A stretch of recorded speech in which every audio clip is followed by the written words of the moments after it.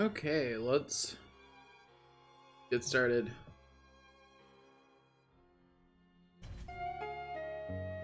Okay. Close this. Reopen it. Because, okay, so I decided to be insane, as the title of this stream might suggest. Um, so our goal today is to get a perfect save file. Or, well, our goal for Dark Cloud 2 now. We're not going to make it there today. We're probably not going to make it there before the new year.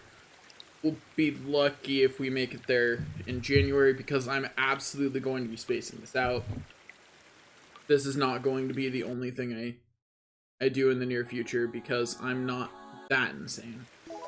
But okay, so the good news is that we do in fact get to use that 10-hour save file.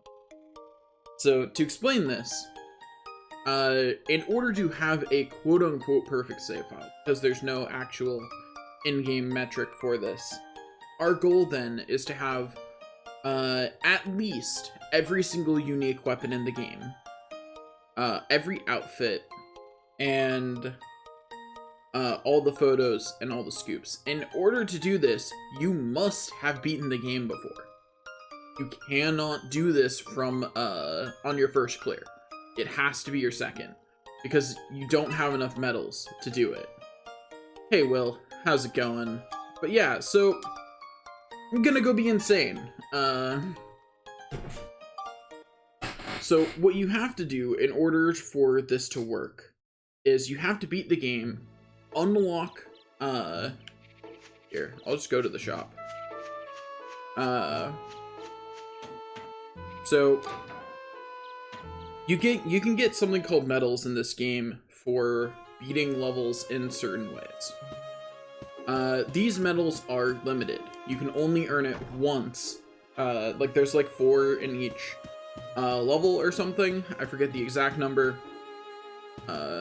Is need further down than that one? Thanks. Thanks, Will. You're the best. But so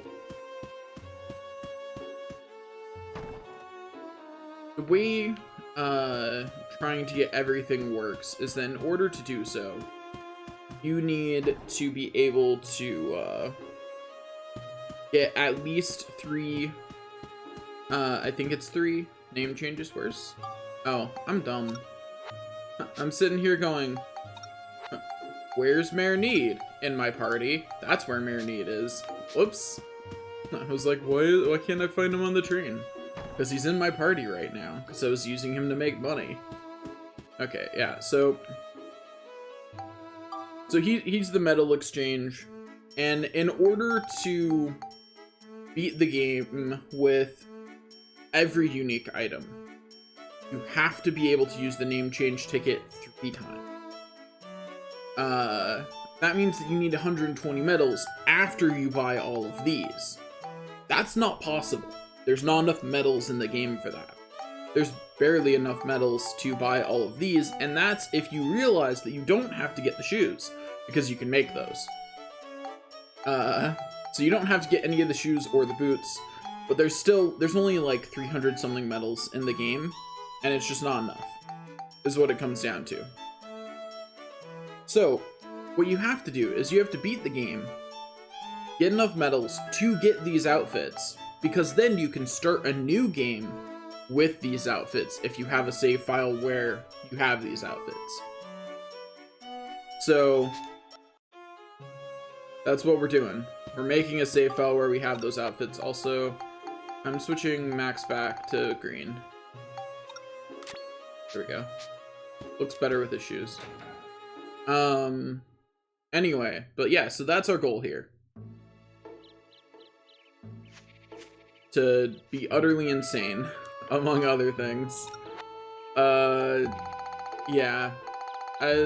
It's insanity. I recognize that what I'm about to attempt is absolutely bonkers. It's completely insane.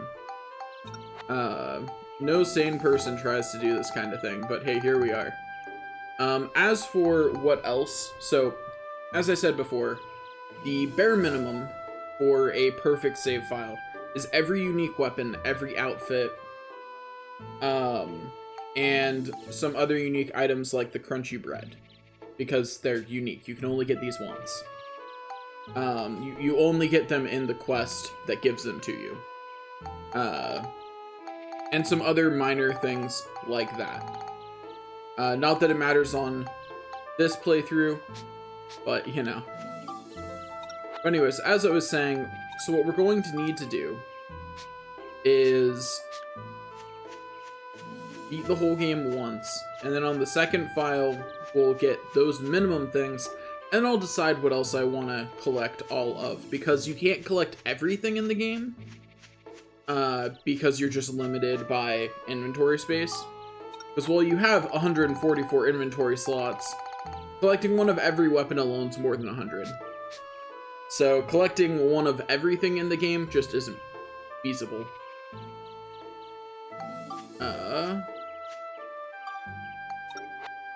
Let's see, what I need to do next. I think I need to level Max's gun and Monica's sword. Was all I needed to do next. Right?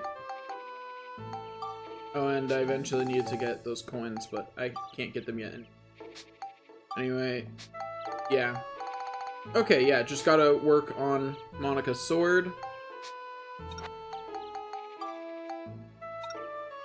Okay, it just needs to be leveled up once more, and then I level it up into the broadsword. That's an in. What am I doing?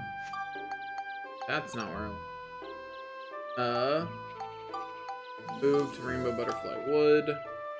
And let's look at the options. Attack and defeat all enemies using Monica's sword. Well, that's an easy medal to go obtain. So let's go do that. We're just gonna go get that medal. And, Monica's sword will almost certainly level up while we're doing this. So, you know, good for us. But yeah, so this first one will be more about rushing through the game and earning medals. And then on a second save file, I'll actually do everything.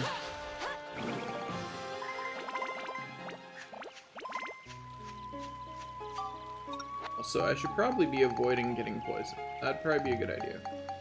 I have antidote, right? Yeah. Should probably not get poisoned. I'm about to get poisoned again, I can feel it.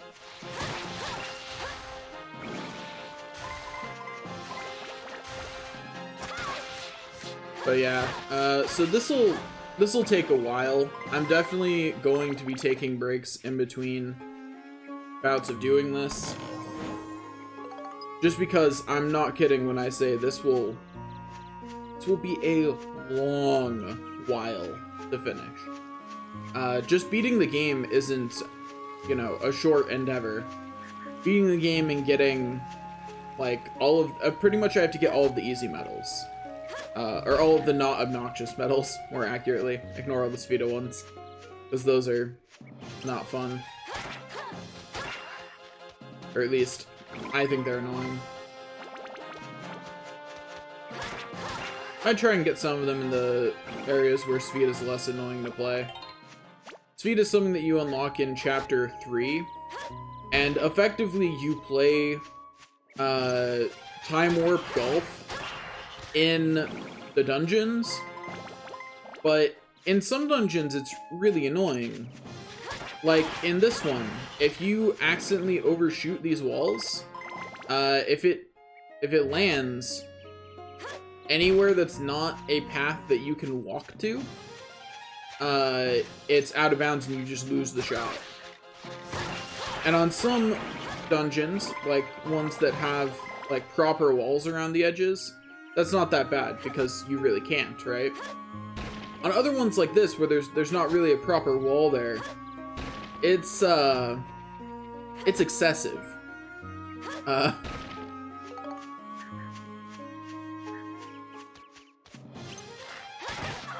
So if you're good enough at the game, you can still get around it, but that's also true of, you know, more complicated things in golf, right? Also, what am I doing? I'm dumb. Longsword hit +5, I can upgrade it now. Anyway, let me just double check that broadsword is in fact the one that I want to be upgrading it into. Let me look at my weapon upgrade list for swords. I wanted the Dark Cloud, I believe. That's what I decided I wanted. So let's see. Broadsword builds into kitchen knife. Kitchen knife can build into serpent slicer. Serpent slicer builds into 7 branch sword, which I believe builds into. No, that's the wrong one. Not 7 branch sword.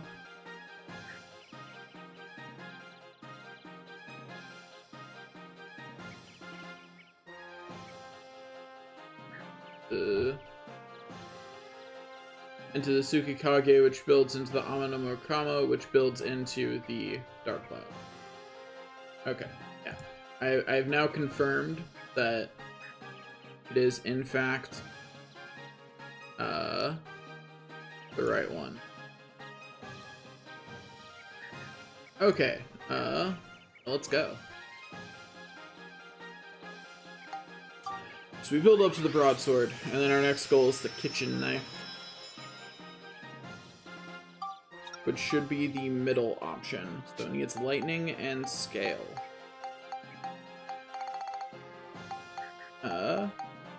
Let's see, how much lightning does it need for the base stats of the kitchen knife?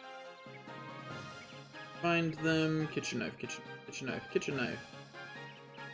15 lightning and 30 scale, so it needs another 9 lightning. I can easily give it just like that. Boom, there we go. Okay, another 9 lightning, easy peasy. And then it needs another 22 scale. That'll take a little longer. But hey, it'll get there.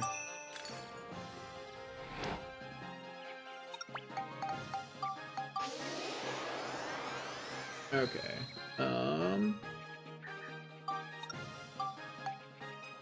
I just need scale now.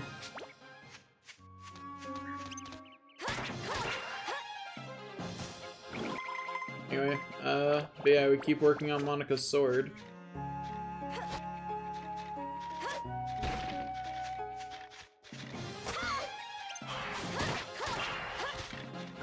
Easy peasy.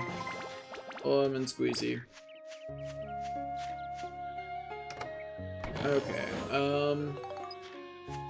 a lot of the time goals for each floor are just, we're just going to ignore them for right now, because they are much, much easier to do later in the game. Because you get access to some things for the ride pod that make it much, much faster. And that's absolutely the way to accomplish those goals. On the other hand, this one had like a time of like 4 minutes, so I might run around and see if I can. Oh yeah, that's right! I forgot Monika's sword's got to do that. Yeah, so Monika's sword has now been upgraded enough that she gets a special ability that I completely forgot she got, which is the ability to block and absorb magic. And I legitimately just forgot that Monika got to do that. Like, it just slipped my mind that that was even a thing.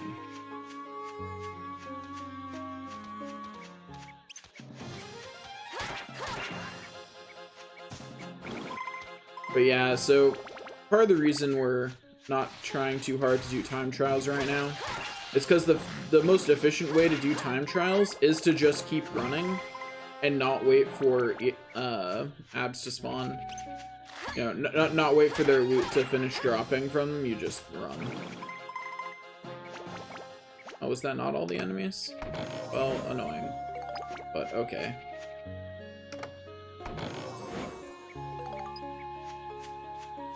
Ah, yeah, there's the last enemy right there.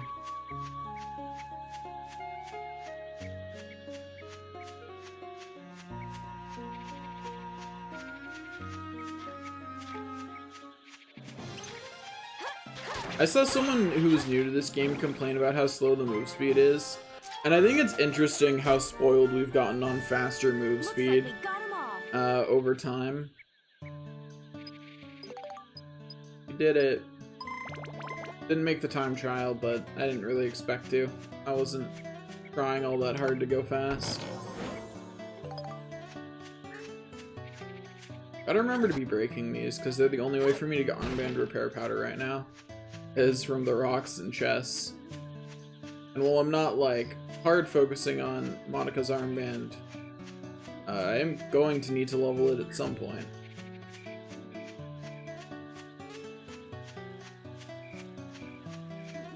Okay.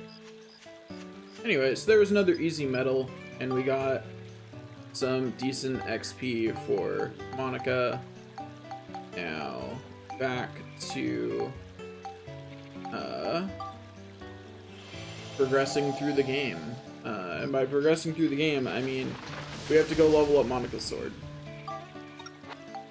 Wait, what is her armband at? It's only a +1. Ooh. Oof. That's pretty low. It's fine. It's fine. It's fine. It'll make it up. It's all good. Okay, so we're gonna go all the way down here. Is this? Oh, attack and defeat all enemies using only Monika's sword. No. Let's see. Are there any?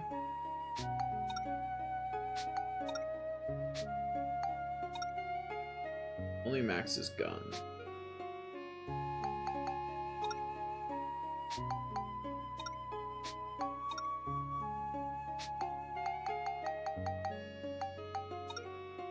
Time zones are actually pretty easy if you understand the how much of a boost having characters in your party gives you.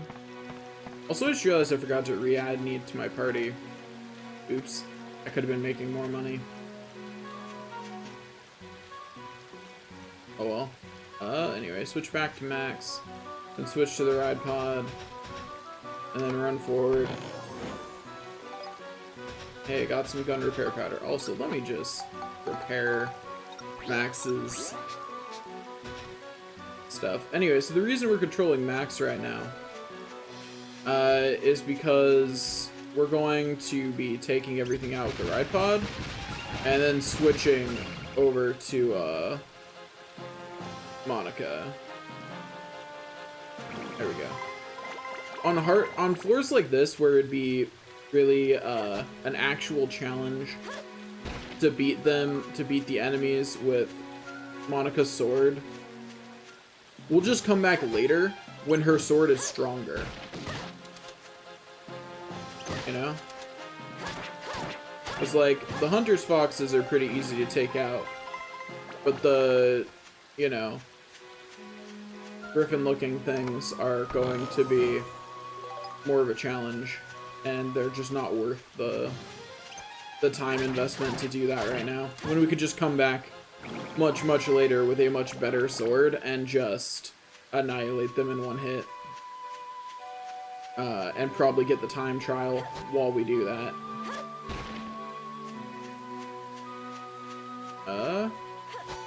Gotta keep running along. Hey, got some armband repair powder. Good. How hard are Gumos to kill as Monika? Not that bad, actually. Figured they'd be tougher. And they did some decent damage to her weapon, but other than that, it wasn't that bad. Those guys would be the real limiter. Because Monika's just not very good against them yet. Switch back to Monika. And besides, this way, her armband's getting XP too, which is good, because I will eventually need that to be decently leveled, you know? I can't just ignore it. That's all good, Will. See you back soon. Okay, let's keep walking. Hello, Mr. Fox. Why am I switching to Ride Pod? That's a good question. I didn't really need to for that one. I'm just gonna go with habit. Yeah, habit.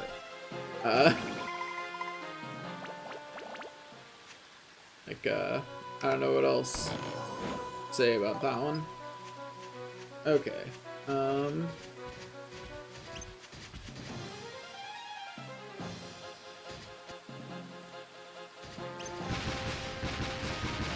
easy. Ooh. No, no, abs. You go on Monica. Easy.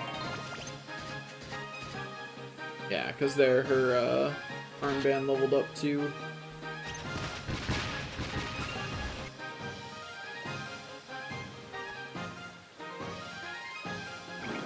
Yeah, this way at least her armband's getting some experience, which makes things easier for me in the long run.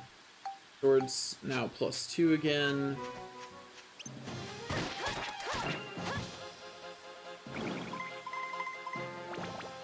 Okay. Got the hunting fox. Go over here. Get a map. I do love maps. How hard's a tiger to take out with her sword? Huh. Not nearly as hard as I expected from a tiger griffin thing. I mean, I know her sword's pretty decent at this point, but I expected it to put up more of a fight than that, to be honest.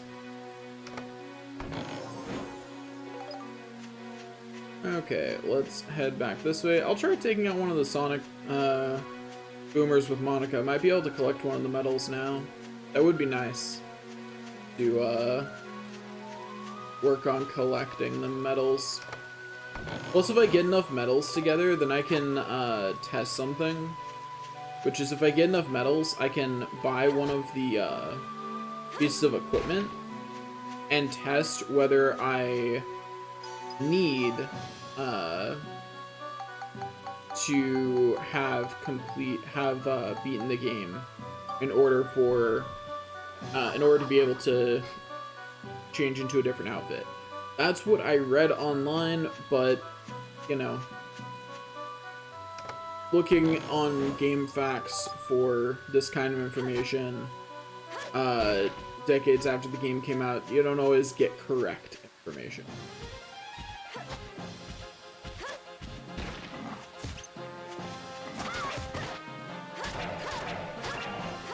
Easy. Another enemy defeated. Looks like we got them all.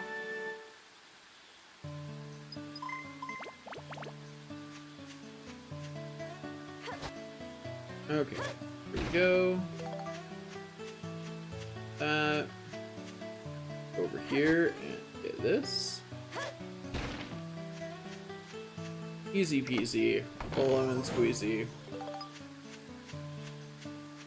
If nothing else, farming like this is a great way to get a lot of materials and other things in my inventory, which is good, because I will need lots of them.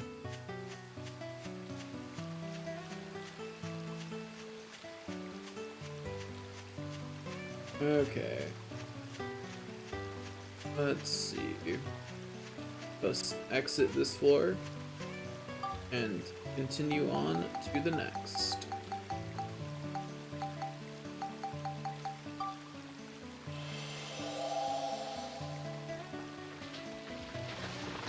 Well, on to the next floor. We journey onward.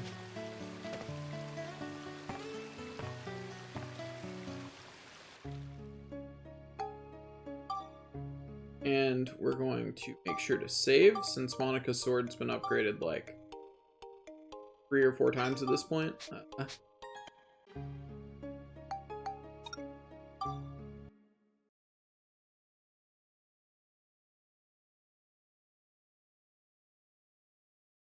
Okay.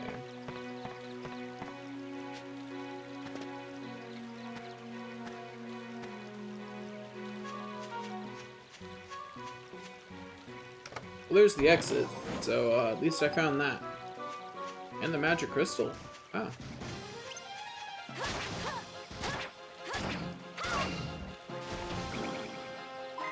Anyway, so yeah, we're gonna try beating all the enemies with our sword. We'll see how that goes. Easy. We're also going to ignore those chests over there because we're going to try for the time trial too.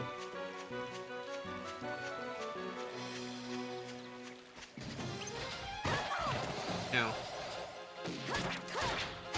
Okay, yep, we cannot do the Monica sword thing yet.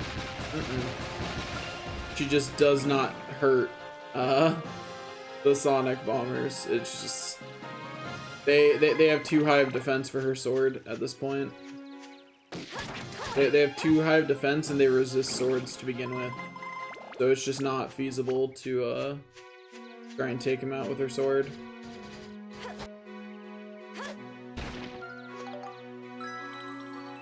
Anyway, oh, that's unfortunate. Oh no, it'd have the armbands weapon HP. Hey there, buddy. How about you don't? Like, just don't exist. Like, that sounds like where I want you to be, is just not existing. Okay, I need to go up this way and over this way. We'll hopefully connect back.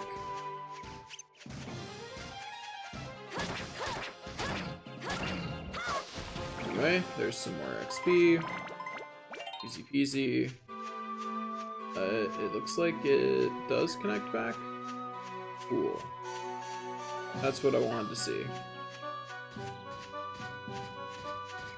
Because it connecting back makes this trip much shorter, which greatly increases my chance of making the time trial.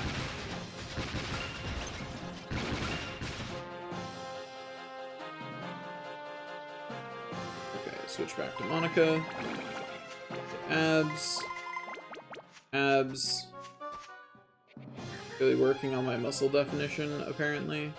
Getting all the abs. One of the things I got for Christmas was Ring Fit Adventure, so hey, maybe I will.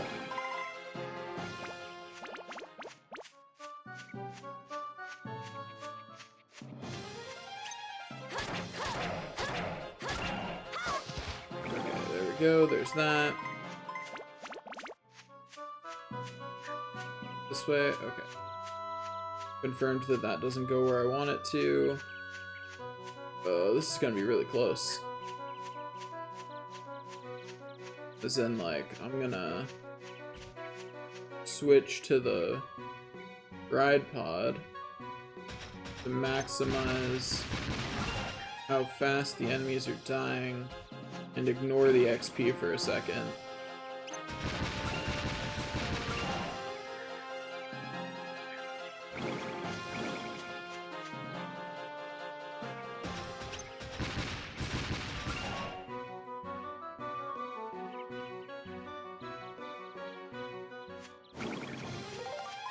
Okay, now I can pick up the XP. I probably lost at least one of the ones behind me, but did I get the time trial? Yes, I did! Who needs faster ways to move? And yeah, I lost everything back here. That's about what I expected, though.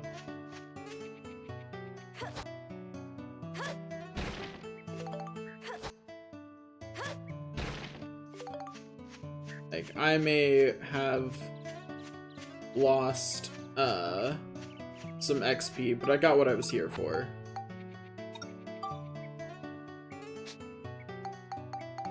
By the way, needs up to 27 scale, so it needs another 19 still.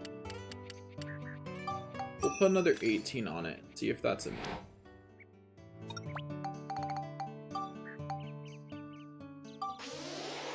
I'm bad at math. 17 was what it needed. Or 16. But whatever. So it can build up into a kitchenette now. So as soon as it's up to plus 5, we can build it up, and then we can progress the story.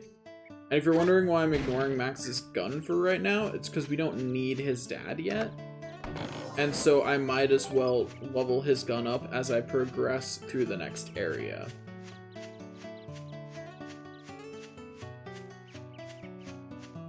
Okay. Easy enough. Got a map.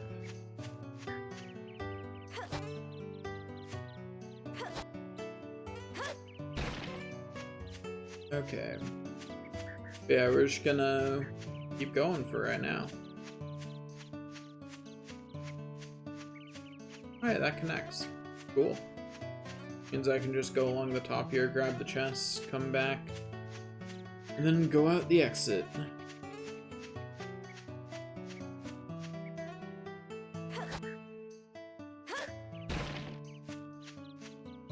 But yeah, it's nice that I got another thing done. Oh, so some things that I'll probably stream in the near future is I found out that Dragon Quest 1, 2, and 3 all got ported to the Switch. So I'll probably be streaming those at some point in the near future. Not sure exactly when, but I will be. Dragon Quest 1 in particular is pretty short, so I may just pick a Saturday sometime and just finish the game. You know, like just one sitting the game.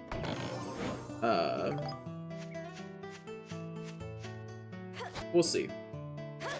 Other than that, got lots of other things that I'm doing. I don't know. I'll figure it out as I go along. What else I'm doing as I go along, but I'll definitely be streaming the Henry Stickmin collection soon. And by soon, I mean probably sometime this week. I'll start streaming it whenever I need to take a break from Dark Cloud 2. Whatever day that ends up being. Okay, there we go. Use the mighty fairy saw as a gate key. There we go. But yeah, so I'm not sure exactly when I'll be doing that, but at some point. Like, at some point I will definitely do that.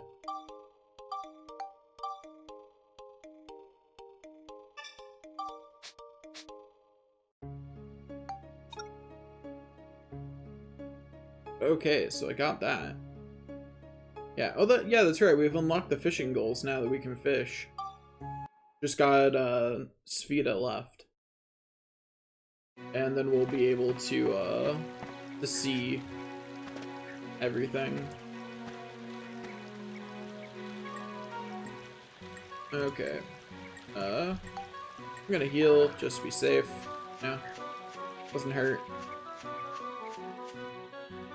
Okay, so Monika's sword still needs 2 more upgrades, but it should be pretty fast to get. And at least this way I will have a strong weapon on Monika, so that way when she doesn't have access to the ride pod, because a floor is sealed, her sword will be decent enough to get her through the floor. Okay, now that I'm not doing the time trial though, I can do the attack and defeat all enemies with the sword thing. The main reason I couldn't do it before was because I couldn't do it at the same time as the time trial. Okay, there we go. Got some stuff. Back down this way.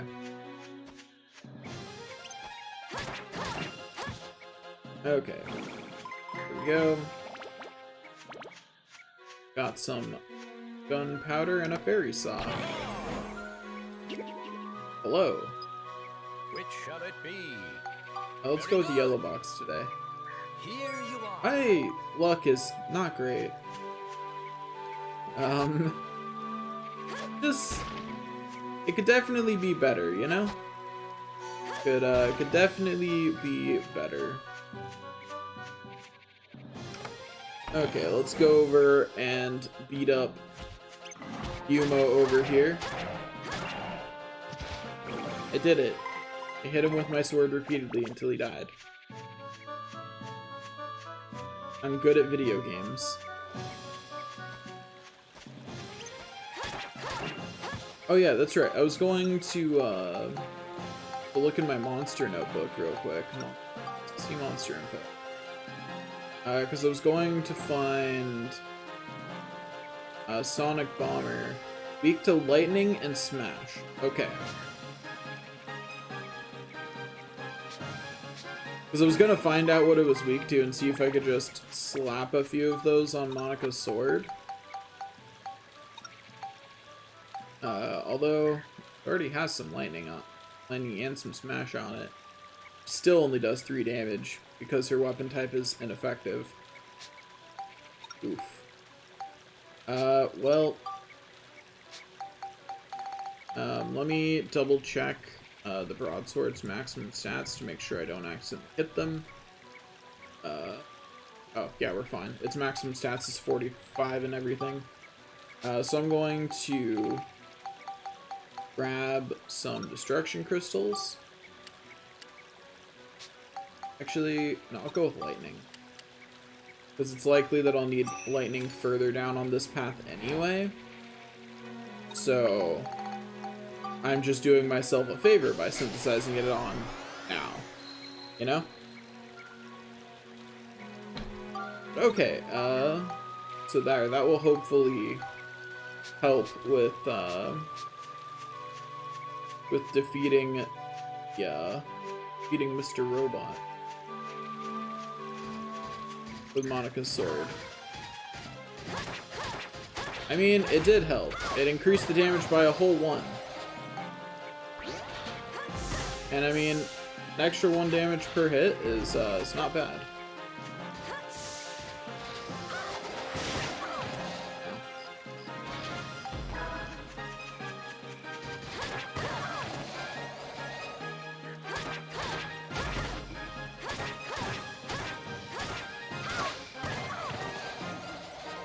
This is a little painful.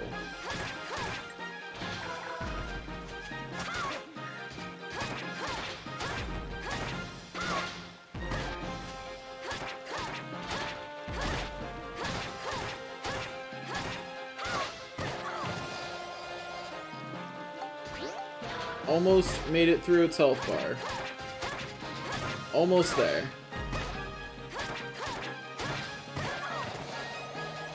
Almost there.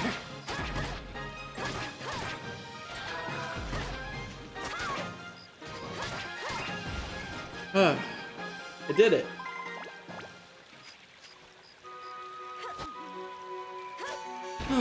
Hopefully there aren't too many of those.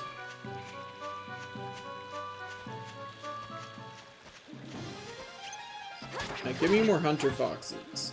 Those are much easier. Where's my stack of repair powder? Is equip that. Like, I'm gonna need it. Just equip it.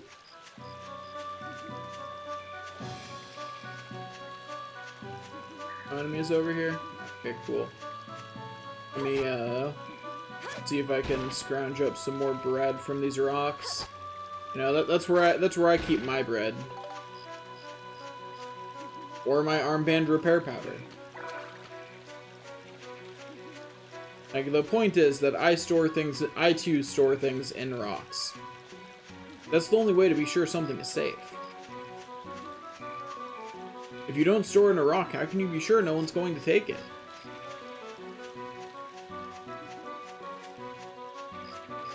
I don't store things in vaults, safes, or banks. No, I store it in rocks. That is where true protection of your goods is. It's in the rocks. Also, that's my reminder that I forgot to silence my phone. Let me do that real quick. There we go. Okay, let's keep on going. Also, I just realized my mic's kind of far away. I'm gonna fix that real quick. There we go. My mic is now closer. Hopefully this sounds better. Or it might just sound the same. I don't know. I didn't actually do an audio check today, so... But there were people on stream who actually chatted, so, you know. I'm assuming someone would have told me something was wrong. Anyway, another easy enemy defeated. Okay, let's go over here. Open yet another chest. Get a magic crystal. Realize that there's only 2 enemies left, so I'm actually really close to beating all enemies with only sword. Now, how'd that hit me? Funny back on that interaction.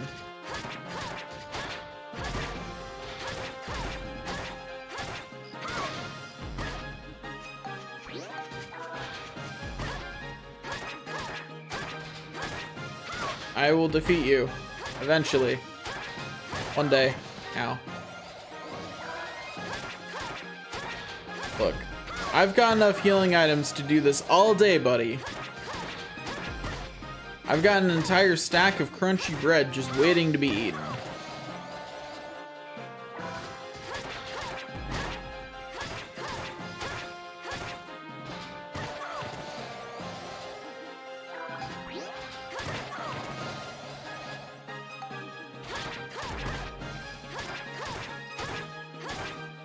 Yeah, you've got nothing on me, buddy. You've got nothing.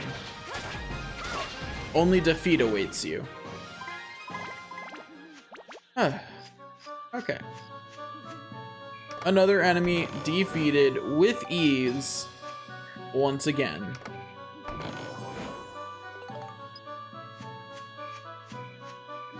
Alright, that goes. Oh, there's another enemy way at the bottom. Cool.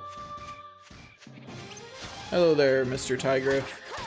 Thanks for being beast type and being easy to kill with the sword. You're the best. I appreciate your existence. Please don't be another sonic bomber down here. There's one enemy left. Don't be a sonic bomber. That'd be really uncool of you if you were a sonic bomber.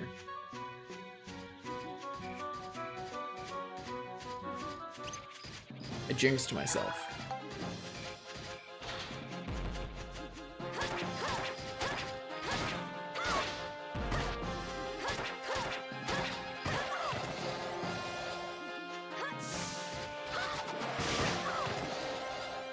Ow.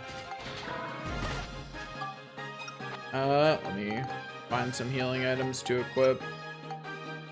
Sure, I'll cook normal bread. And then... It's a bit of a waste to use crunchy bread at this point in the game, because it is actually a really nice healing item, but you know. Do what you gotta do.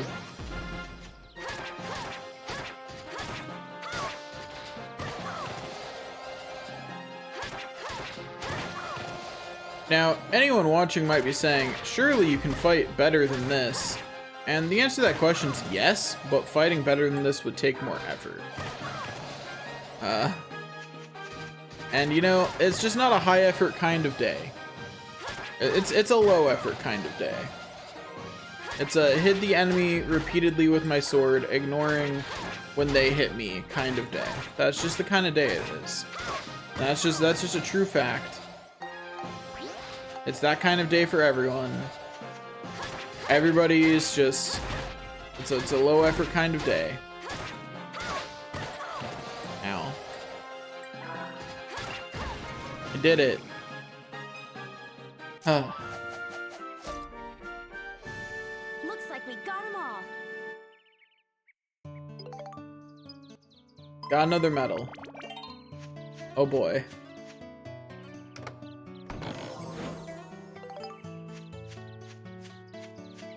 Well, that's one more medal we don't have to come back for. And her sword is now, what, +4? Yeah. So it's a little bit closer to being there.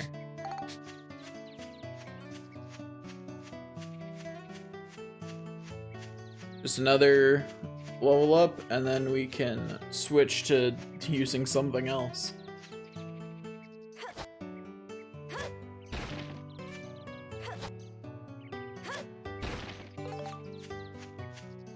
Okay. Down here we go.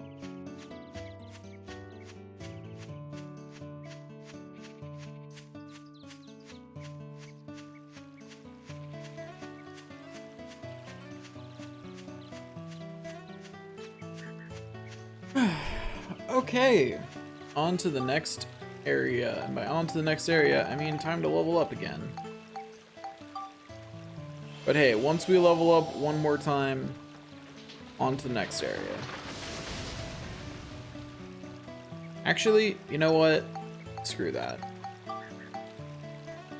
I will level up the kitchen knife one extra time. You know? You know what I mean? I will level up the kitchen knife an extra time and call it good enough.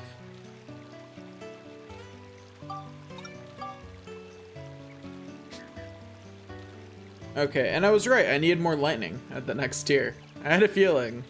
It felt like the kind of thing I would need for what I need to upgrade it into. Anyway, speaking of, what do I upgrade this into? The Serpent Slicer, so that's what I need to know the base stats of. Know how much stuff I need to put into it. Okay, its base stats are 55 each for lightning and scale, so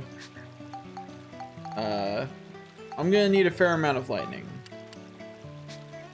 Like, this might be the point at which I actually need to start being efficient at how I level up.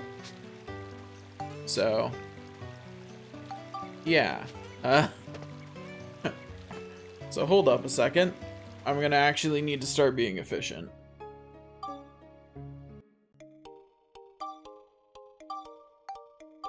And you know what? If I start being efficient, Max's gun will be fine too. And if you're wondering what I mean by being efficient, it means I'm going to stop using crystals on weapons and only use gems or synth spheres for the foreseeable future. Which means I have to go buy the easiest thing to synth sphere is a wrench. Because you upgrade into a true battle wrench. You start with a battle wrench, you upgrade into a true battle wrench, you upgrade that to +5, and that's very easy to do, takes very little experience, and gives you the most synth points to work with. Also repair robot parts. Then I need to go over to the weapon shop anyway to complete this quest. And I also need to go there in order to well, I guess since it's not like I need Max's dad, so I may as well just wait for the +5 gun. You know, it's not like I'm actually waiting on it like I am for the weapon shop right now. Anyway, but yeah, so I need... Hello. Let me shop real quick before I make you my friend. I need to buy some wrenches. Let me get like 5 battle wrenches, thanks. Oh hey, she sells armband repair powder. I thought that she didn't, so hey, cool. Wait, the kitchen knife doesn't count? Does it need to be 1 tier higher than kitchen knife?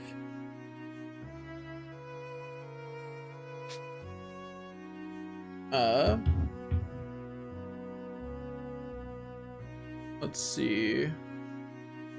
What's her name? Because like, does it need to be the Serpent Slicer? That's pretty high up for this point in the game.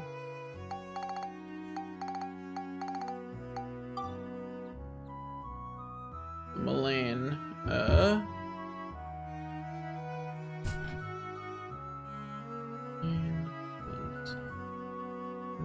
knife.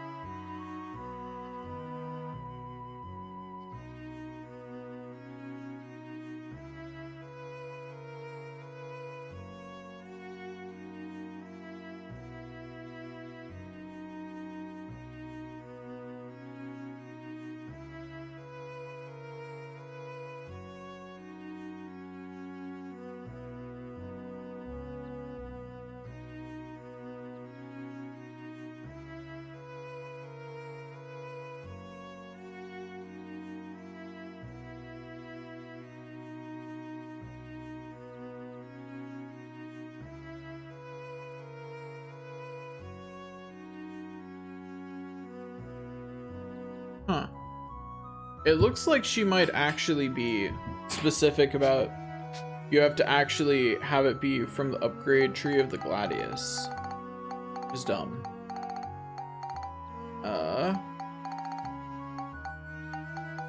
Which case, what did I do with the Gladius? Did I sell it? I think I sold it. Let me buy another Gladius then.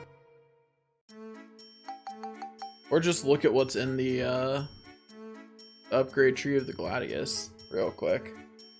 That's also an option. Okay, what's in the upgrade tree of the Gladius? Is there anything I can upgrade my weapon into that's in the upgrade tree? So let's find the Gladius. It upgrades into Cliff Knife. What's Cliff Knife upgrade into? Sandbreaker or Chopper? Sandbreaker upgrades into Antique Sword. And Chopper upgrades into Dusak or Chura. Dusak upgrades into Claymore. Claymore upgrades into Crosshinder, and Crosshinder upgrades into Sword of Zeus, which is the end of that tier, isn't it? Or no, Sword of Zeus upgrades into Island King. So let me go back a few. What was the other option before Dusak? Was the Chura? Yeah, the Chura. Which upgrades into Small Sword. Which upgrades into Maneater. Which upgrades into Dark Cloud. Okay, so I'd have to go all the way up in order to get their paths to be the same. That's unfortunate. So, did I buy a Gladius yet? So I guess I get a Gladius, and we're going to do this Gladius completely efficiently. Like we're maximizing efficiency on this Gladius in terms of how we level it. Okay, so it just needs Cyclone and Beast to level up. So okay, that's easy. Because when I say maximizing efficiency, I mean that we're going to go over to Rainbow Butterfly Wood. We're going to switch to max, and we're going to make a really good Sin Sphere out of a +5 True Battle Wrench that focuses on those things, or that raises those two stats. Also, let me check Gladius's maximum stats. We don't want to top it. Although a True Battle Wrench probably has lower maximum stats, so it's probably not possible. Still an important thing to double check, though. Yeah, it's got maximum of 34 and everything, and I think a True Battle Wrench has a similar maximum. You find True Battle Wrench. Yeah, True Battle Wrench has a maximum of 19 and everything. Okay, so we switch to max. This is how you do efficient leveling. For the record. This might not seem time efficient now, but it's much more time efficient the further in the game you go, and you have to start doing it now. And the reason why is because the amount of abs it takes to level up weapons gets a bit ridiculous towards the end. So you're much better off leveling weapons like this.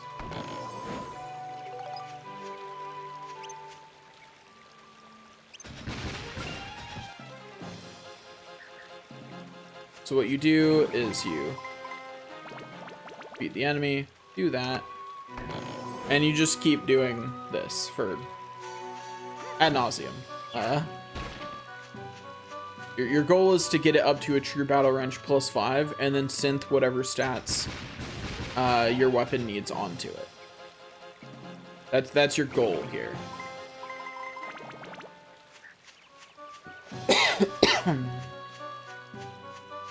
And then you work on upgrading your weapon to the next level.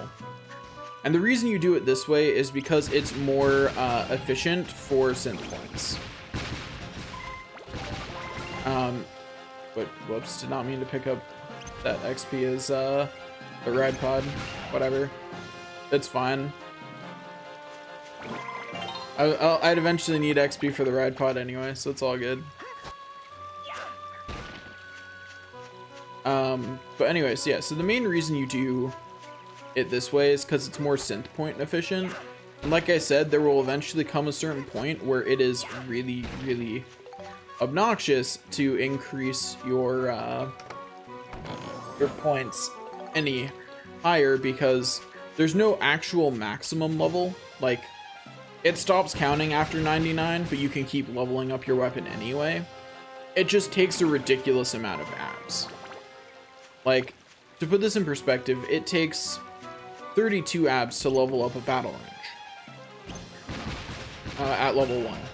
At +1 and +2, that's how much it takes. It's 32, and then increases by up to 48, 64, so on. But for a maxed out +99 thing, I don't know the exact number, but it's measured in hundreds, maybe thousands. I just don't know. I just don't remember if it breaks into 4 digits or not. But it's definitely in the hundreds, and that's just, you know, a very large amount that you don't want to have to deal with. You don't want to have to do that effectively. Also, so what I'm going to do is I'm going to take Monica's weapon, Monica's Gladius, down the path that leads towards the Dark Cloud, and eventually I'm just going to break down the kitchen knife into it. So that way I don't, you know, I haven't lost anything, really. Also, I need to remember to have Cedric in my party, because he gives more points to wrenches. I will say, leveling like this is a lot better to do after you're in Chapter 3. So, and the reason why is because you can have roller skates, and they're so much faster. Roller skates are so nice. They are the best legs you get access to for a while for the ride pod, and they're absolutely worth using.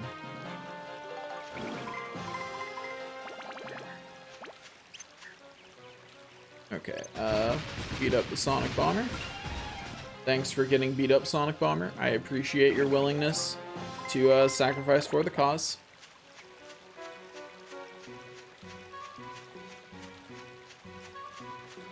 But yeah, so from now on, we're going to be exclusively strengthening our weapons by breaking down battle wrenches into them.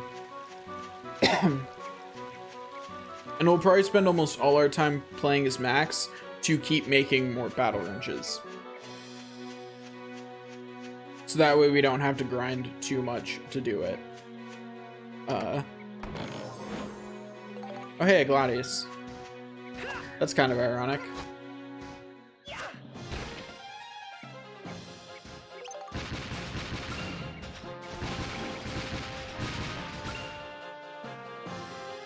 Anyway. Here we go. There's another easy floor complete. That takes care of you guys. I was expecting the kitchen knife to be good enough, and because I thought it would be any tier 3 weapon would satisfy the quest conditions.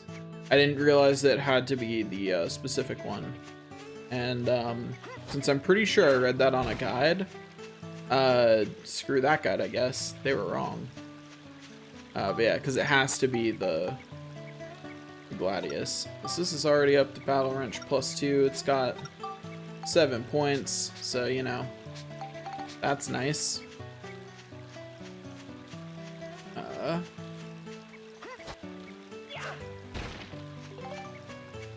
Just gotta keep hoping that I keep collecting more crystals as I go.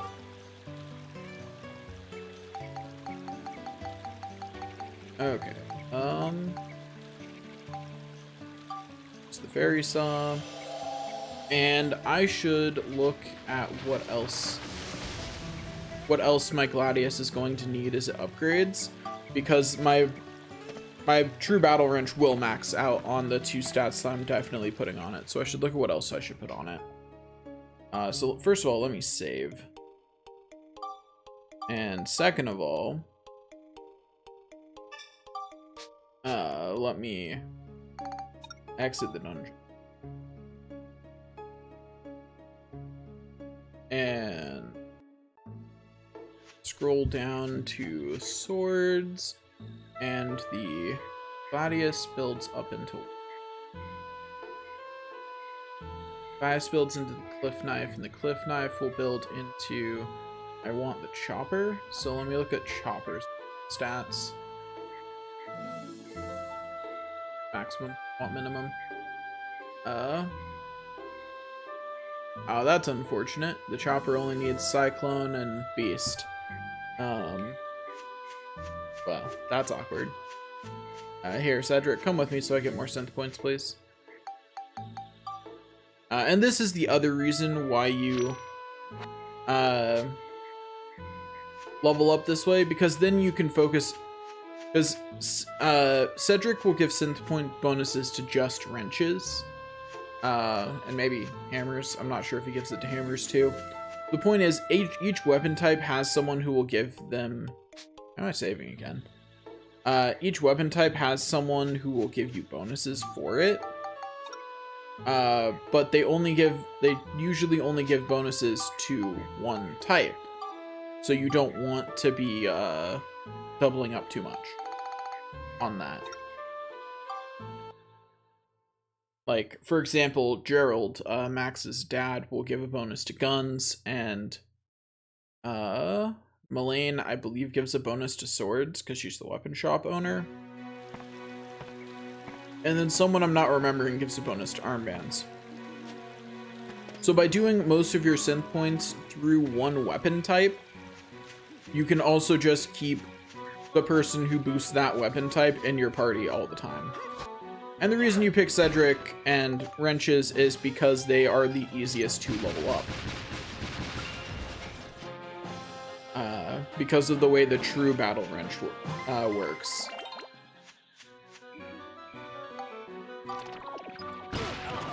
Ow. Reading "it was an exploding trap" is just a really unfortunate sentence to read in this game. Because you can't react to it because it's immediate, right? It's just, you see, oh, it was an exploding trap, and then it explodes. Yeah, it's just really unfortunate.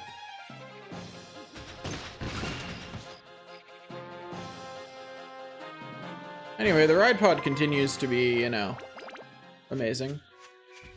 It just continues to go along as its amazing self. You keep being amazing, ride pod. You keep being amazing. Since I only need the two things, what I might do is not upgrade it much as a true battle wrench. I mean, because I could always just throw whatever other stats on there I want. You know, whatever I have the most crystals of right now. But, like, you know, if I don't need anything specific, it might be... Oh, the magic crystal. Cool. If I don't need anything specific, it might be more efficient to, time-wise, to just not upgrade the true battle wrench all the way to +5. Because I won't need all those synthesis points if I don't have anything specific to be putting on it. What does the chopper build up into, actually? Also, let me check the maximum stats of the wrench. The battle wrench, that is. Oh, that's interesting to know. The true battle wrench and the battle wrench's maximum stats are the same. Huh. Did not know that. But yeah, those are the same number. They do not have different maximum stats. They share the same. Which means I don't necessarily, and also I'm dumb because I forgot how Synth Spheres worked in this game for a second. You have to level something up to +5 in order to actually transfer its stats. So I either have to break down the battle wrench +5 or wait until the true wrench is +5. Those are the only two options. Can't do anything else.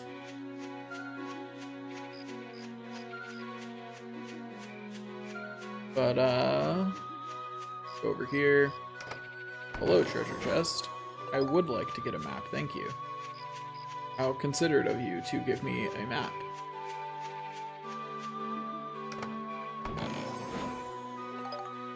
Hey, more crystals. Always good to get crystals. Anyway, so what I was gonna check was what the chopper transformed into.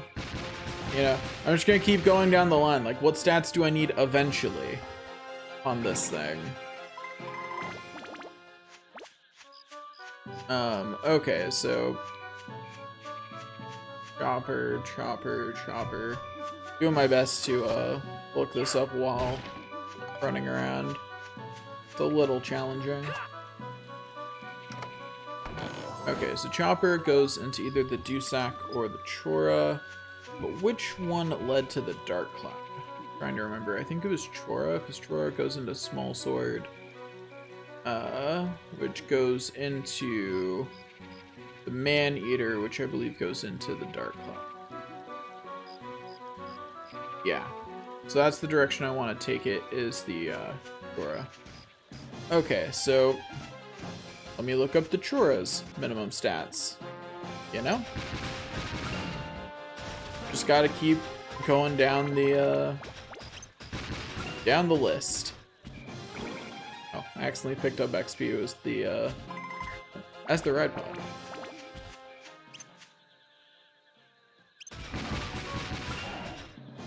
Okay, but let's see. So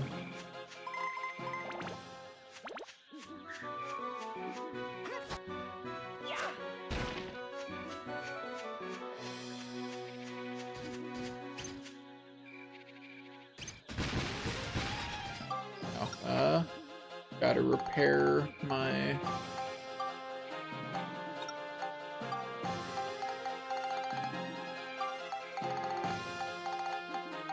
Okay,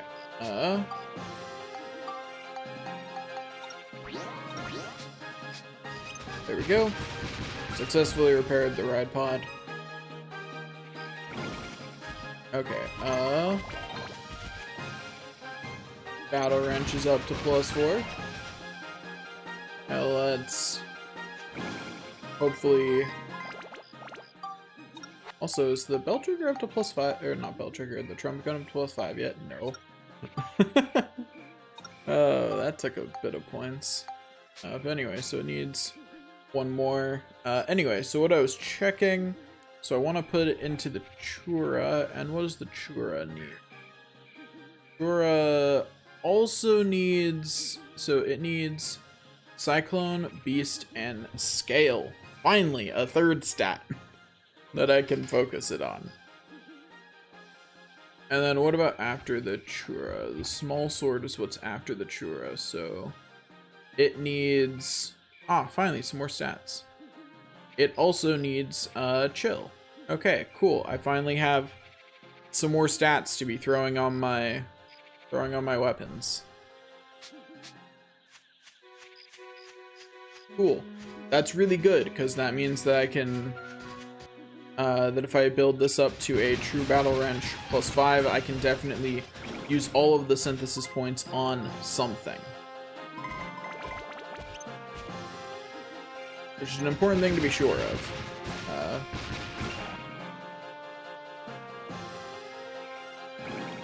So it's going to be really funny, because I'm going to build up 2 true Battle Wrench +5s for this. And once I have 2 true Battle Wrench +5s for this, it's very likely that I will, I'll be able to just upgrade it probably all the way to Small Sword, or really close to it. If I put all these stats on it at each level. Okay, so what else does Small Sword need? It also needs,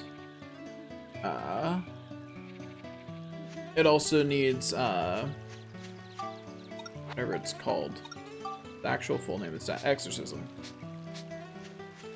Okay, so that's what I worry about giving it. Easy peasy. Like, that's actually pretty easy to do. Like, I can do that.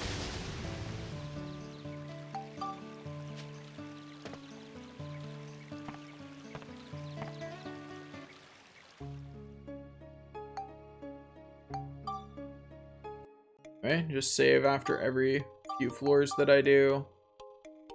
And then get back into it. Okay, so let me actually do some math. So if 19 is the maximum, 18 is probably what I'm realistically going to put on it, since I'm using things that work in threes, you know? So 18 is probably what I'm more realistically going to be putting on these. So if I'm putting 18 Chill, Cyclone, Beast, Exorcism on here.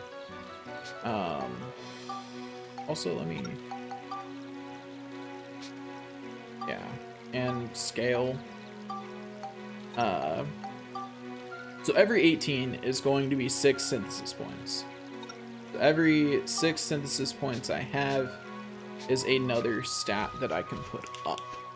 I start with 1 synthesis point, and I get 4 per level, I believe. I'll double check at +5 that is in fact what I'm getting, but I'm pretty sure that's right. That is in fact the amount I'm getting. Because what I'm checking is the maximum amount of stats I can, like the number of stats I'm putting on each of these wrenches, right? Like that's what I'm checking with this.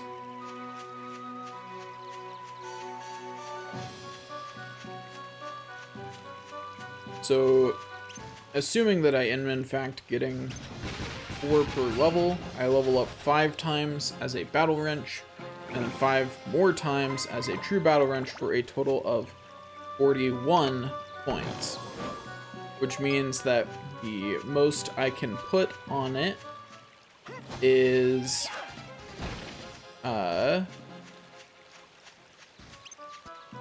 let's see, 6 stats is the most I can do completely, and then I can put a little bit on a 7th stat.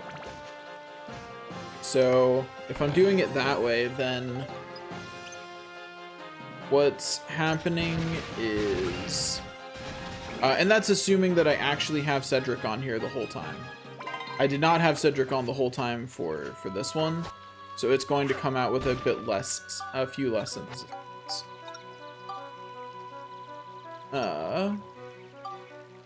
So 2 less to be exact, which is fine because it just means I won't get a 7th stat. That's okay. So yeah, so I have 19 points so far. If I wanted, I could just break this down right now and put it on the Gladius. Like, I could just synthesize it, put it on the Gladius, and it would be fine. And you know what? Time efficiency-wise, I think I'm gonna do that. So let me just double check what the Gladius needs, make sure I don't misremember. Cyclone and Beast. Okay. That should be easy peasy.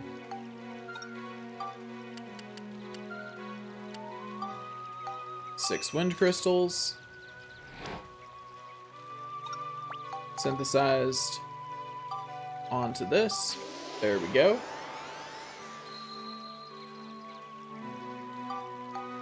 And then 6 hunter crystals.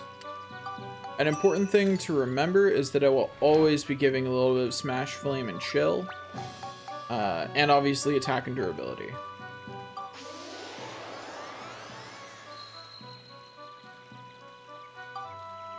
Okay, and then I can give 1 more stat. Let's see, what's actually the most useful? Probably lightning, I think. The most useful.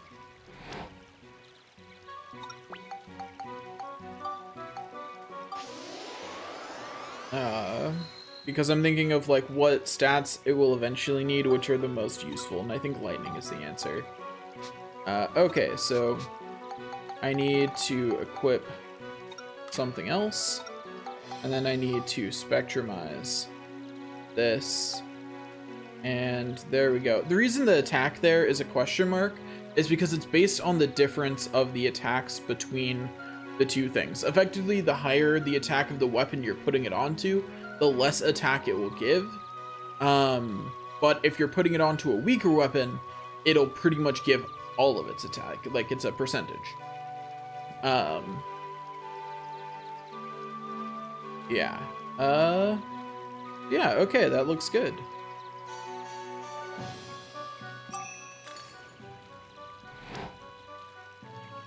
And yeah, it needs 5 synthesis points to put onto it. And if you look, it costs 5 synthesis points, but puts on,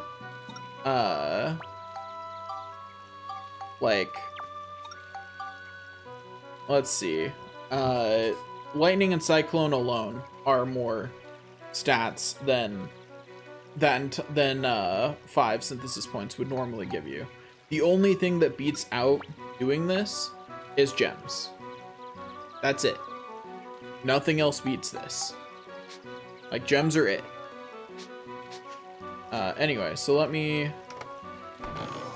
level up Monica's Gladius a few times, such that she can absorb the battle wrench.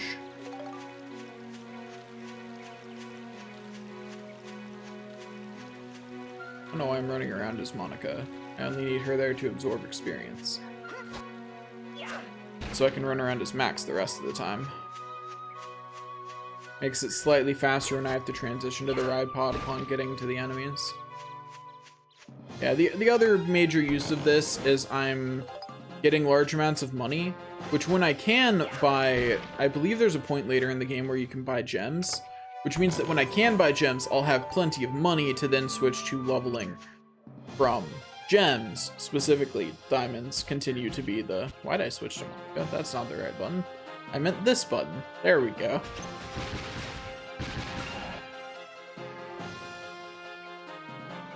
Okay.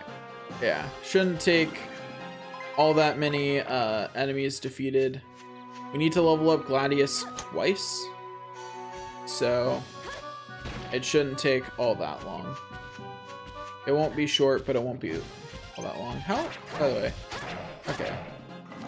Oh yeah, that's right. It's the weird combo. It is the really long combo though, which does make it useful against enemies. So yeah, against those, Monica can just beat them herself.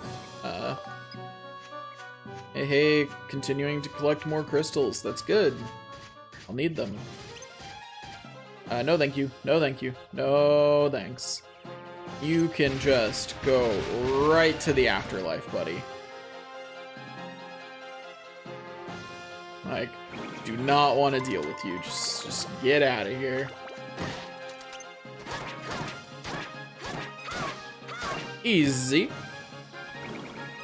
Easy game. Easy life. And look at this. Another easy game. Easy life moment. But not really. That actually was pretty easy. Okay, yeah. So her Gladius needs to be +2 in order to accept the new thing, which should increase her stats enough that she can beat everything here but the Sonic Bomber on her own again, which will vastly increase the leveling speed after that. It may also just directly give her enough stats to upgrade. That is a non-zero chance. No, thank you. I don't feel like getting hit by your charge.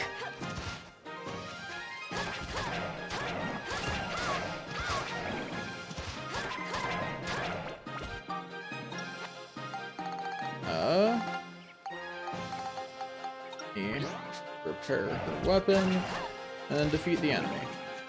Easy peasy. Also, her weapon definitely upgraded in there. So, you know, that's good.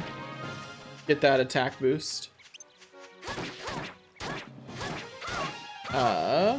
And then I will thank you for some more XP.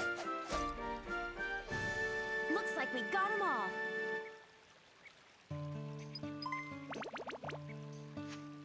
Also, it's very convenient that the exit gate was, like, you know, at the end that I was ending at, you know? That's pretty rare. It's unfortunately rare, to be specific. I wish it were more common. Okay, to the next floor.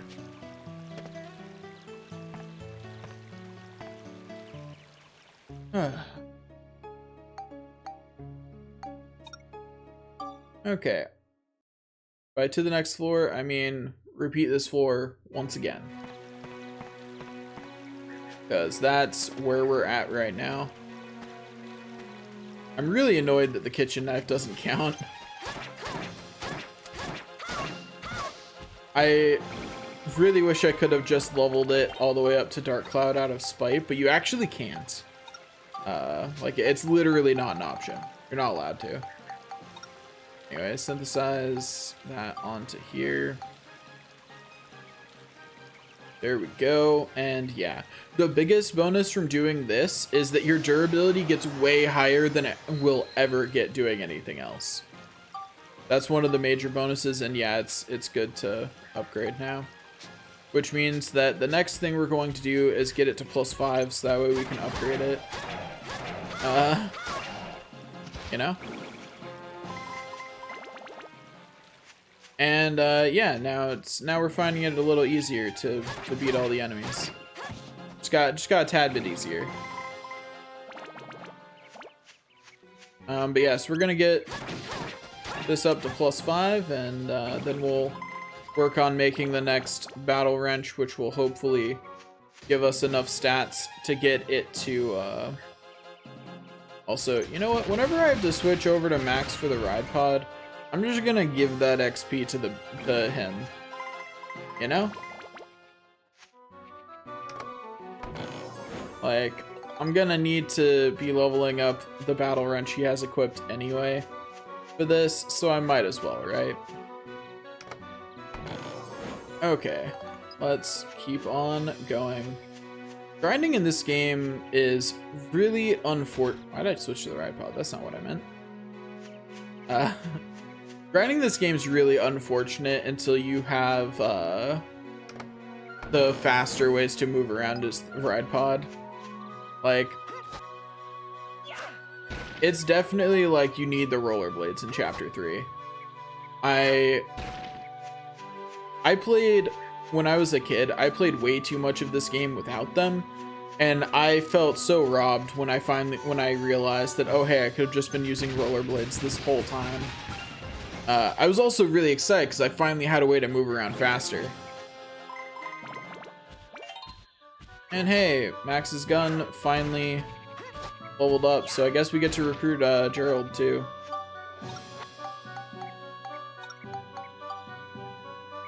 So hey, a bell trigger. Good for Max. What's this?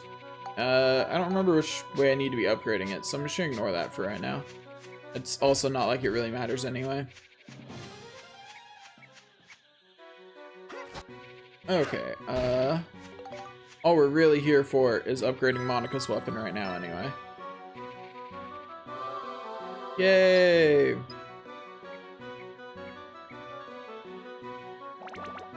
Put that on Monica, actually.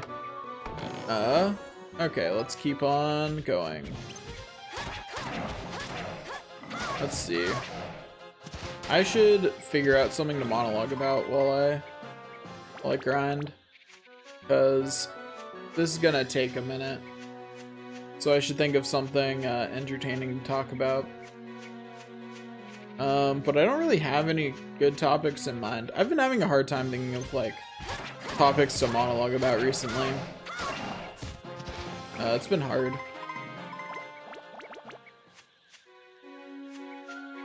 It's cause like all of the stuff that's happening in the world is either so serious that I don't really want to talk about it on a stream that's supposed to be entertaining, or nothing's happened because we've all been stuck inside for the year, you know?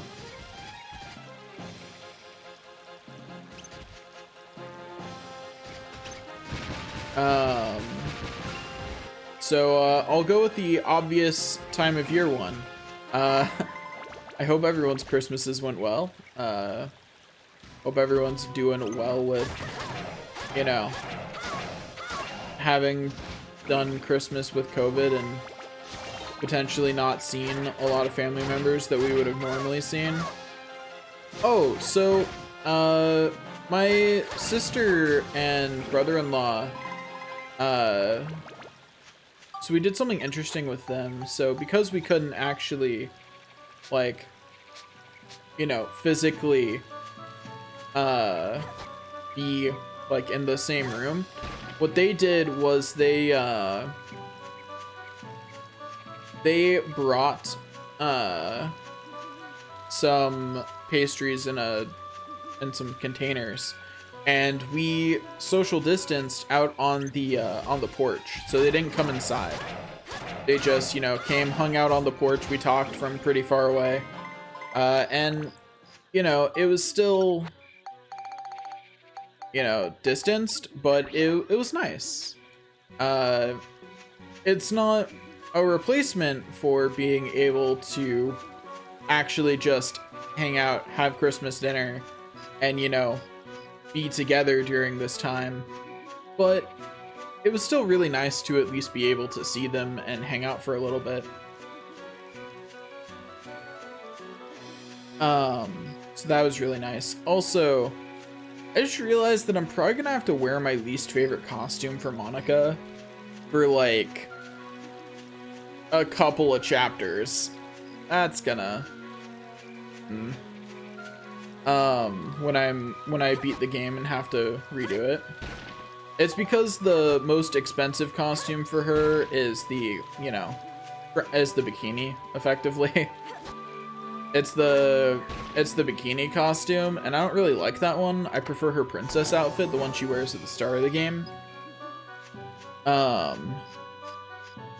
But, you know, I have to be efficient about my medals, so I have to pick the more expensive one. I might actually look up and see if the medal difference will actually be enough to get me another medal. Because if it's not, I'll probably just go with the outfit I actually like. You know? Because, like, running around and fighting in your battle bikini just doesn't sound very fun. And at least we see her actively, you know, fight in the princess garb. It's clearly not what she chooses to adventure in, since the next time we see her, she's wearing this outfit. But it's at least, you know, not ridiculous to fight in.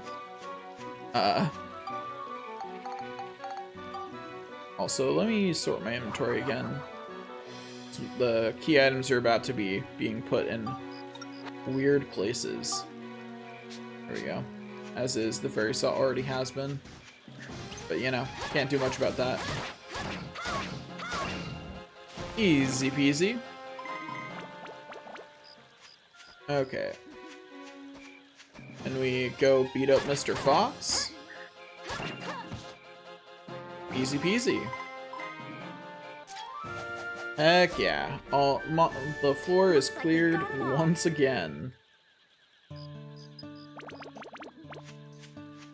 I really need to... I'm gonna start writing down monologue topics for when I'm grinding on stream. And there's, you know... Because when grinding, it's not like there's going to be a lot of people to interact with through chat.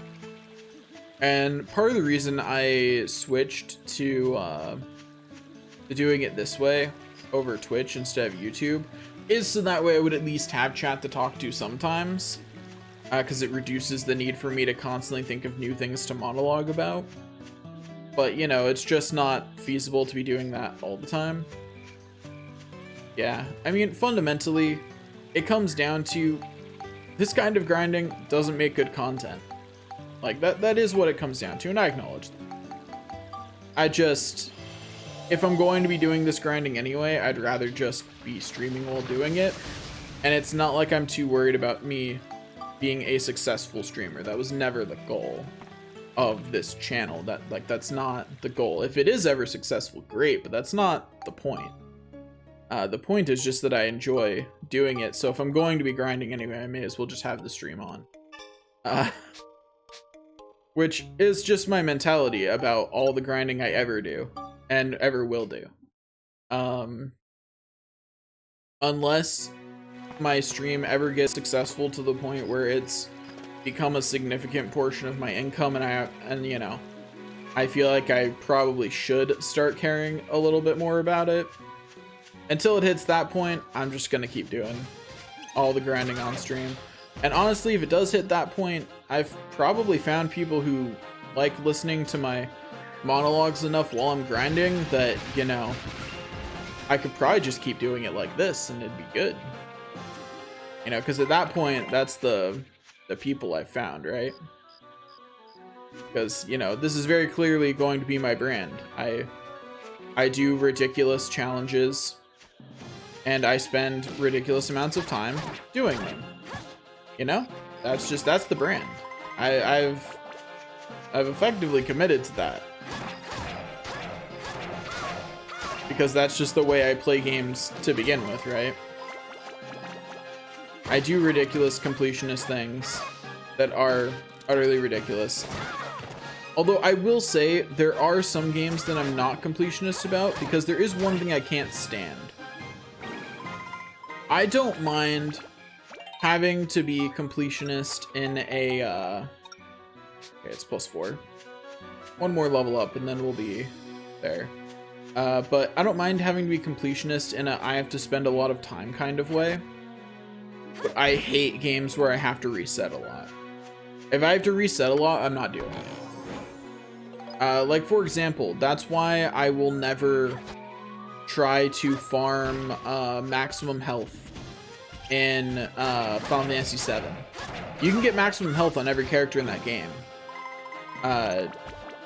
But you have to, because health gain per level is randomized in Final Fantasy VII, you have to reset because you have to get lucky, or at least not unlucky enough times to get it. So like you can look at whole charts which are, this is what your HP needs to be, like it needs to be this or higher at this level to make sure that you can still get I think it's in Final Fantasy VII, is it 999 HP or 9,999 HP? I think it's 9,999 HP. That sounds right. That sounds like the right scale of numbers for that Final Fantasy game. But anyway, so like, you know, it's fine if you don't mind resetting. But if you really don't like resetting, then that is excessive. Like, you have to reset a lot to get that. It's hard. Like, it is hard to do. And I am so not into that. You know? Like, I'm so not into doing that. As it was, like, in Dark Cloud 1, having to reset for the defense boost was, that's about my limit for games that make me reset. That's about where it is how much I had to reset for Dark Cloud 1. And keep in mind that that's a game I really like, overall. Like, that's a game I really like and have lots of nostalgia for, and that's my limit for that game. If it had any more resetting, I wouldn't have done it. Also, hey, her armband's up to +3. So, you know, that's nice. One of these days I'll figure out which way I should be upgrading her armband and start doing that.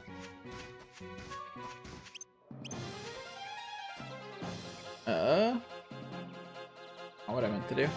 That was the wrong button. I tried to press forward and accidentally press the stick in, which is how you switch characters. Oh, thank you. I don't feel like getting shot. Ow. I mean, I didn't get shot, so there's that. He saw that I didn't feel like getting shot and decided to hit me instead. I mean, you really blame him? He didn't do what I said I didn't want done. So there's that. That's not what I wanted. I mean, flame crystals are still nice. Crystals in general are still nice because they allow me to put more stats on every true battle wrench that I make. which is good because I do eventually want to have a lot of stats on all of their weapons. So I'm not gonna worry about maxing out weapons on this run. That'll be on the perfect save file. But why am I switching characters? That's not what I want to do. That is so many levels of the wrong button. Like, I just pressed the wrong button so many times in a row. Like, honestly, it was kind of impressive. I didn't even know I could press the wrong button that many times in a row. Anyway, so let's open up the path by using my slashy branch. Who would win, a giant spider web or one slashy boy?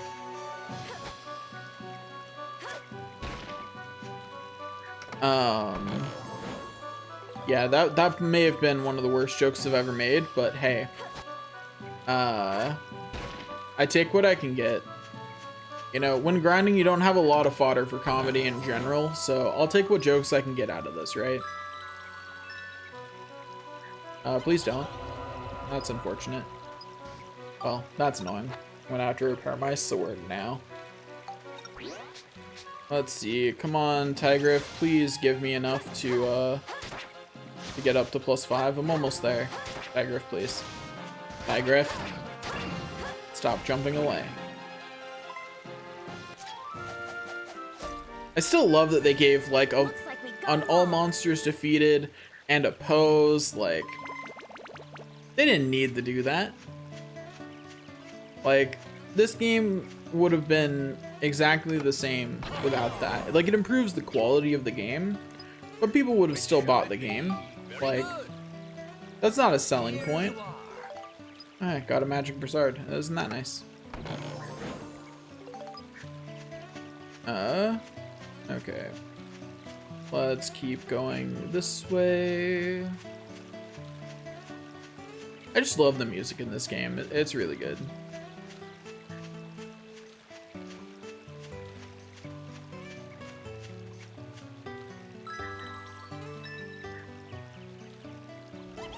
Oh, so here's a thing to think about. Every time you see a billionaire, just remember that at the point where you have literally billions of dollars, that means that they could just literally buy a small town somewhere. Like, literally just purchase all the land in a small town. You know, find some, not even necessarily a small town, because they could build the town after they did this, because they're a billionaire.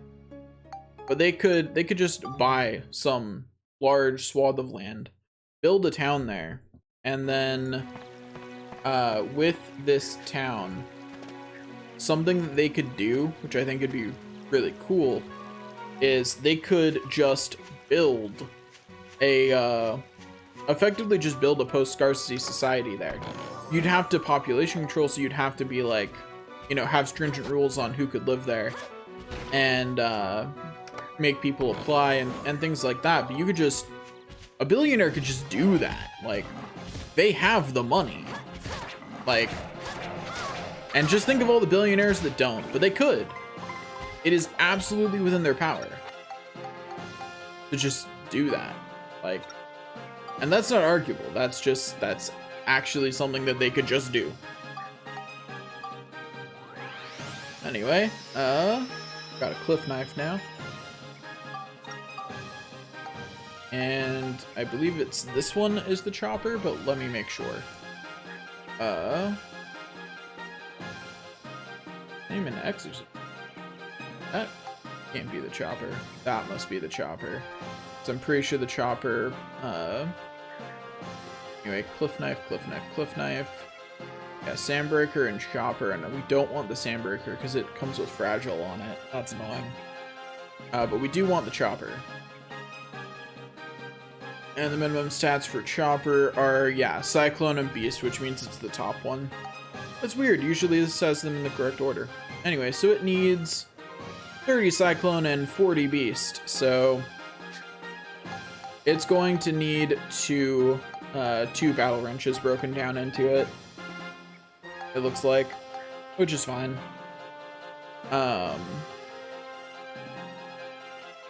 Yeah.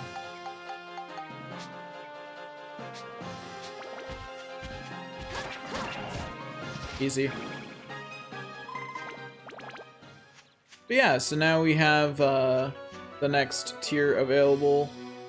Now we need to keep leveling wrenches as max for a while. You know, gotta get up to that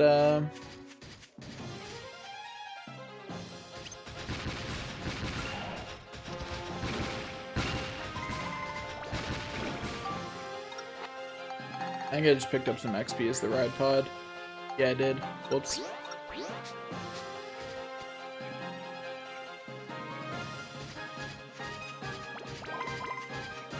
That reminds me, I should definitely... Whoops, that's not what I meant to do. That was the wrong button. Switch back to the ride pod. Okay, there we go. Now back to max. But yeah, so... anytime you see a billionaire who hasn't just set up a small post-scarcity town of, you know, some relatively small amount of residents, because it is, you know, $1 billion is a lot, but it will only go so far if you want it to be sustainable. But, like, they could do it. They could just build a post-scarcity small town. But, you know, I haven't heard about any billionaires doing that, but they absolutely could. Like, it's well within their means. And when I say that they could do it, I actually mean that, like, not only could they do it, but they could do it with relative ease, because, like, take someone who's, like, really a billionaire, like, who has, like, Elon Musk's net worth is $70 billion or something. He could do that with probably $1 billion and probably have to invest an extra billion to make it sustainable. That's hardly a dent in his overall net worth. Yeah, well, Max can live with being poisoned. Hey, another magic Broussard, isn't that nice? Wait, it just said it poisoned me. It didn't say it also lowered my health to 1. That's more than just poisoning me, game. But yeah, so every time you see that a billionaire has not done that, just remember that is within their economic means, that they could just do that. And considering that most billionaires are, because of the way money works, the more money you have, the easier it is to make money in our society. Most billionaires are really billionaires. And since they're really billionaires, they could absolutely be completely fine after doing this. Like, this would not bankrupt them if they did it right. Now, doing it right would be a challenge, don't get me wrong, but, you know, $1 billion is a lot. You know? Like, even if they only manage to successfully create a town that could house a couple hundred people, that proof of concept that, you know, this is something that we could just be sustainably building out little by little, and, you know, just increase the amount of people who could live there. And, you know what, I would put money down, if I had any, that what they could probably do is they could probably build that and have it be profitable. Not by a lot, like, it definitely won't be making as much money as, you know, as their money would be making on its own, but they could build that and have it be profitable. And if it's profitable, then that means that causes something really interesting. Because if it's profitable, then what you can do is you can slowly expand it over time. And so long as you maintain the city as profitable, then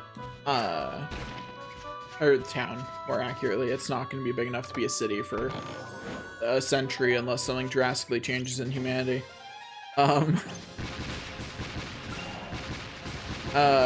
so long as it maintains at least a small amount of profitability, then over time, it's going to become more and more, you'll be able to support more and more people. And then all you have to do is successfully control the population, and it will just keep getting bigger and bigger. And eventually you'll have what will be a relatively major population hub, particularly if you build it out somewhere out in the boonies. Like, it doesn't take a lot to be a major population hub that far out, you know? And it would just be a major population center. Probably take a century, but you could. And then you'd have a proof of concept for a post-scarcity society. And let's say that this doesn't work out, that it fails. You take someone whose net worth is like Elon Musk. A $2 billion investment, yeah, it's a loss, but he's fine. Like, he's still solidly a billionaire. Like, he's nowhere near not being a billionaire at that point. Like, he's still completely fine. He's still rich, you know?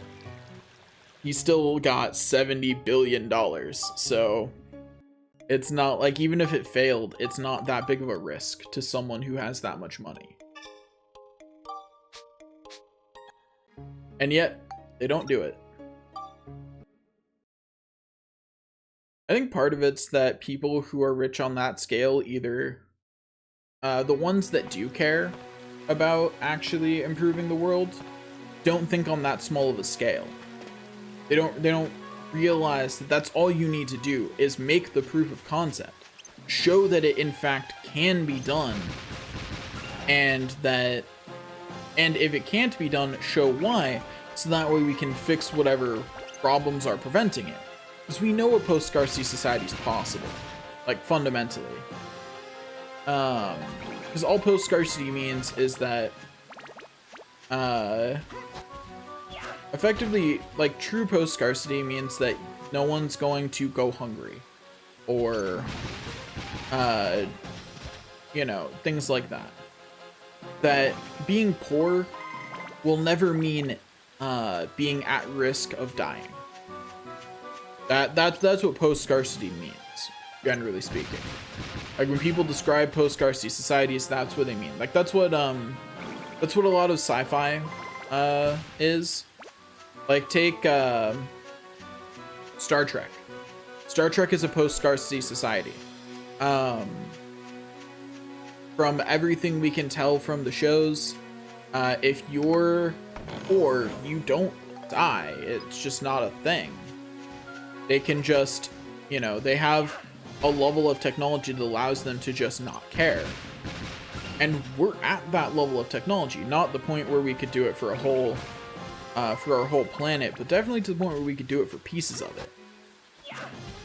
it, with enough money. And it's, you know, disappointing that, the people don't. Like,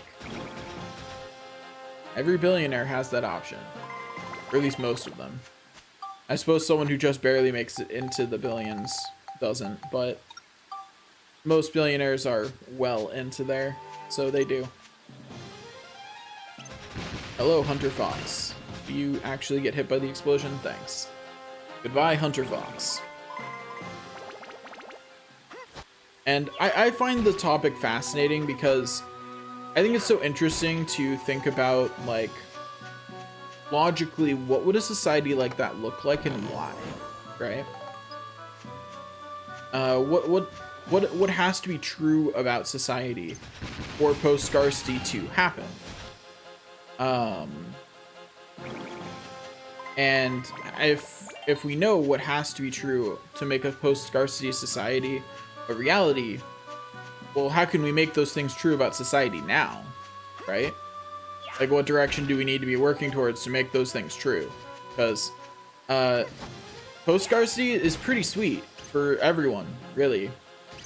Because it means that those who have money don't need to feel bad for having copious amounts of money while people are starving, because people wouldn't be. You know? fundamentally, you can feel completely good about whatever you do to make lots of money. You know, you could do anything to make lots of money, and it wouldn't matter because you wouldn't ever accidentally screw someone out of their livelihood. You'd at worst be making their house less nice. Oh no? You'd be making it so that way they subsisted off of food that wasn't as gourmet, you know? Because you've secured such a nice, and in order for a post-scarcity society to be post-scarcity, you have to have secured such a nice base standard of living for the poor that you could ruin someone completely, make them, you know, be the evil rich businessman who, you know, tears someone's business apart and pushes them down into poverty, and honestly, your conscience wouldn't even need to feel that bad about it. You'd mostly only feel bad about the emotional anguish that you'd have caused. That'd be the only thing you would need to feel bad about, because fundamentally, those kinds of businesses would have the stakes of a game of Monopoly. That's the way it works in a post-scarcity society. Those kinds of things would have the stakes of Monopoly. Because part of the thing of a post-scarcity society is if everyone can continue to subsist, that has a couple of other interesting effects on the way society has to work. And one of them is, where's my cursor all the way down there? Anyway, repair powder. And one of them is that for the people who aren't, for the people at the bottom, the poor, because in order for post-scarcity society to function, they have to have access to pretty much everything that they need to be successful. Effectively, by definition, it'll be a society with very high social mobility. And because it has very high social mobility, if someone does get absolutely dunked on by your amazing business sense or whatever, you know, whatever it is that the people who are so for the free market want to believe about their amazing business sense, then they can just climb back up and it's not a problem, right? They just get to go back up, and it doesn't really affect them because they can just start over, right? Every time a small business goes under, the business owner just loses a bit of time because they're not forced into homelessness or anything like that. At worst, their quality of life just goes down a little bit. And technology-wise, we're just about there. Like, within the next century, we will have the technology to do that. You know, like so many things, many of the technologies that allow the Star Trek fictional universe to operate that way are things that we're in the process of inventing.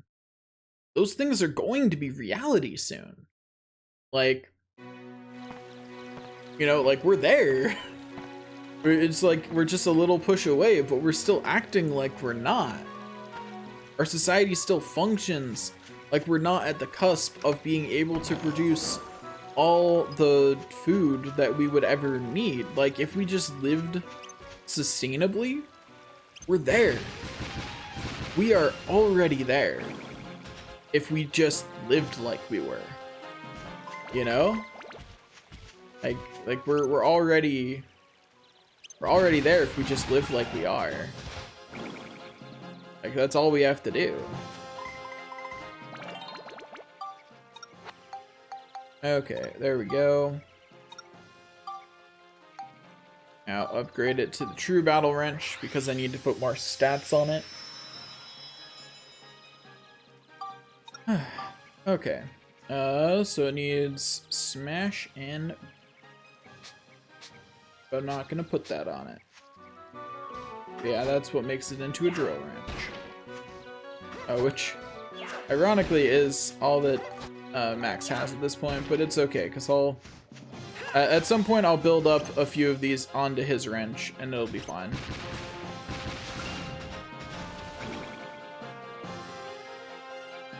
Okay,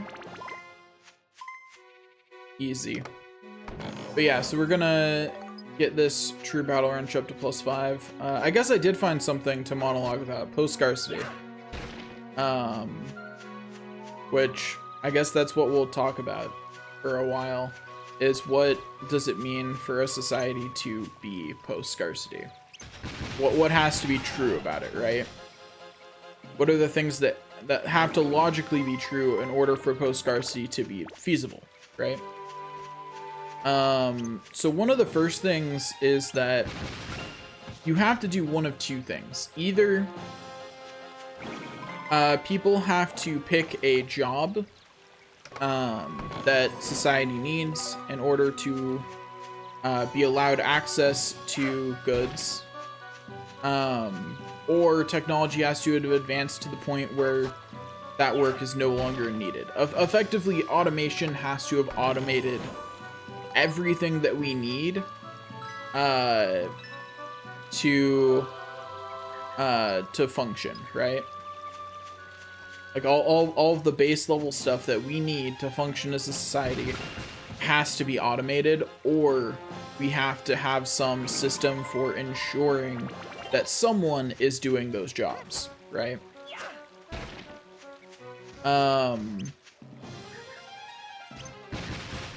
So there are two ways to accomplish this.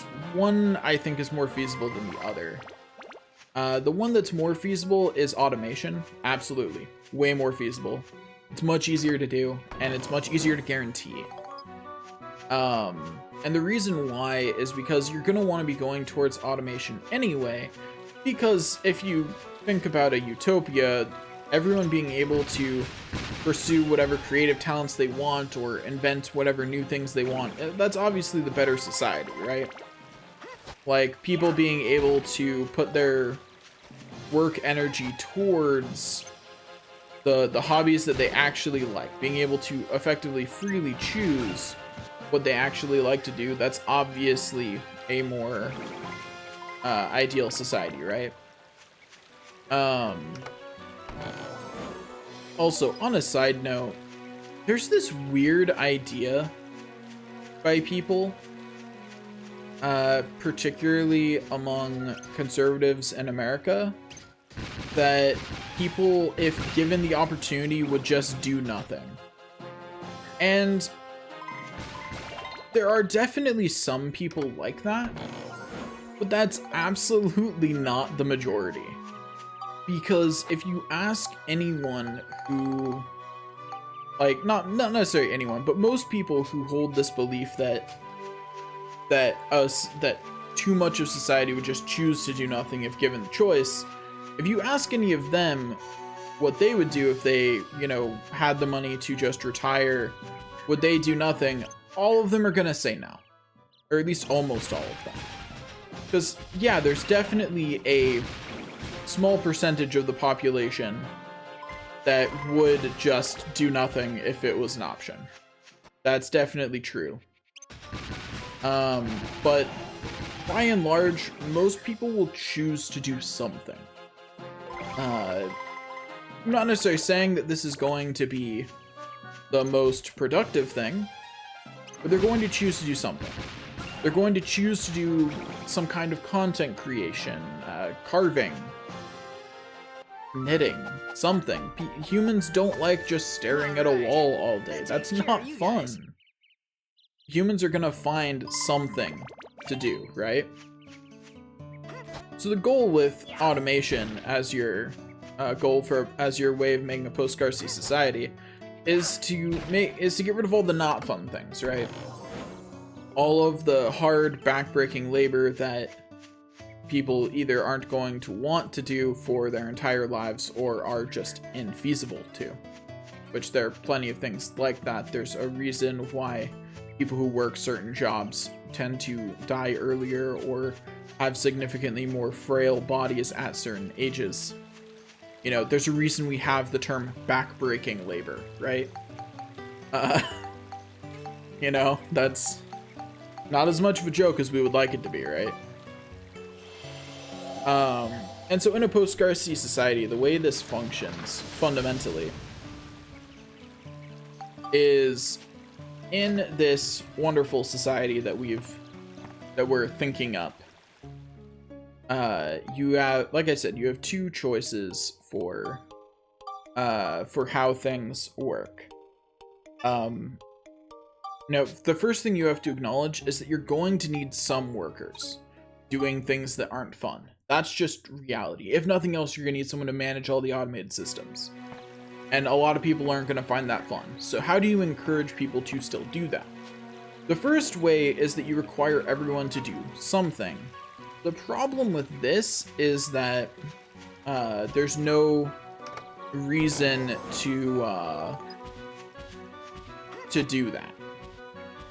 And what I mean is, as you automate more, you're going to hit a point where you only need one out of every, like, okay, so for example, right now we only need you might only need 90% of the population working, and then 80, and then 70, and then 60, and as automation continues, you're going to need less and less of the population to be working, right? So making everyone work means that you're going to have to do some finagling in there to make that system still work. And this is your backup, but you don't want to have to implement this one. You won't have to implement this one if you don't have to, you know? Think of it as similar to the draft. You're going to keep this as an option in your back pocket in this society.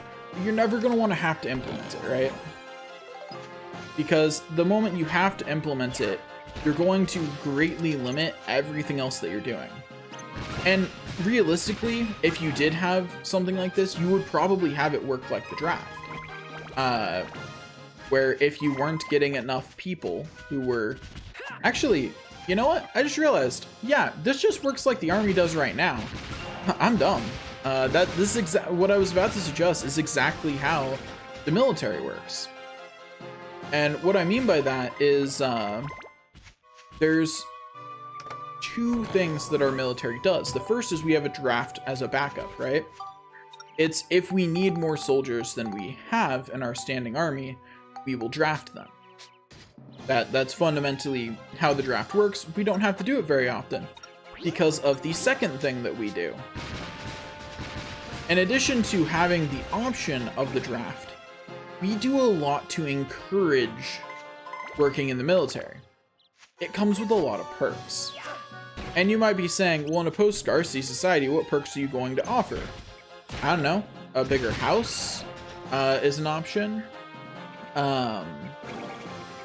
Gourmet chefs. You know, you could think of options for what do people who work at maintaining the system get.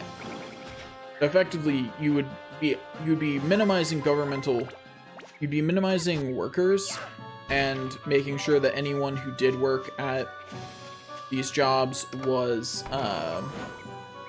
greatly compensated. And then you would only draft more workers if you needed to. And as we can see with our army, considering that we haven't had to do a draft in my entire lifetime, longer than that for the record, if you properly do your incentives, you can have a pretty large standing workforce without needing to do anything, without needing to use the draft, right? So that's what you would do, is you would limit the amount of jobs you needed as much as possible through automation.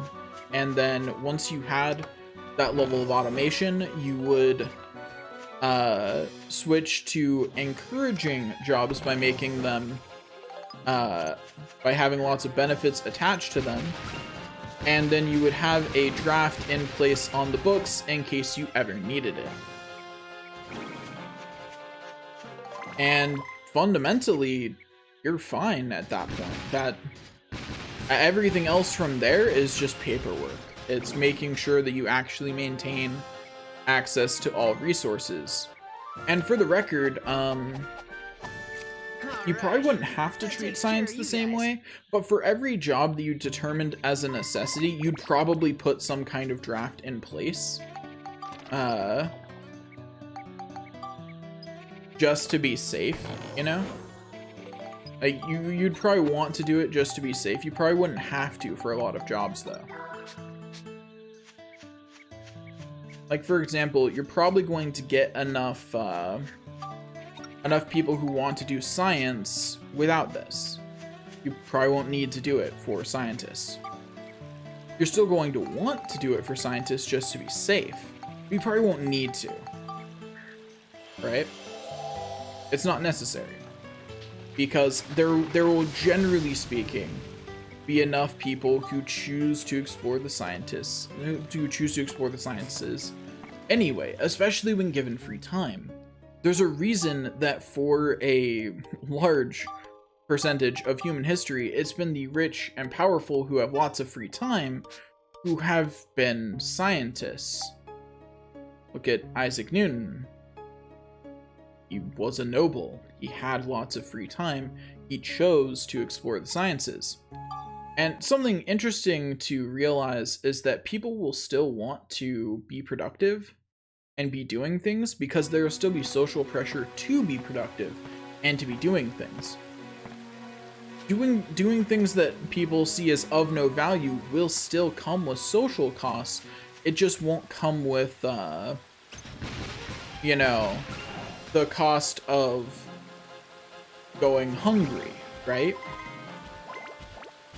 If the work that you choose to do is something everyone looks down on as unnecessary and not of value to everyone else, then society will still look down on that. And you still have to be willing to bear the social cost of that. Like, that doesn't change just because you have a house and food, right? And in fact, I'll note that it's often that people do jobs they see as valueless or meaningless just because they have to for a house and food. How many people feel that their jobs are worthless or not worth the effort that they put into them or any of those other things? It's a real thing. It's a real problem, right? It happens. It's real. Also, do these battle wrenches start with random stats? Oh, where'd all these other stats on the true battle wrench come from? Huh. Weird. Anyway, so let's put some stuff on this. So we definitely need to put wind on it.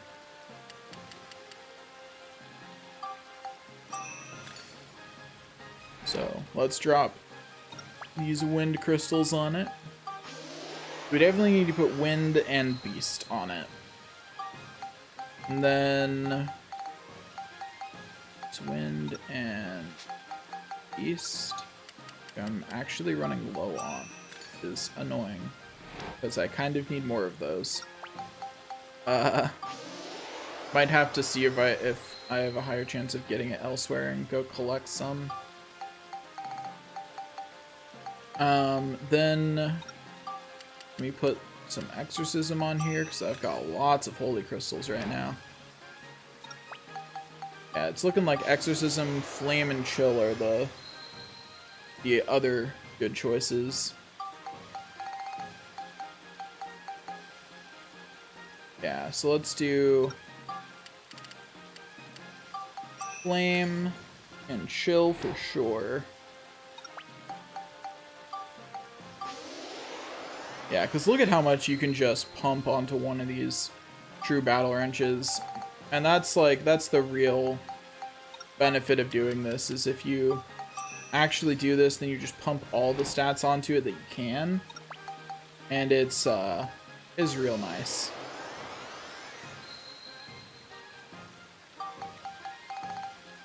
Okay, and then we'll do scale.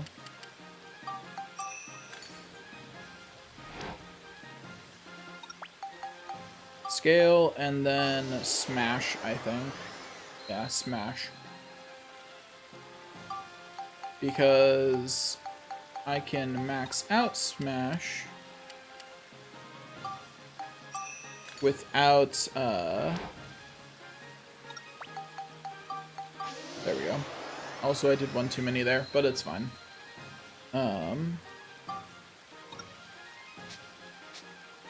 Okay, now equip a battle wrench and, spectrumize this. And oh yeah, look at that. Gives plus 11 to everything but attack and lightning.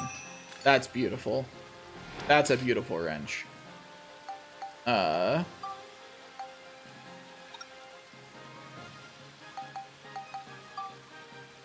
and to build up, this needs only Cyclone and Beast, but, you know. It'll be good on Cyclone for sure now. It'll need another wrench, though, for Beast.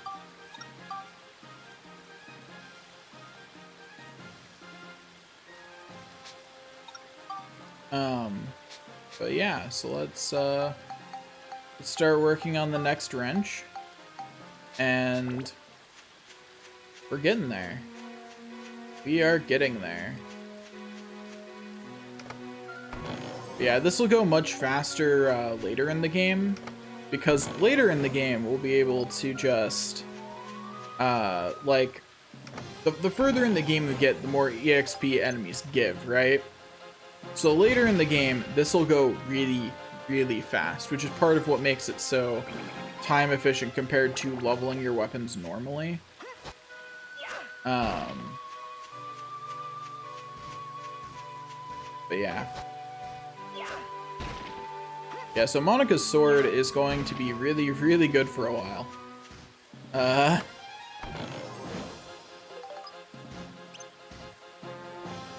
Hello, Mr. Tigriff. Would you like to die?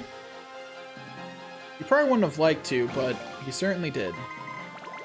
Anyways, yeah, we just gotta raise another True Battle Wrench, and then we'll be good.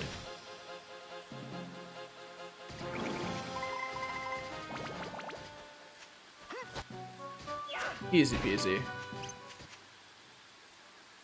Hello, Mr. Sonic Bomber. Goodbye, Mr. Sonic Bomber.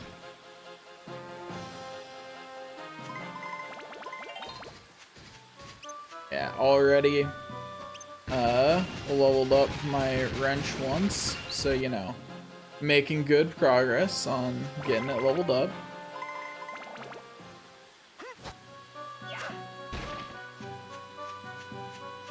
Making real good progress on getting it leveled up.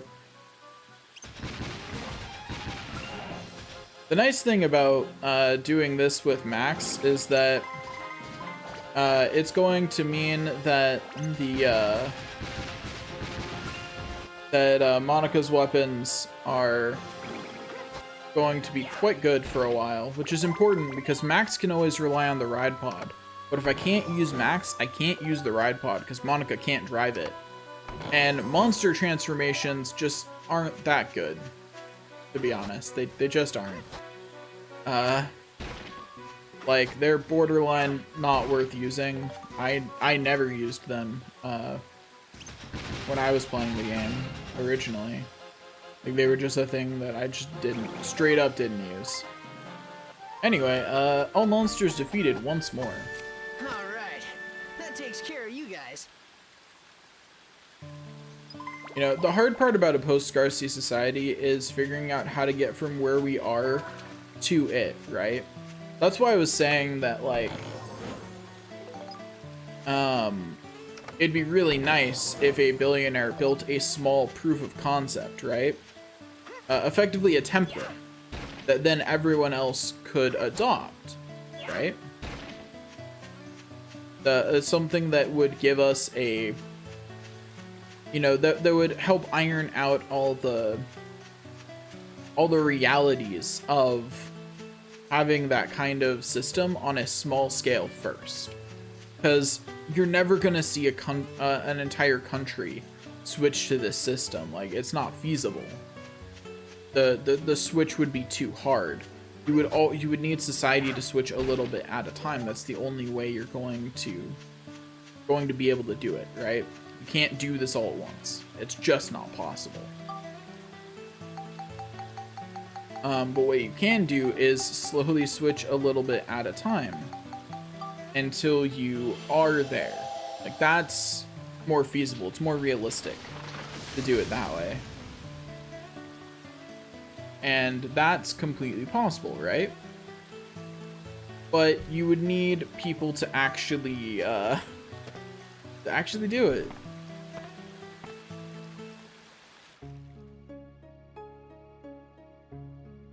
But you know, people haven't yet. Maybe they will. I don't know. We'll see. I'm not sure that we'll ever actually get there, because like, there are a lot of people who think that post-scarcity will come automatically once we reach the level of technology in Star Trek. It won't. That's not automatic, and it's definitely not guaranteed. It's gonna take concerted effort to actually change the way our society functions to make it function like that. There's no way that's gonna happen automatically. Because even if, like, let's put it like this. Right now, our country produces and imports enough food to feed everyone. But people still go hungry in our country. We are past scarcity on food. We just are. That's just a true statement. Like, there's no debating that. The numbers say that we are well over the amount of food that we need to feed everyone in our country. And yet there are still people who suffer from malnutrition as kids because they don't eat enough. Because the technology change, it came and went, but society didn't change. And unless society changes, it's not gonna fix itself, right? It doesn't just magically get better. Society has to change too, or nothing actually changes.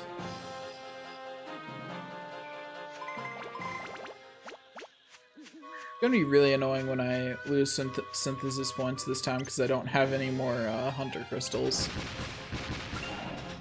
I might actually go to, because I think hunter crystals can be found more commonly in the first area, in the underground water channel, so I might go there for a little bit.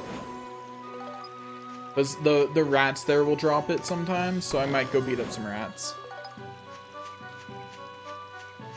But I'm trying to figure out if that's worth it or not. Yeah, it really is unfortunate. But it'll be fine. I still have 4. It's just I don't have the full 6 needed to optimize my conversions. Well, what I'm doing is I'm upgrading battle wrenches into true battle wrenches, and then spectrumizing them. So if I use something that only gives 2 points, it's fine, because I'm spectrumizing it onto something else anyway. So I just totally just took that XP as the ride pod instead of switching. Whoops. So like, it's not that bad if I do it that way. But yeah, it is less efficient. It means that I get to max out less stats on the true battle wrench before I break it down. It means I only get to max out, it means that I just barely get to max out 6 stats instead of doing 6 and 7. I mean, yeah, the ride pod switch is absolutely the best way to level in this game. It's not even close, right? Like, as far as efficiency goes, it's absolutely the best. Yeah, efficiency-wise, the ride pod is way faster to level with than running around is. Oh, hey, I'm full on bread, apparently. That's fine. Game, stop trying to pick it up. I get that I'm full on bread.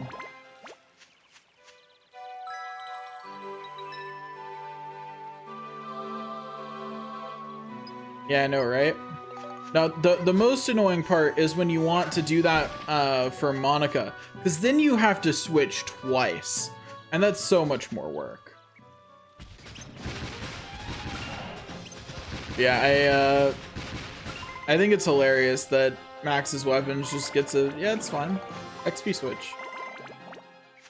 There's a reason why Dark Cloud 1 didn't allow that.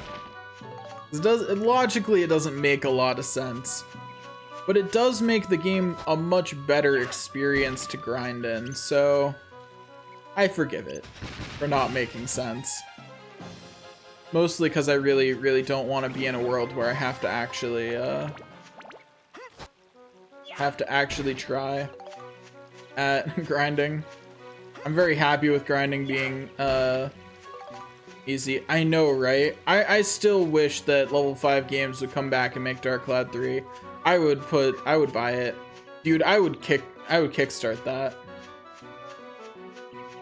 2 is such an improvement. There's only like 2 things that are actually worse about the game from 1, and that's impressive. Usually sequels miss some details, but like, and everything that is worse is really minor. That really sucks. Let's all petition Sony, like Sony would actually listen. But you know, let's pretend they would, because it'll make us feel better. How much? Okay, yeah, I'm maxed out on fuel now. That was not the item I meant to press. I am intelligent, and never press the wrong button. But yeah, one of the minor things that Dark Cloud 2 does do worse than Dark Cloud 1 is not being able to sort when you're selecting items. That was a really nice thing about Dark Cloud 1, was being able to just sort until the key item that you wanted was at the top. But Dark Cloud 2 doesn't allow that. You can only sort when you have the menu open the normal way. Which is really unfortunate.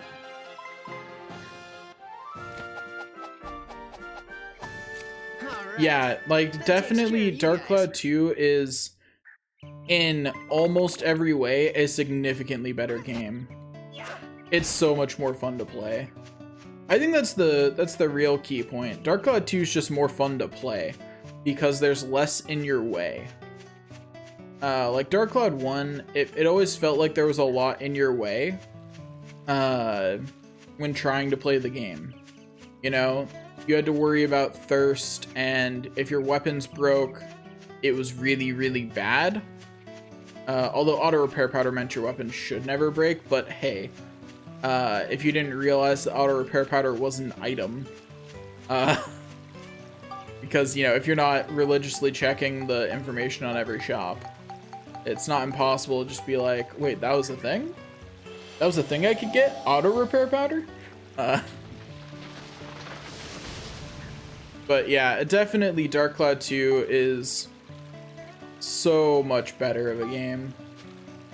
I would love to see a 3. But you know.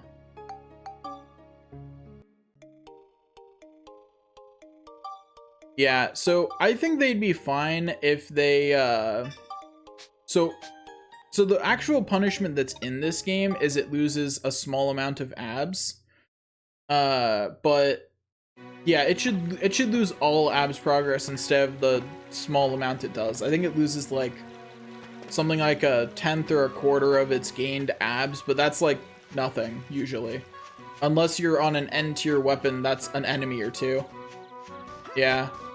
Like it is really minor. Like if I can find a Sonic Boomer again, I'll demonstrate with this weapon. It's just a battle wrench anyway, it should break pretty quickly. Hello, Tigriff. Let me... Okay, yeah, Tigriff not doing enough damage to my weapon. Let me find a Sonic Boomer. Sonic Bomber, excuse me. Also, what plus is my weapon at? +4? Okay. It's one more level then.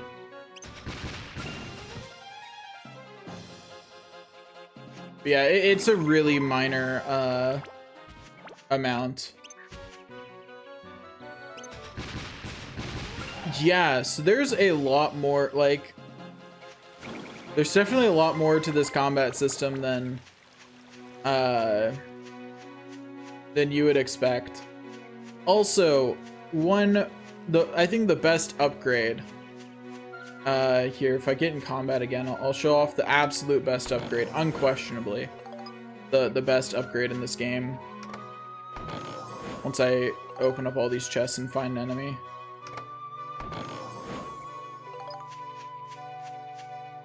Come on, give me the magic crystal so I know where enemies are. Well, okay then. I suppose a map works. Oh wait, there's ride pod fuel inside there? Wait. I can just use that. Refuel. There we go. Let me go open this chest down here. And, oh hey, an enemy. So I think the best upgrade is this. I can backflip. I just love that they gave you effectively a dodge roll mechanic that was similar, that was common in other games at the time, without giving you a dodge roll.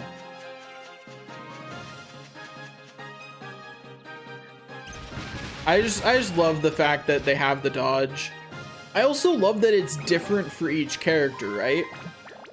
I think that's so cool that not only can Max do a backflip, but Monica's dodge is different. I wonder if the iframes are the same between them. But the fact that they're different at all is really cool.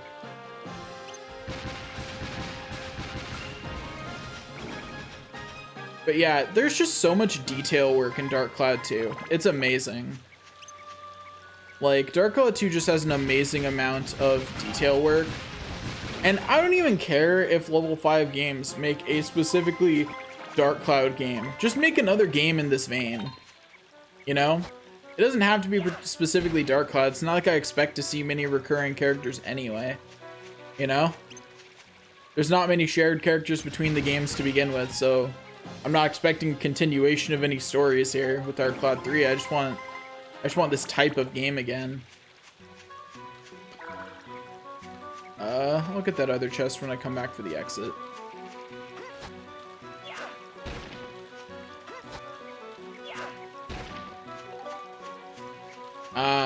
See, I struggled through the epilogue as a kid and just barely beat it. But yeah, I get what you mean. My first run of the game I did not finish. Yeah, I mean, I really would just be happy so long as level 5 was just releasing more games, because honestly, all of their JRPGs are fire. Oof. That's harsh. So, as you can probably tell from the stream title, I'm a little insane, because I'm going for a quote-unquote perfect save file, which means, at minimum, having maxed out weapons, and having, what was I in here for? I was in here to repair tripod weapon. Which means, at minimum, having maxed out weapons. And, after maxing out, weapons, having upgraded, the ride pod fully, gotten every outfit, and having every unique weapon in the game, which means that, if you want every unique weapon in the game, I don't know how much you remember about that, but it means you gotta do some extra work, because you have to beat the game once and then start over if you want every unique weapon in the game, because you have to use the name change ticket weapon change trick more times than there are enough medals in the game for, if you need the outfits. So what you have to do is start the game with the clown outfit on max and the and one of Monica's outfits that costs medals. So that way you can actually... I don't know why I went this way. I should have gone up. Oh well, that's what I get for running around on autopilot. But so you have to do that in order to be able to use enough name change tickets. Yeah, and that's with you making all of the shoes and boots instead of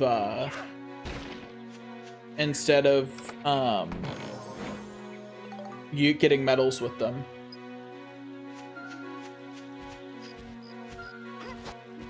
Yeah, because what you can do is you can get everything. If you don't do that, if you get all medals, and if you don't start the game with the clown costume, which requires a cleared save file, if you just get all medals normally and you make all the boots manually, then you can get every outfit, and you can get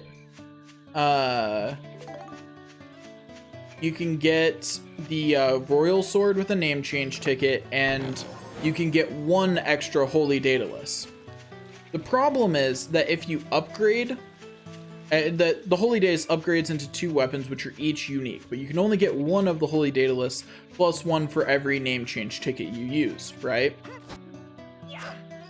So you can get at most, normally, you can get at most 2 name change tickets if you have to get all the outfits with medals. So you can get 1 extra holy daedalus and the royal sword, which leaves you 1 short of being able to have the holy daedalus and both things that it upgrades into. Which means that in order to do that, you would have to replay the game. But you could also just not care about having a holy daedalus and just have the 2 things that upgrades into, and it's fine. And you'll at least have had every unique weapon in the game.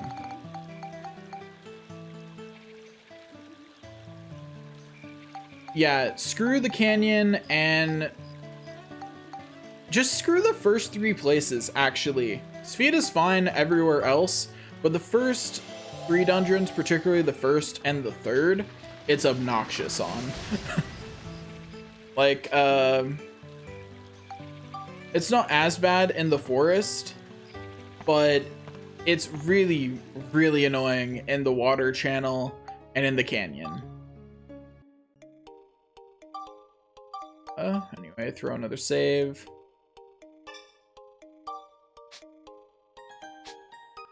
I mean, that's fair. Yeah, if you look at it as how many more you have to do, the forest is more annoying.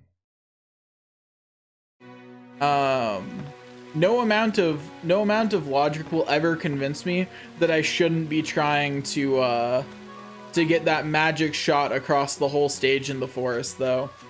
So what if it's more likely to bounce off a tree? I can make it if I'm good enough.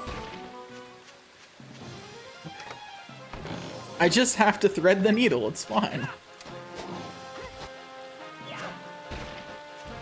Yeah, that's fair. Get out of here, yum. To the graveyard with the...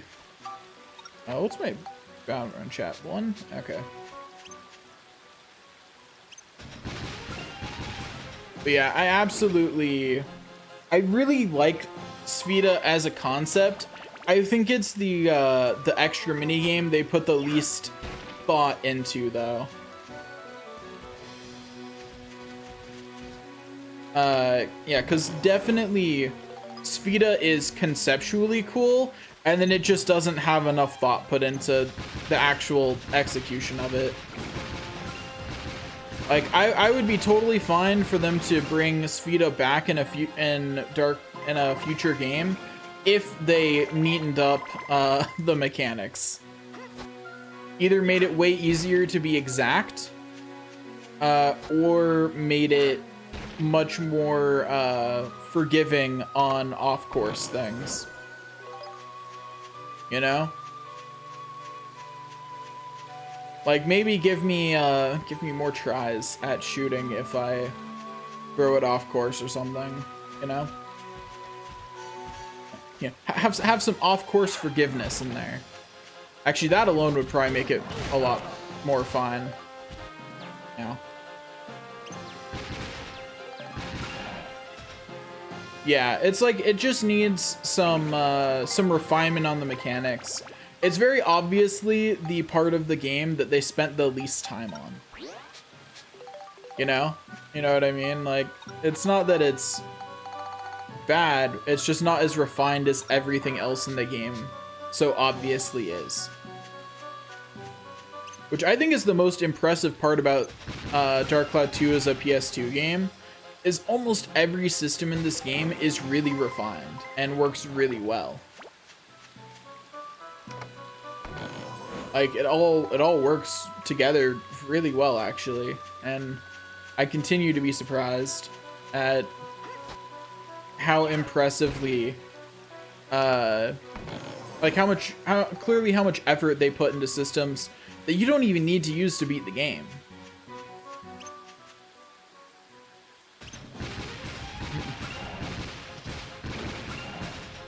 Probably. Well, and it's probably also a loading textures thing. So, like, that probably contributed. It's a, you know, technological limitation of loading textures.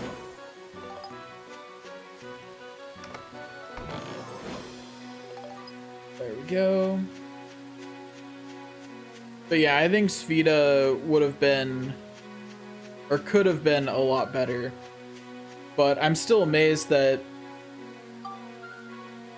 yeah, the whole fishing thing, you never need to use it.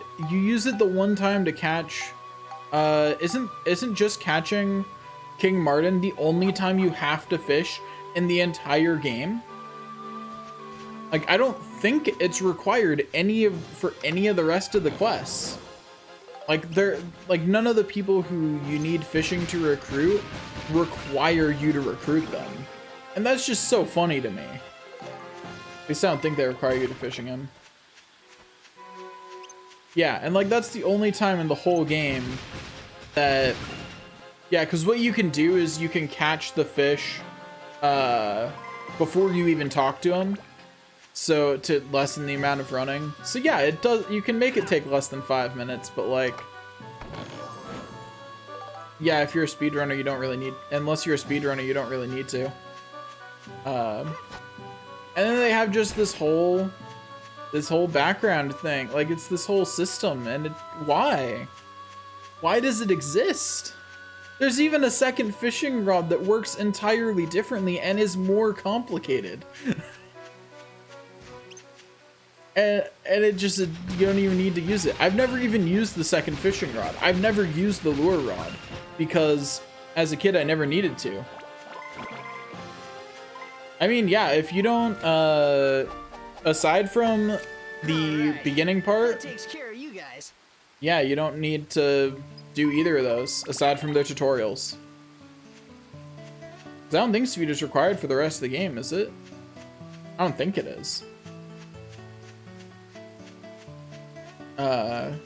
But yeah, I just think it's hilarious that, like, they built out these entire extra subsystems, and just, you don't need them. Sure, they'll give you nice things, but you don't need them at all.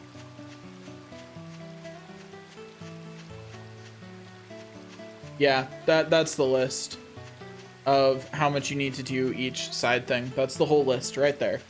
And that's hilarious to me that, like, they put so much effort into making those systems, and then that's all you have to use them. And everything else is just, did you enjoy that system? Well, here you go. You got lots of it. Like, there's lots more to do there if you liked it. And I just think that's really funny to me. That they just did it like that. Not to mention that they fixed the most annoying thing about Dark Cloud 1, which was inventory space. And even then, honestly, the fishing for metals, if you go and you get and you use the legendary fish to level up your fishing rod, it's still super easy to do all the fishing stuff. Like, the size requirements are never all that large, and if you just go level up your rod, it's really easy.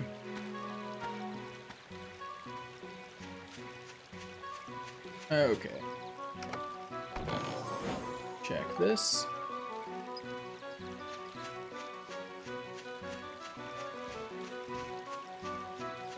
I know, right? It's really amazing how Dark Cloud, like, it's a crime of marketing, I think, that Dark Cloud stayed as under the radar as it did. Because there's so much here to market as a great game, and it just never gained traction. So many people never even heard of it, and that's a marketing failure.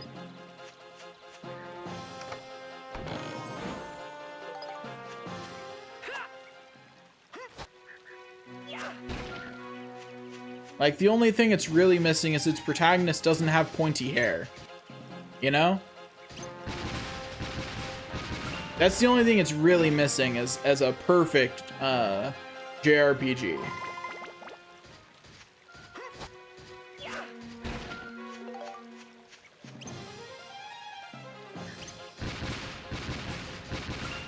Alright, I was going to try and demonstrate on one of the Sonic Bombers how much abs you lost if a weapon broke, right? Whoops. Actually, here, I'll demonstrate with my gun. That'll be easier. Here, let me wait until I have a little bit more, Actually, wait, does Monica's weapon have... No, okay. Monica's armband does not have any XP on it right now. So let me let Max's gun get a little bit more abs on it, so that way it has enough for it to be visible. And I'll just shoot it like 60 times and call it good. Okay. Go back this way.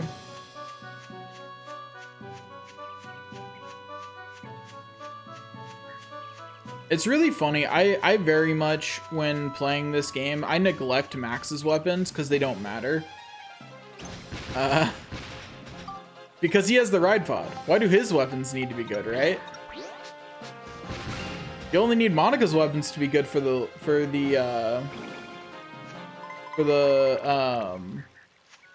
other things.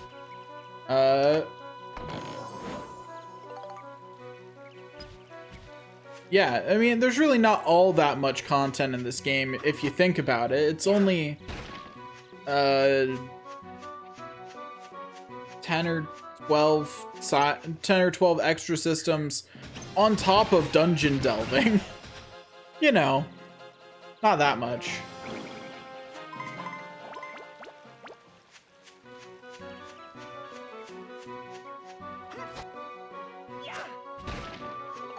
Like, literally the only bad thing about this game is that you have to, you either have to spend an inordinate amount of time exploring all these systems or look them up. But that's just the reality of a game that has this much stuff in it, right?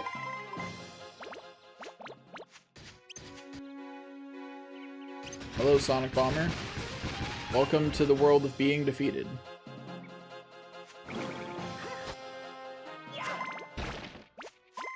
Okay, there we go. Almost got my True Battle Wrench to +5, which will be the last one I need to do, because then I can recruit Milaine and continue on with the story.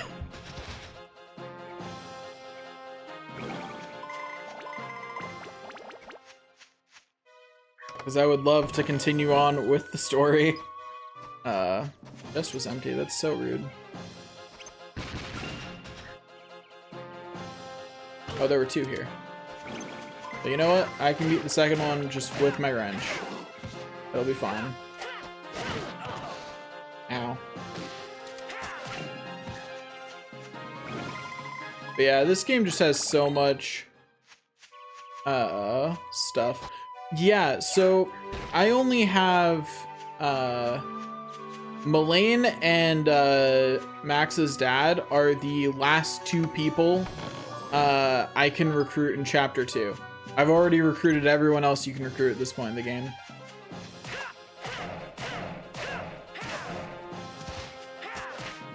Yeah, you're right. That is pretty much everyone. There are just a few people that you can't recruit at the beginning of chapter 2, but it is mostly everyone. All right, that takes care of you guys.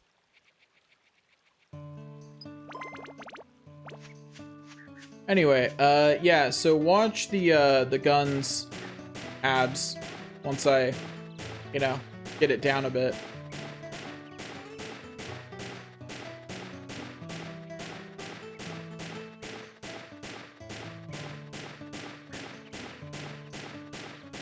Which I kind of like that because, it just encourages you to,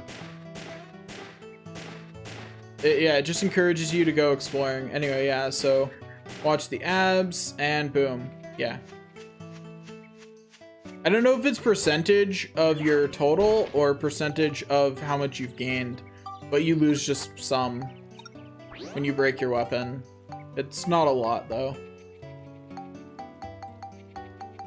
Yeah, but it's definitely not a lot of loss there.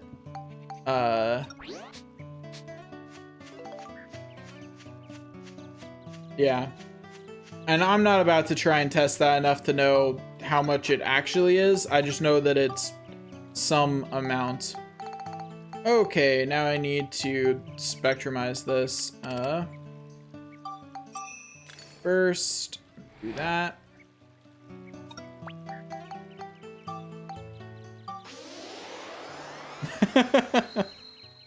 Yeah, how could I not care about sciencing this?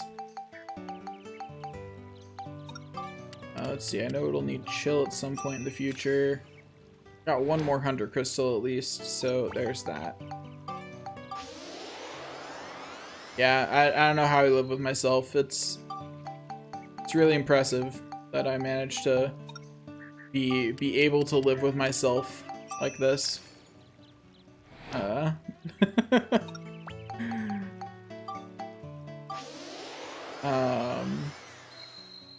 But yeah. I can't wait until later when leveling a true battle wrench only takes like a few minutes because the enemies give tons of abs.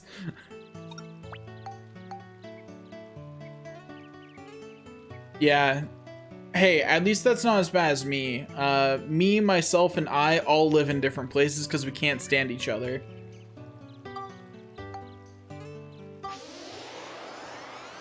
Yeah, at least that many. Like, I'm thinking more like a 64 pack, you know?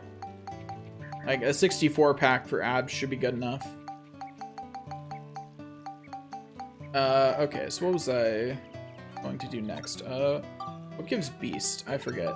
I'm gonna have to look through this and find something that gives Beast. I remember it being weird. Or I remember some of the things that give Beast being weird to me.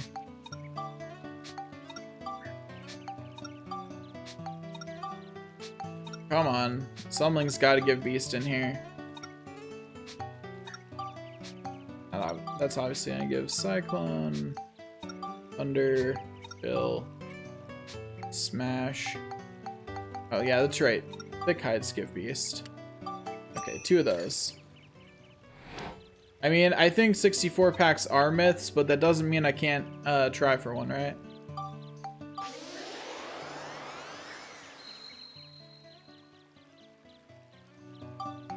Okay, next, let's do Lightning. Because I can do 1 less for Lightning and still get 18. There we go. And then do the same for Smash. Except I only need to do 4 for Smash. Ooh.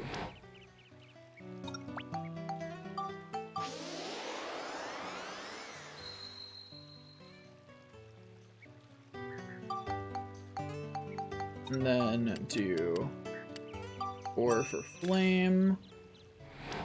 Just really maximize the amount of stats this can give me on things.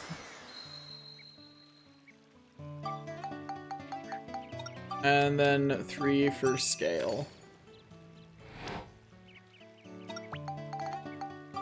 Okay, there we go. That I have squeezed all the stats out of the Synth Sphere I'm gonna make out of this that I can. Now equip the next wrench and spectrumize this. There we go. Okay, now go over here to the cliff knife. Synthesize that onto the cliff knife. Sure, I love stories.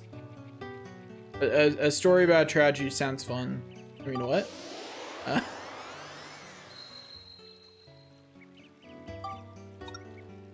Okay, I can finally build up into the chopper. So now I just need to level it up, and then I'm good, and I can finally get out of here.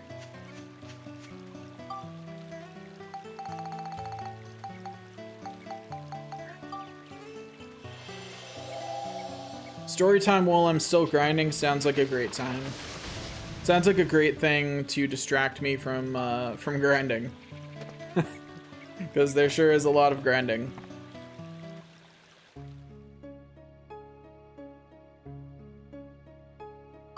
Ooh. You're right, that is both funny and depressing.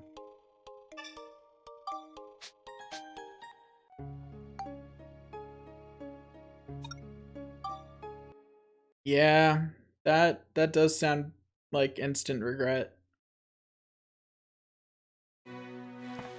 I'm somewhere between laughing at you and thinking that that's sad, but you know, not sure which side I'm gonna land on. Probably both.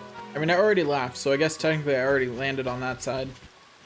Anyways, let's try out Monika's really strong sword for this tier. Because I'm maxing out all of its stats instead of, or increasing all of its stats instead of just the ones it needs to upgrade.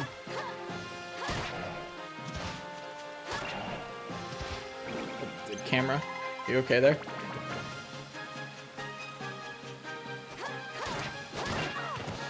Ow. I'm incapable of being careful around enemies. Like, I know I should be, but man, I've got enough defense. I can just take hits. Oh hey, another Gladius. I have like 6 of these now or something. Ridiculous. 3, whatever. I know, right? These poor monsters. The second I get coins.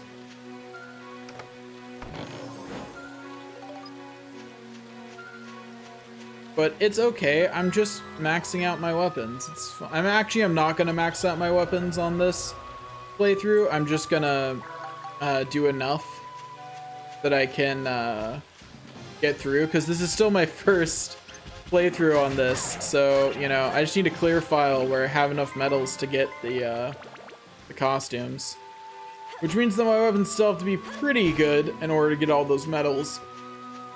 But they don't have to be absolutely amazing. I'm hoping to not spend too much time grinding. Hopefully. I'm hoping that after this I won't have to grind again until I get to chapter 8. That's the plan. Yeah. That's what I'm thinking. Like, if I have to play through twice, then I may as well just go through. Also, I like how the trap guessing, you just always guess exploding.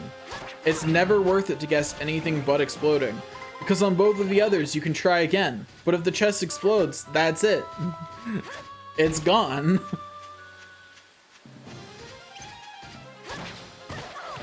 Still only doing 4 damage to these guys. That's depressing. Yeah, it's never worth it to guess anything but exploding. Although I did really like that in Dark Cloud 1, if you yeah, I did like that in Dark Cloud 1, if you caught enough Yeah, if you caught enough of the Martin Garians, you pretty much never had to worry about guessing ever again. So you just gem farm off Martin Garians, and then you never have to guess again. Here you are. Ironically, I think the armband repair powders are worth more money, but they're also easier to come by than the other, I guess. Also, I should have bread as my equipped item instead of the nicer stuff.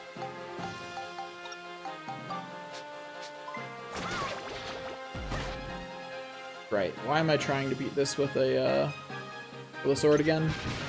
Why am I doing this to myself? Yeah, much better. There we go.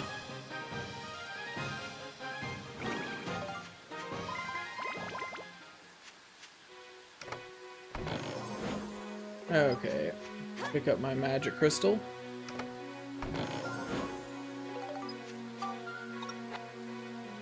And go to this, it's only +1. Great. This is probably gonna take a hot minute.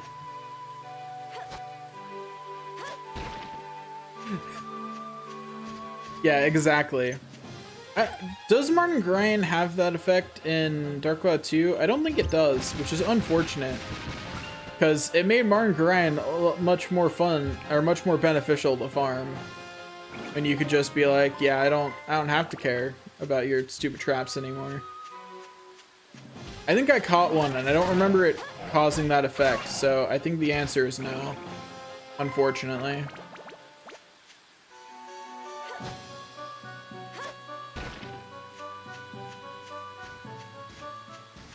Just don't give it to any of the Furbits, they'll stop working. I really need to get Steve's voice box. I miss the sass.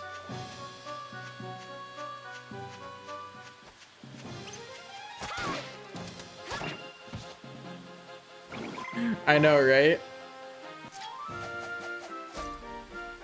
I mean, what are you talking about? This is a game for children. It is grape juice. There's nothing else that it could possibly be except for juice of grapes. That's all it could possibly be. This is a game for children. It wouldn't include anything else.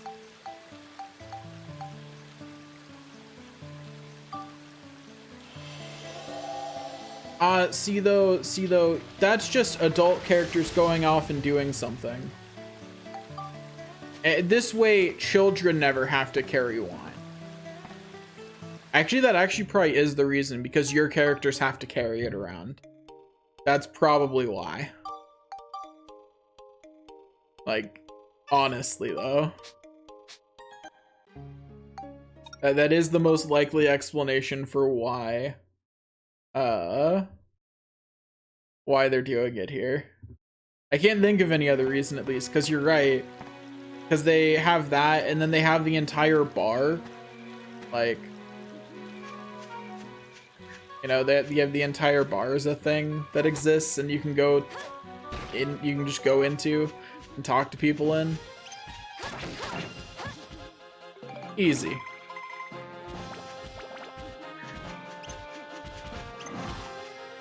I would love that. I really want Dark Cloud 3. I just want a Dark Cloud style game made by Level 5. The actual specifics of it are, you know, can be whatever. What was I actually in here for? I don't remember. Oh well. Anyway, my Cliff Knife needs to get up to +5. So, because that's what I always build up at, is +5. So that way I'm getting a decent amount of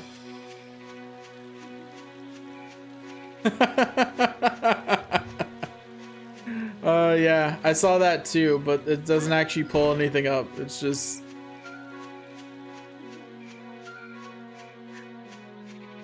someone doing some clickbaity stuff, probably, is what caused Twitch to recognize that as an option.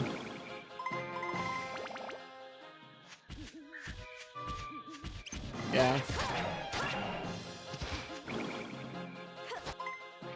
Especially when I'm already doing synthesis really efficiently by having the weapons go in, by using weapons into it. Like, I don't need the extra points. I'm already being more efficient. You know? The extra points just aren't all that important.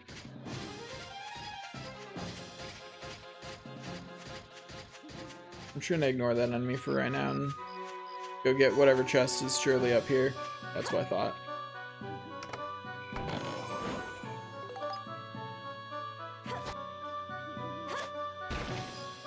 The nice thing about doing Melane's quest, though, especially the way I'm doing it, is Monika's weapon's gonna be real strong for a while.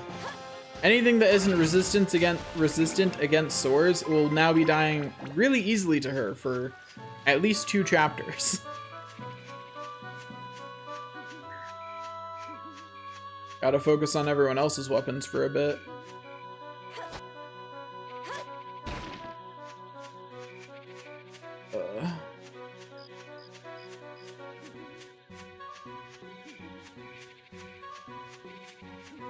Ooh, I wish you luck.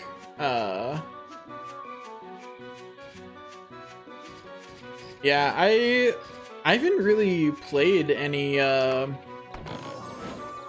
like super high spec games on my computer in a really long time.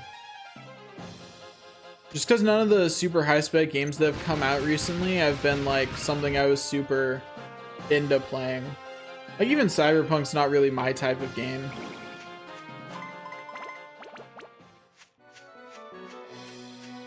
I don't necessarily have to have nostalgia for games, but I definitely prefer a type of game that isn't made as often anymore. So I tend to play older games. You know, like a lot of the game types I like just aren't popular right now.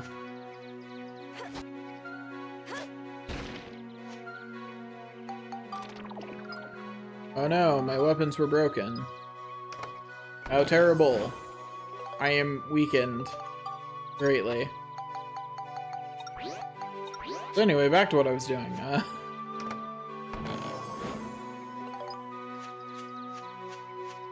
Yeah, the weapon breaking really just I don't think it has as much sting as they thought it would. It would have more sting if they didn't throw so much repair powder into all these rocks, you know? Also, who's putting repair powder in these rocks? Or are they suggesting that repair powder just is something that you can get out of rocks in this universe? Actually, better question, why is there ride pod fuel in rocks? Or bread? Thanks. Hope you enjoy testing out Cyberpunk.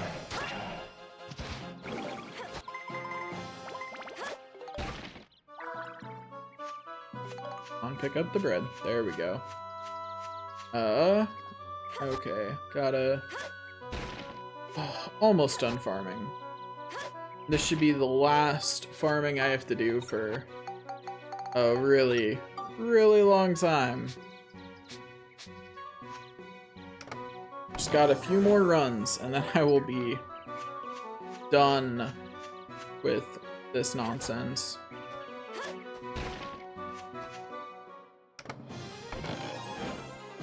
Oh hey, a map, as I finish mapping the area. Always unfortunate.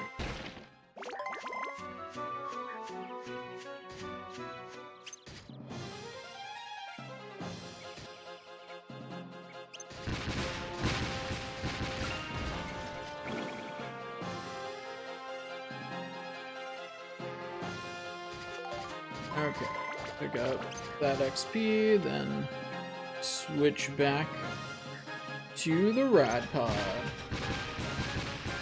and hit the Sonic Bomber a few more times.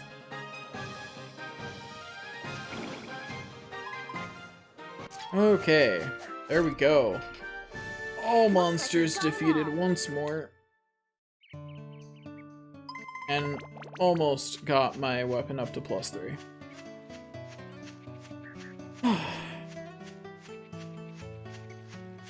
Probably 2 more runs of this, and then I can finally advance the story.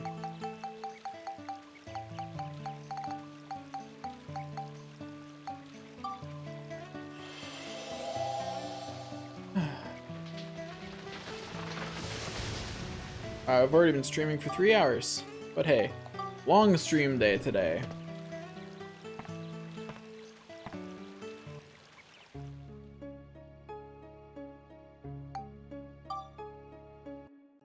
Okay, let's keep on going. Got a lot more streaming to do. In the near future, at least. I'm gonna be streaming a lot because I want to get Dark Cloud 2 finished. And it's gonna take a while to do it 100%.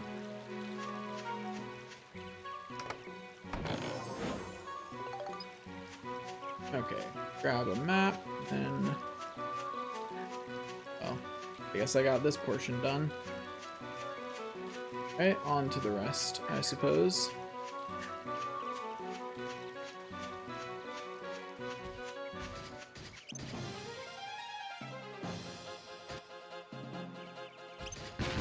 Hello, Sonic Bomber. Goodbye, Sonic Bomber.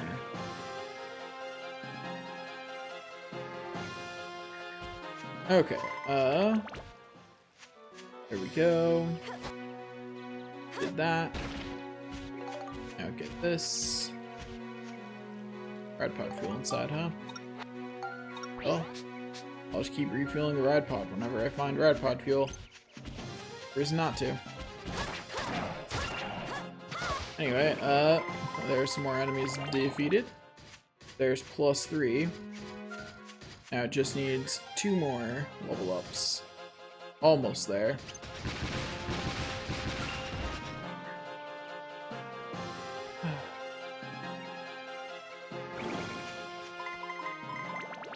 Stronger and stronger.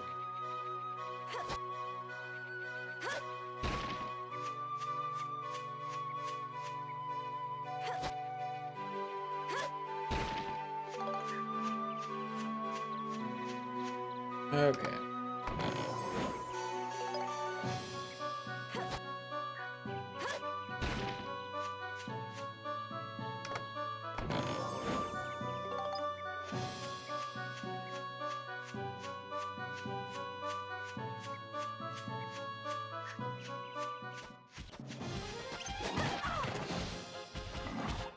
So a minor quality of life improvement between Dark Cloud 1 and 2 that I really like is that in Dark Cloud 1, if you finish, or like if you build up a weapon to its next thing, not only are there some that have lower maximum stats and certain stats than whatever you were, but it also just, it doesn't make you any stronger. It just increases your maximum, which is nice, but it's not all that nice. In Dark Cloud 2, it explicitly will always give you stats to upgrade a weapon. It never doesn't. It's always some kind of stat boost.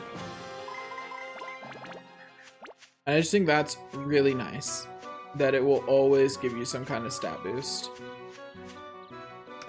Unlike everything else. But yeah, it always gives you at least a bit of a stat boost, and I think that's really cool. Because what it does is it always gives you 10% of the base stats of whatever you're upgrading into. Here you are. Okay, you can keep on going.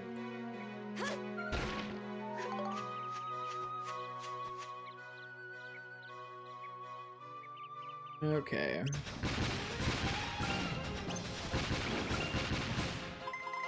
I'm probably going to go on a, I'm feeling a JRPG stint coming on.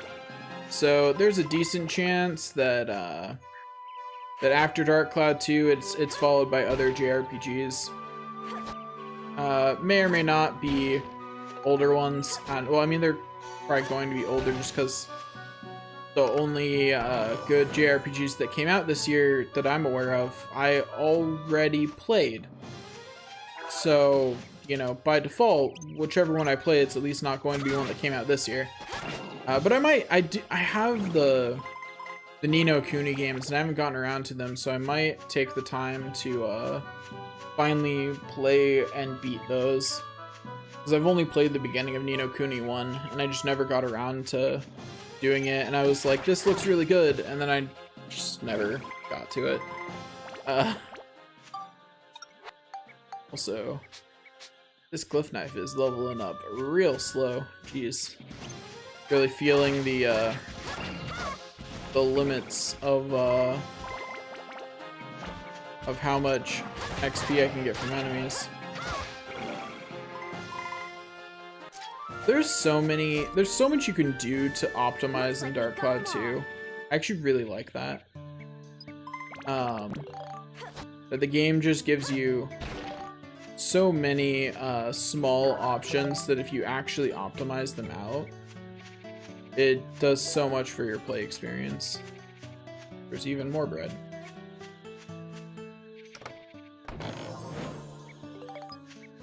Okay, it'll be faster to directly leave the dungeon and re-enter than it will be to run all the way back over there.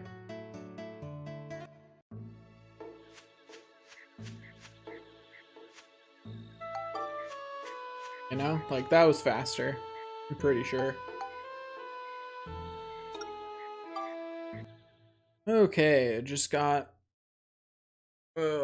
probably 2 more runs of this. I was hoping for it would only be I was hoping this run would be the last one, but I didn't quite get a full level off that last set. Although it's partially because there were a lot of Sonic Bombers, and every time there's a Sonic Bomber, I have to split the XP with the armband, because that's what happens when you kill it with something that's not equipped on the player who actually takes the abs for it. So I might be able to squeeze out 2 levels out of this. If I do, it'll be just barely.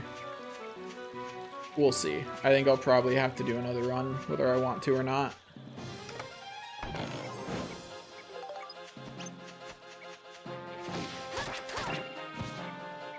Easy. Okay, do that. You. Oh, well. Fine.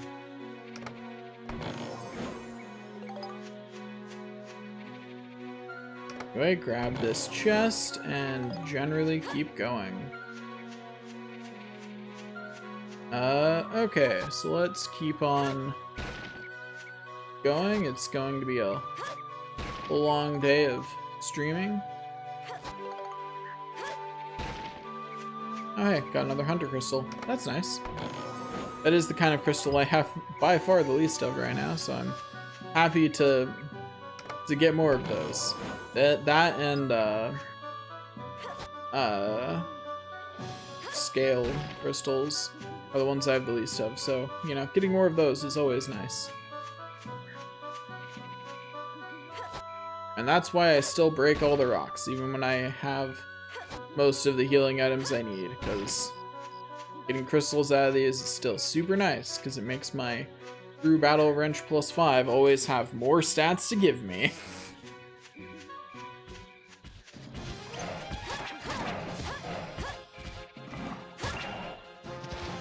Yeah, that's right. Get destroyed.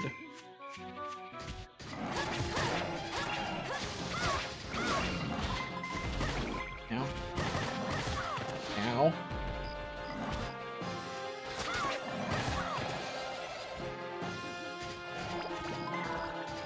Some of that XP disappeared before I could get back over to it. That's saddening.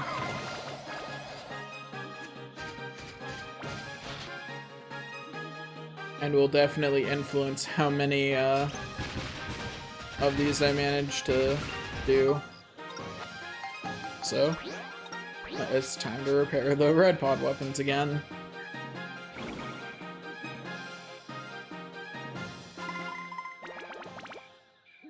Okay.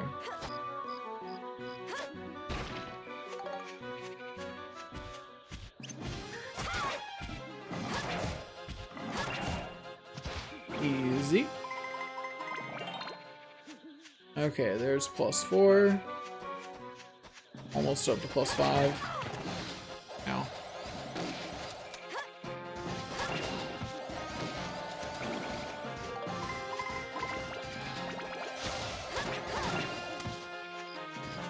Okay, everything's fine.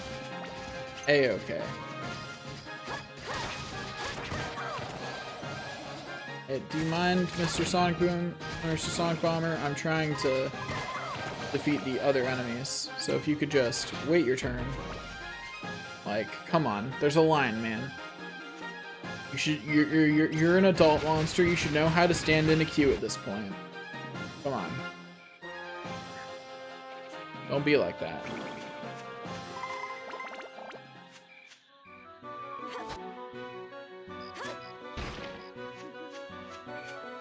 Okay. There we go.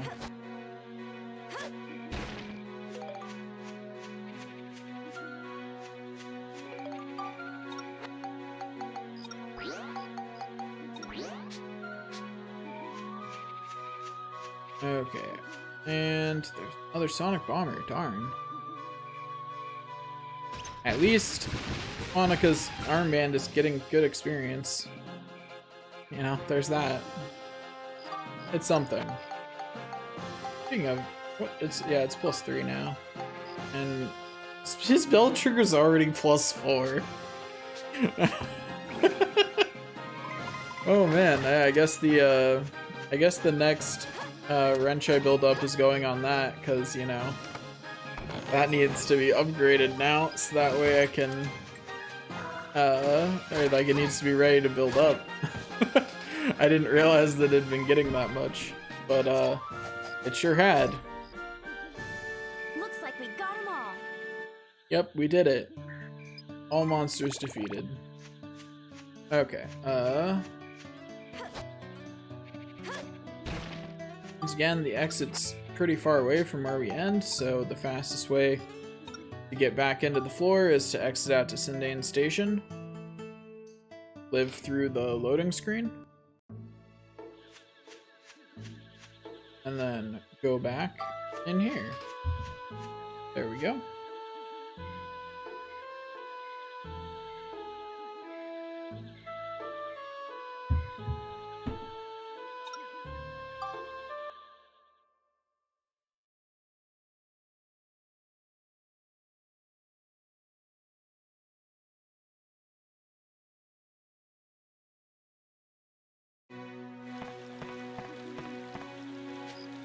Okay. Let's go over this way. We did it.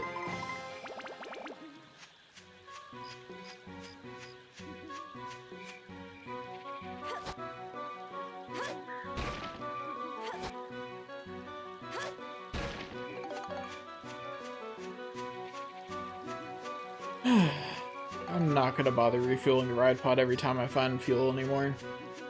It's a little too common.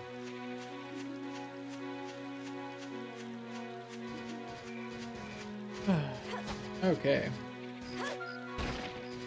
I at least want to finish chapter 2 today. I'm not sure how much longer I'll stream after that, but I am at minimum finishing chapter 2. At least. I am really wanting it to be done. Also, the ride pod definitely picked up some XP there. Whoops. If I have to do it one more time, that's what I'm blaming it on.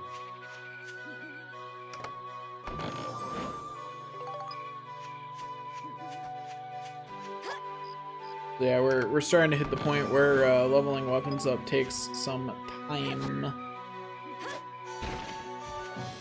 But, you know, I expected that to start coming up.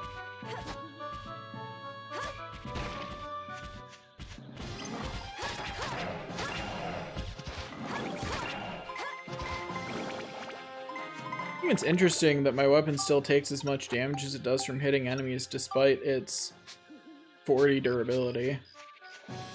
Like its durability is pretty high at this point. Actually, I think it's maxed out. For this weapon. Yeah, it's interesting that it still takes so much damage from every enemy. Easy. Okay, there we go. I'm gonna interact with this wonderful treasure chest and not have any room for that bomb, so you know. That's unfortunate. See that, stupid gump. Now you are defeated. I did it.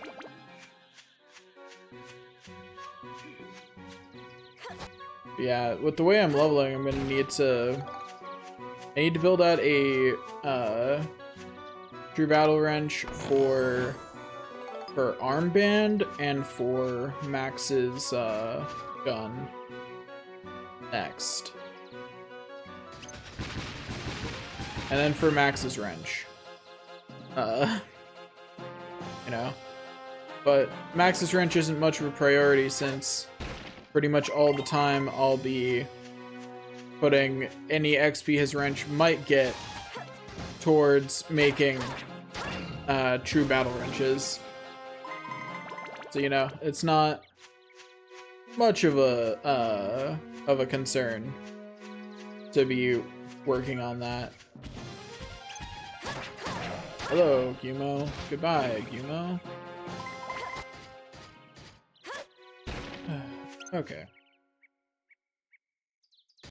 I will say, I think part of, like, the sound design in this game is amazing. And that's something I say because so many games, especially recently, have lackluster sound design. Like, it's not like it's bad, it's just not amazing. And man, if you want me to play your game for long periods of time, I need the audio to be good. Like, everything else I could probably live without. But if the audio isn't good, I'm gonna have a problem. Like, I need that audio to be good. Yeah, if the audio isn't good enough, I'm gonna have me a problem. Just on the basis of, like, just on the basis of not having enough, like, it's gonna annoy me over time. And if your game is long, then I'm gonna be spending a lot of time with it. So, it's gonna get old real fast. Whereas the sound design in this is really good, particularly the sound effects never overwhelm the music, but you can still clearly hear them. And that's a hard balance to find. A lot of games struggle with that balance. And it's really cool that this game just, you know, does it right. Just quietly does it right.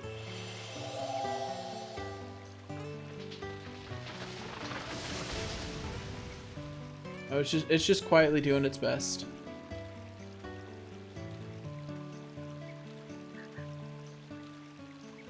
Okay. Let's do it again. This next time should definitely be the last time. Almost there. Oh. I don't even want to think of how many times I've run this floor. I don't even want to think about it. Because it's a depressing amount, I'm sure.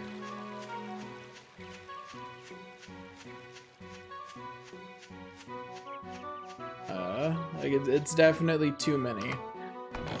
Too many times. That's how many times I've run this. Okay, there we go. Over this way. And hello, Hunter Fox.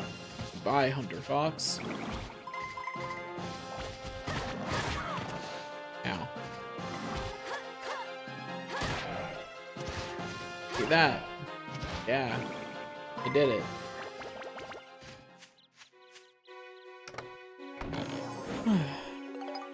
Okay.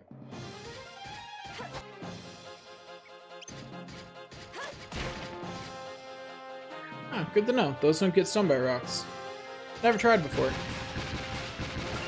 You know, I usually just switch to the ride pod immediately. The camera was very confused there. Wasn't sure what I wanted from it. It was just doing its best.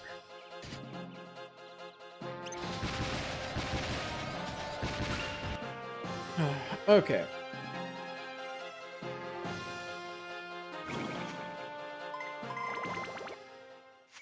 There we go. Now I go over here. I open up yet another treasure chest. And then I go down this way.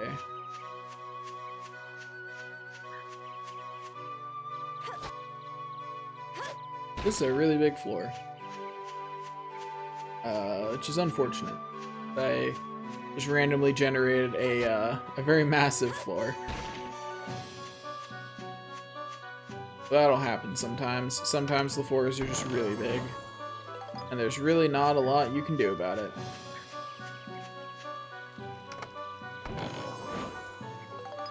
Yay, more repair powder. Always nice to get more repair powder. Because the more repair powder I have, the less I need in the future. Okay, switch to max. Switch to the ride pod and defeat the Sonic Bomber.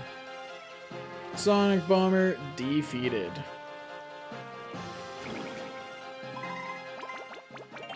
Okay, there we go. The Cliff Knife is now high enough level. I can now build it up into the chopper, which should be a high enough weapon for me to not have any problems. Anyway, let me make sure of which one of these I should be building it up into. So the chopper wants to build up into the Chora, right? Yeah, to the Chora. And the Chora's base stats are high in Cyclone, Beast, and Scale, so that's the set I need to worry about. It'll be mostly Scale that I need to worry about here. Yeah, so I might level up something other than a wrench. Like, what are the max stats for Gladius? That might be a better choice for leveling. So if I level a Gladius, then I can focus a lot more on raising specifically Scale. I don't know. We'll see. Actually, better question. What are the max stats for a chopper? 60 all. So I will definitely be doing that, or because I will otherwise lose stats. Because it'll max out first.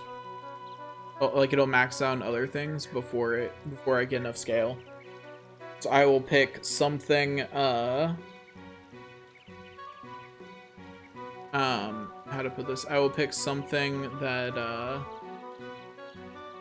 I'll pick something that will allow me to increase specifically scale more. So that is, never mind. I'm dumb. I'll just break down the kitchen knife into it. Because the kitchen knife, if I can get it up to +5, will give it more than enough scale. I'll get the chopper up to +5, since I'll need to do that anyway. And then I will break down the kitchen knife into it, which will give it more than enough of everything it needs. Okay, so that's the plan for Monika's weaponry. Now I need to build up a thing for the bell trigger, which means I need to figure out what I'm... Oops, don't switch all the way to Monika. Switch to Max. That's who I want to switch to, because I want to be leveling up that wrench she has equipped.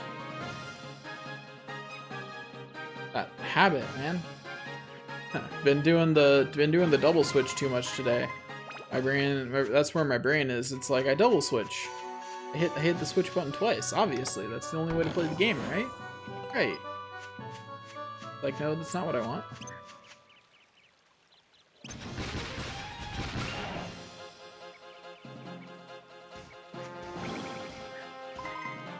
Anyway, but the rest of the leveling I will do as I progress the game. You know, I'll just be keeping track of what leveling I should be doing. Just gotta keep track of which stats I need to be increasing and which ones I don't need to worry about.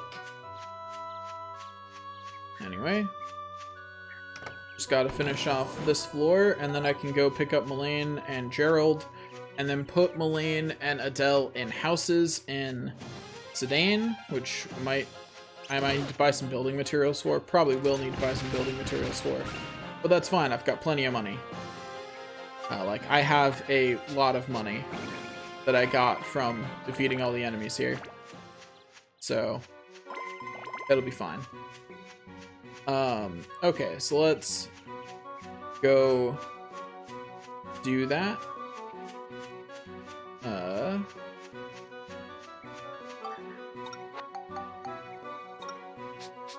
up to Battle Wrench +1 already.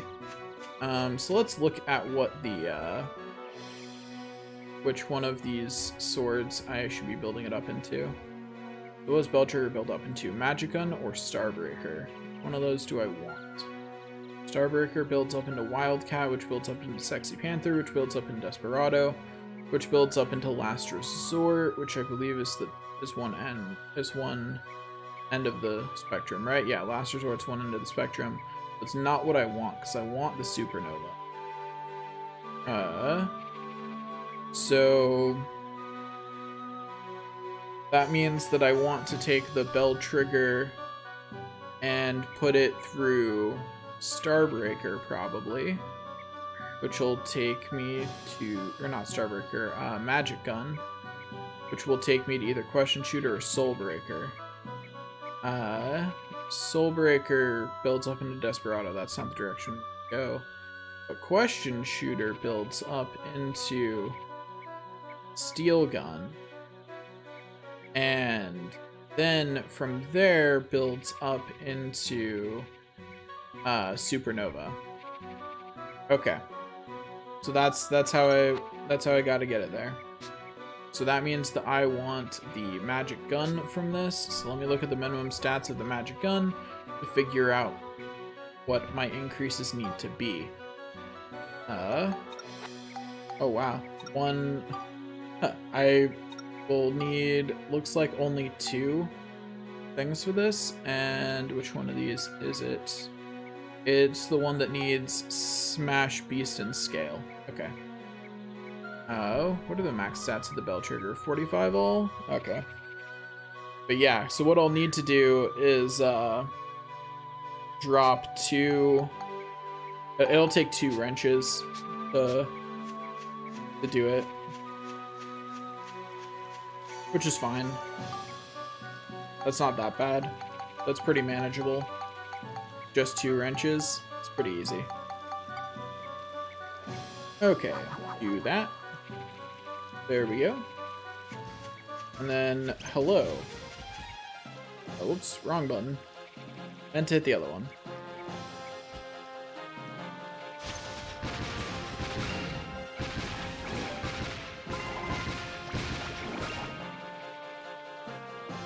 Okay, and it's totally okay for me to collect some XP on the ride pod at this point, because I'm going to want to anyway to get the roller skates without having to bother inventing them. Because that's definitely the speed at which I would like to have the roller skates, is the speed at which I can buy them rather than invent them. So you can invent them in the same chapter, but I think you need something from later in the chapter to do it. So, you know, better to do that early. Okay, use the fairy saw. There we go.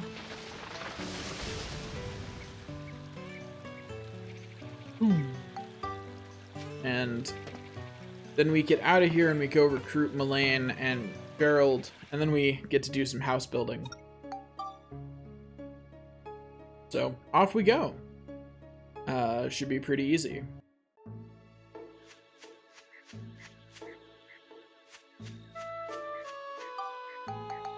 Okay, let's move over to Palm Brinks and go and build some more stuff.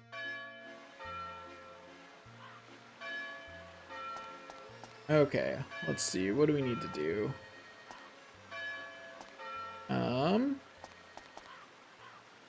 We need to go talk to Melaine first. And in order to recruit her, we have to talk to her as Monica, with the upgraded weapon equipped. Be my friend. That's a pretty impressive sword. Yeah, it is. If I was an amateur, it's dangerous for me too. But I guess I needn't worry about that with you. Alright, let's go fight together. Cool. Thanks. While I'm here, give me a few more wrenches.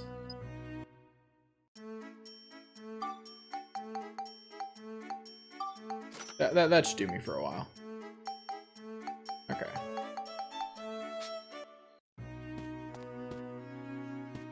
You know, just 5 more wrenches just to be sure that I'm not gonna run out anytime soon. Okay, let's continue our insane journey.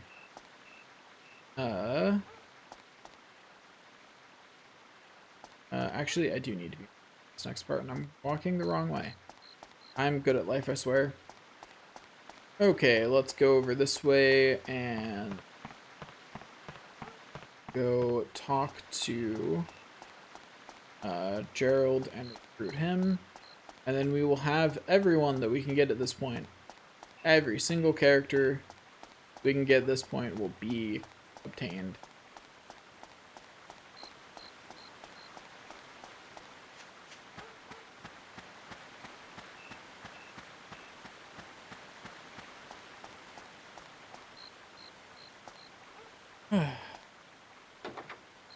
Okay. Gerald studies down here.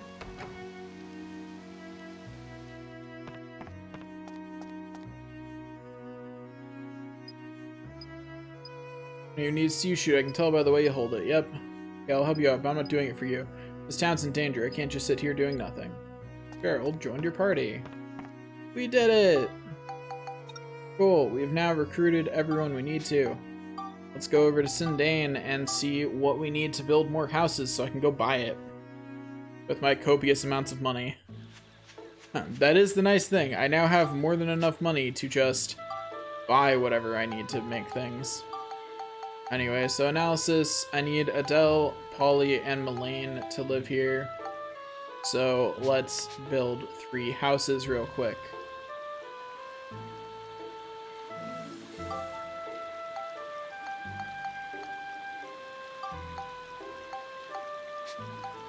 Okay, let's make some houses.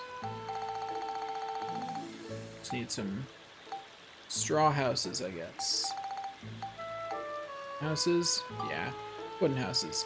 So in order to make wooden houses, I need 20 rolling logs per, a sturdy cloth, and I have enough glass material and sugar cane. So that means I need 59 rolling logs and 3 sturdy cloths. Okay.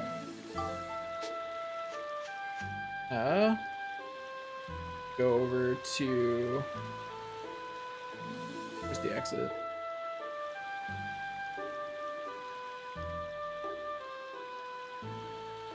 Yeah, there it is. Okay. Gotta go over to the train and go purchase some stuff.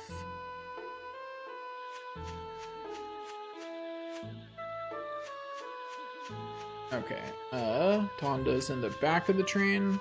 I think Tonda's his name. Sounds right. I could always be wrong, though. I would not be surprised if I managed to be incorrect. I've always been talented at being incorrect. Konda is his name. Yep, see, I was wrong. Look at that. Anyway, so 59 rolling logs, which is a little bit of a dent in my money, but not much of one. Anyway, then 3 sturdy claws, and there we go. Did it. Now I just need to go build 3 houses and select people to live in them.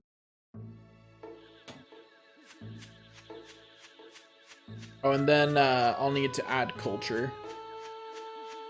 But that's not too hard, I don't think. I don't remember it being hard, at least. We'll see how easy or hard it actually is.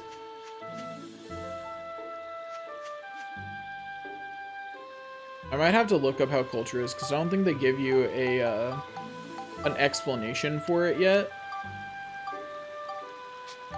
Because you can make it with just the culture from the buildings, I believe.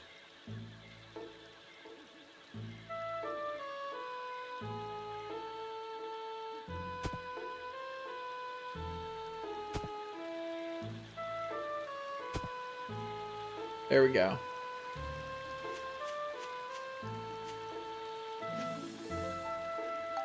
Move people in. Move Adele in.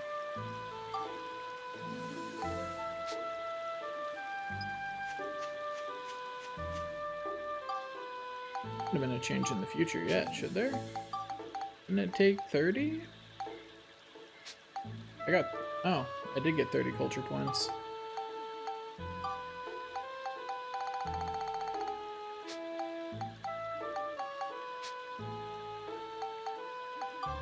How much does each house give? 5, huh? Okay.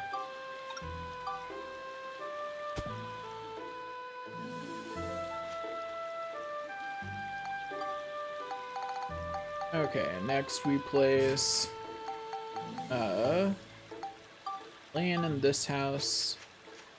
Then we place or not enter house. That's not what I meant to do. No. Let me leave.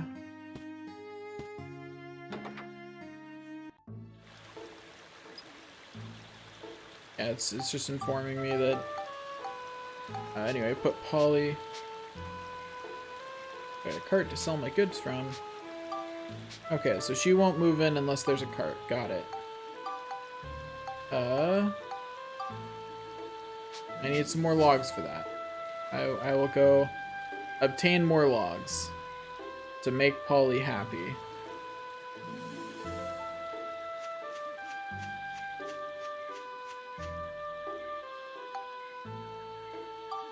Okay, off to Sindan Station I go to make Polly happy.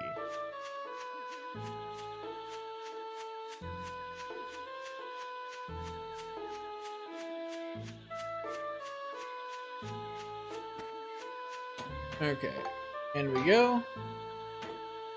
We go inside.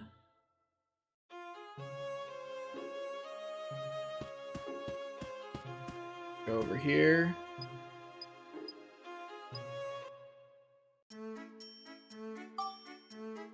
And you know what? We're just gonna buy some extra logs, you know? Like, I'm fairly confident I'll use them. I'll just buy 1,000 gilda worth. I'm confident I'll use logs eventually, you know? Like, they'll come up. They'll come up in making things. I'm gonna be confident in that. And just move forward with that assertion.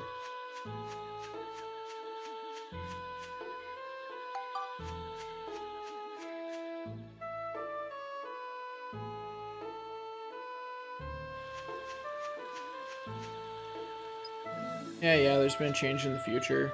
I know. There's been a few changes in the future, actually, but, you know. No need to worry about those others.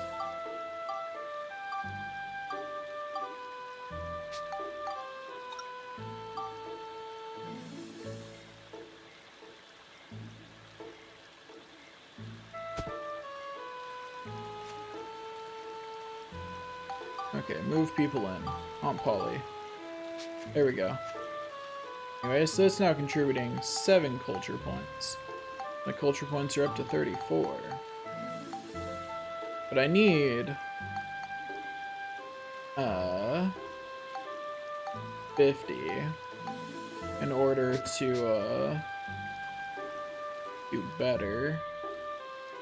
How do I get 50?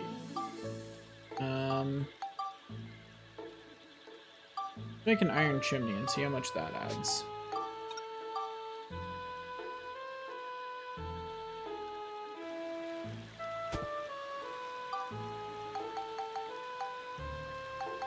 Okay, that adds 4.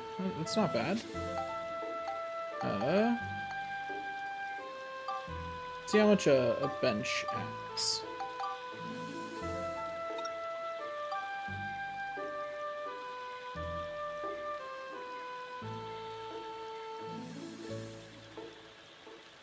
Got a nice little bench alongside the house. That adds a nice little 2. Okay. Well, what about pots? I got plenty of sticky clay.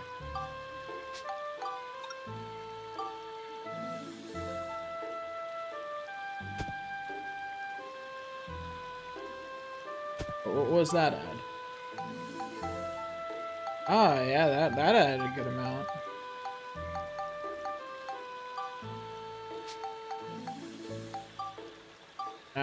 Now we make a nice little wooden gate, and we'll put it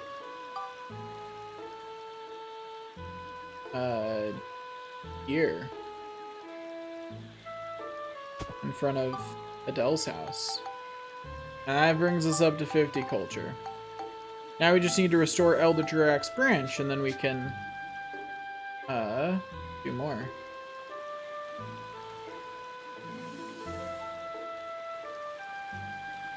Yeah, there's been a change in the future. There's been a few, yeah. I do not disagree, game. Okay, so let me open up my thing here. Okay.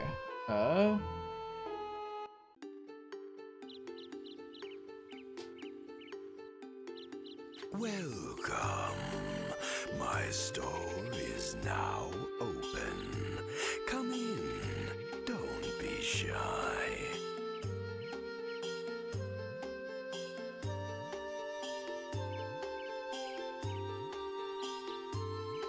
We have some rare monster transforming badges in for the grand opening.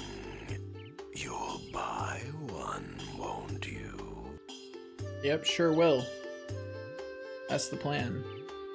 Anyways, yeah, we got 2 of the shops open. Anyway, so that gives me a garnet, which is a real nice thing to have. I'm trying to remember what exactly garnets give in this game. Here, let me sort.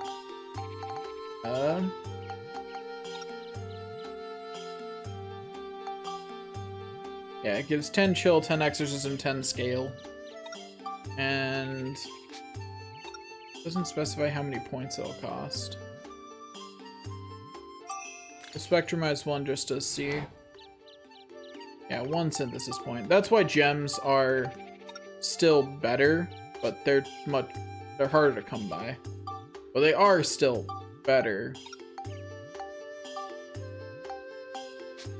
Anyway, so this gives chill, exorcism, and scale. But what this needs is Cyclone Beast scale, I think. Yeah, because it was the top one. Did.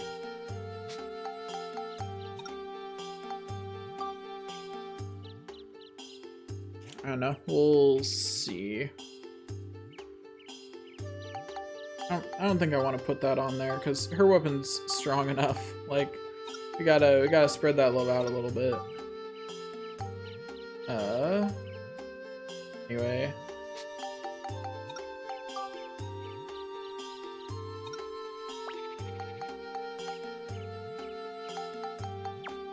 We'll just keep the garnet in our inventory for right now. Anyway, hello. Let's get a monster transformation badge real quick. And also, yeah, you now have more access to the clothes. And you can buy dark coins and indestructible coins for Donnie here. Okay, so right now we're just gonna grab the Mar badge and we're gonna ignore the rest of the stuff that we can do with that. And real quick, we're going to sell all of the weapons we're not gonna break down. We're not gonna spectrumize. So all of these.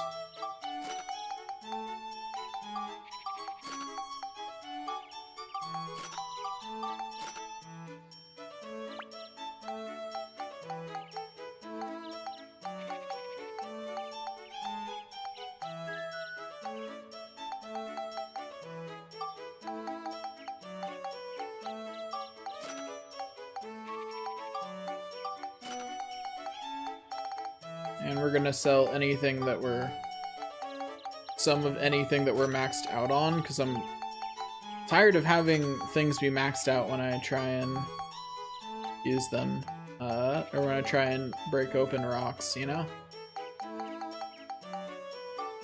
I sell the Martin Grind too. Okay. We can now.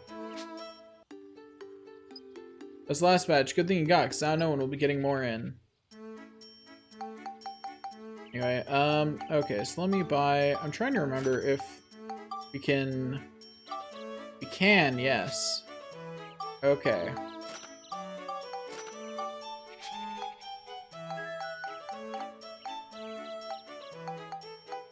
I'm not certain of how that works, which means that I want to make sure that I get all the ones I want now, because I'm a little worried that when I close the menu, those will disappear, because they're here for a specific reason. They're here so you can manage, so you can do Donnie's quest. That's why they're here, which means that I need, I believe, 5 of them. Actually, can I?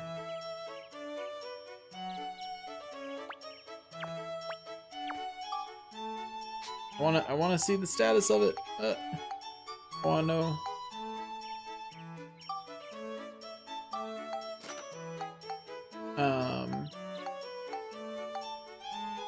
I can buy that again with XP if I need to.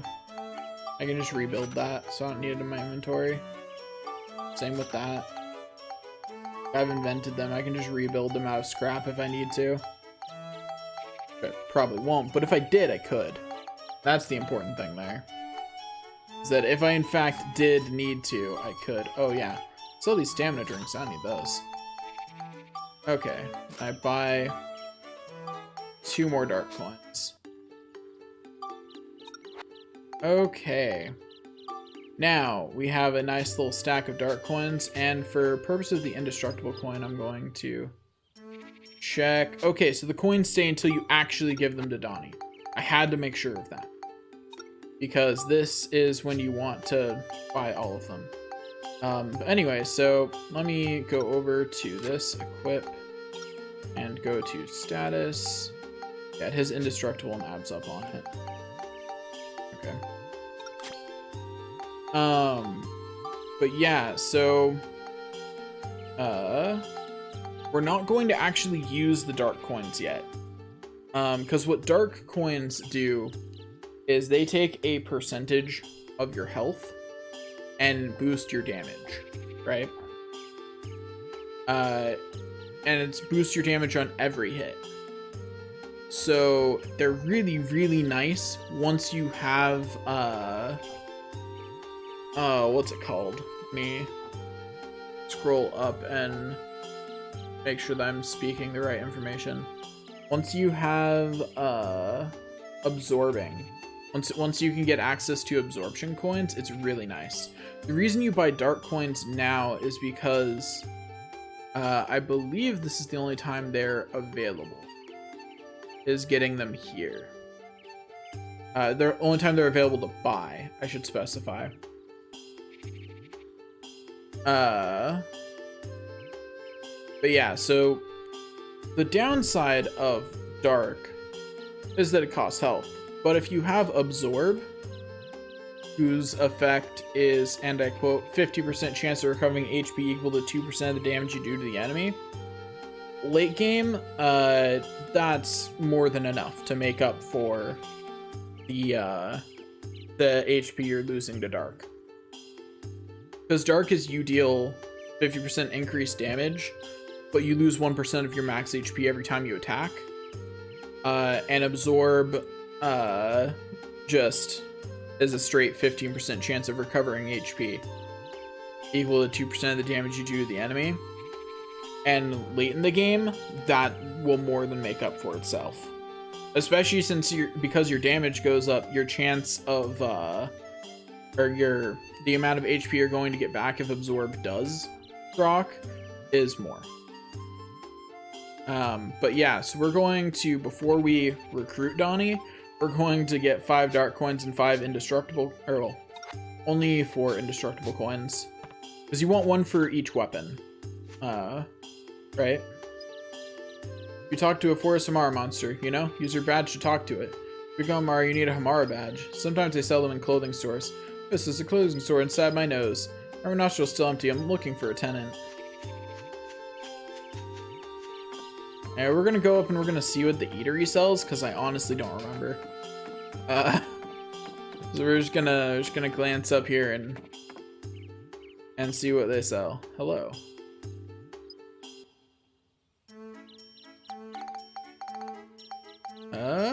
Okay. You can also buy some fish bait here. That's good. Including poison apples, which means that whenever I want to, I can now fish as many Marngarians as I want to, which is actually a good way to make money. And FP. It's a good source of money and FP, which is nice.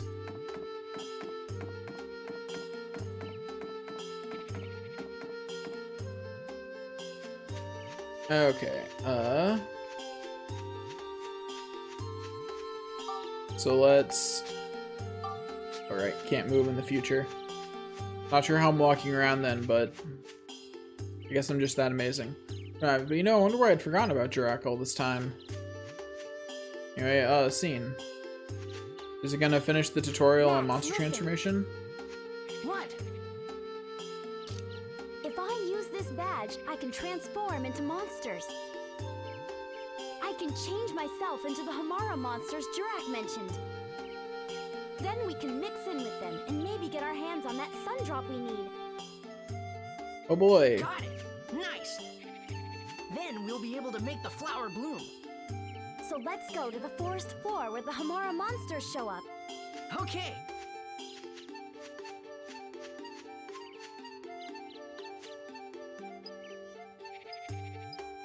Pretty nifty out you got there, if I do say so myself. Oh, thanks. It's really not that amazing. Pretty standard. You can start with it, so not that nice. I've now been pinged 3 times for something on a server on a contest that I'm not even a part of. And I'm like, you don't need to everyone 3 times, guys. Come on. That's excessive. Please stop. You know, don't at everyone if you don't need to. That's how you should live life. You only at everyone if you need to do it. Don't do it constantly. You don't need to be like that. Anyway, okay, let's go this way. And we're going to go out to Sindane Station. And go save. So there's a save point right here. And we're going to go talk to some Hamara monsters. And then finally, we will be able to go and advance to the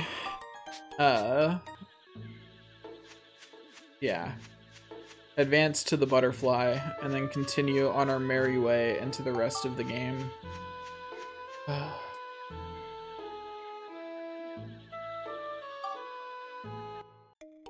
Doing? I just saved. Anyway, so there's Hamaras at the beginning, but were there more Hamaras elsewhere?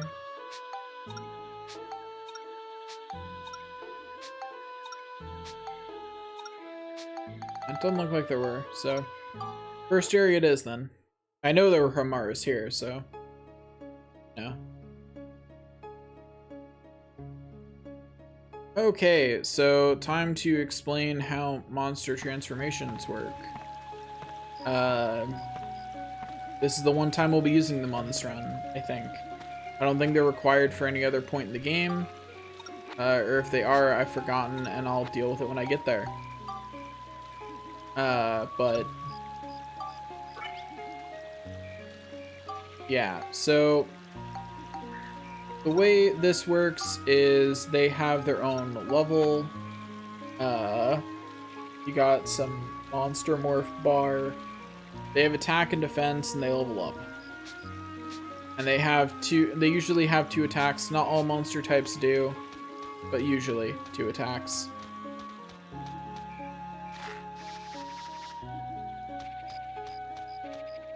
And monsters of the same type can talk to each other. Also, can we all just acknowledge that... Sun drops lately. Got so many they're coming out my ears. Take some from me, would ya? Here. Anyway, yeah, thanks for the sun drop. I was talking to humans. Everyone knows humans can't talk.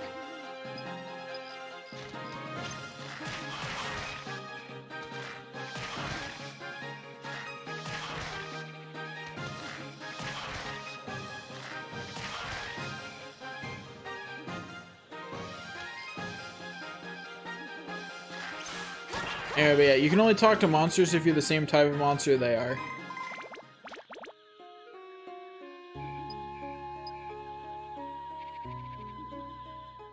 Can we all just acknowledge that they put a lot of text into this system that you can go through most of the game without ever using, and I just think that's really funny.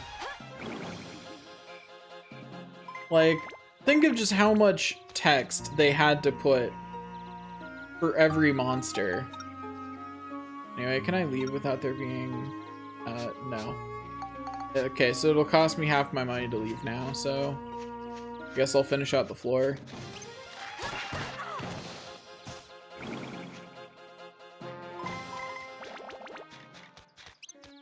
Might as well put some XP towards leveling up. I don't remember there being any, like... I remember leveling feeling largely pointless on monsters. I honestly don't remember too much of how the system works because I largely ignored it. I found leveling it obnoxious, and so I largely ignored it. That's about what I remember of it. So I'm not gonna worry about it until I'm working on leveling up.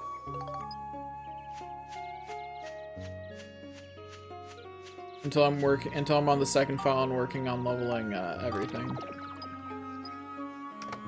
Yeah, Monica got a little poison, she'll be fine. We found something worth 200 money in there though, so worth.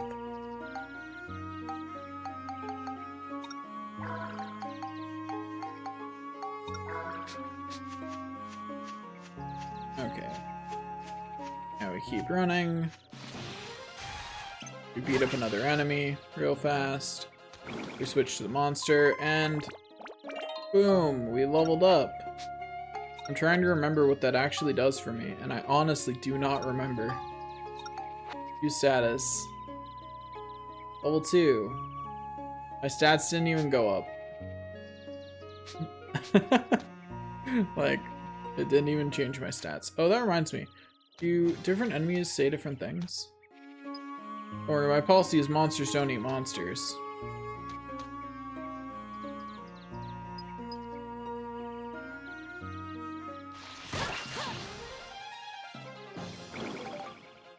But yeah, I do think it's really cool that they just have this whole it's like I was talking about earlier with Lusus Naturae.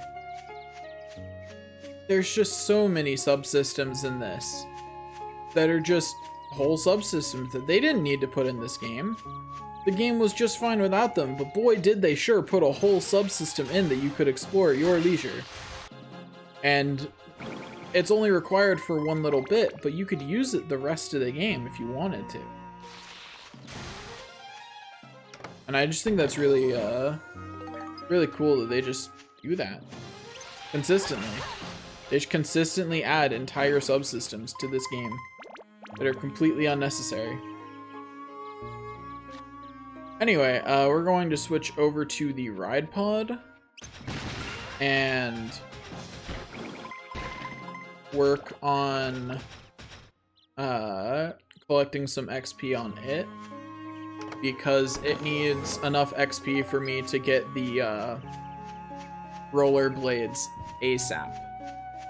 Speaking of, how much XP do I need for that?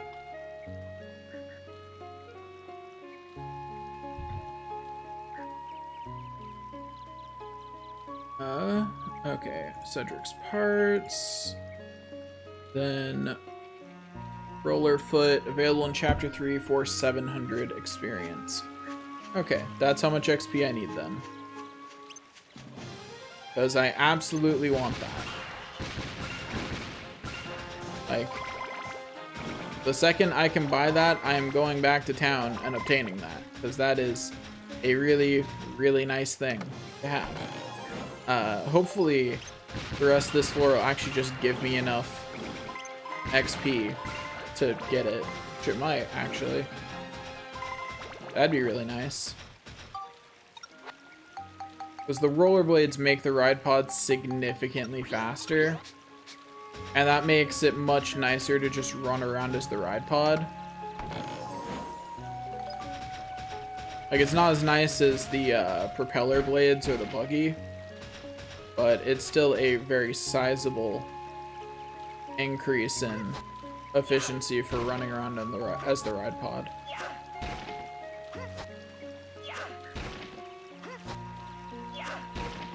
Okay, there we go. Now let's go back this way and grab a treasure chest. Try forcing it. That's unfortunate. Oh well. Always a 1 in 3 chance that blows up in your face when you do that.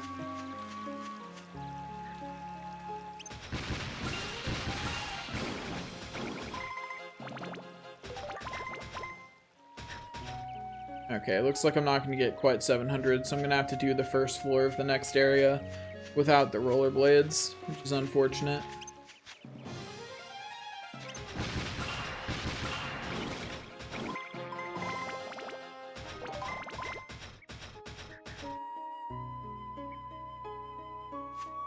Hopefully, I don't think the butterfly summons any enemies that drop experience, but if it does, I'm going to give them to the ride pod.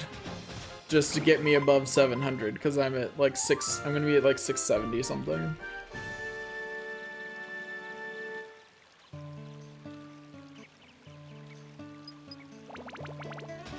Yeah, 670. Exactly.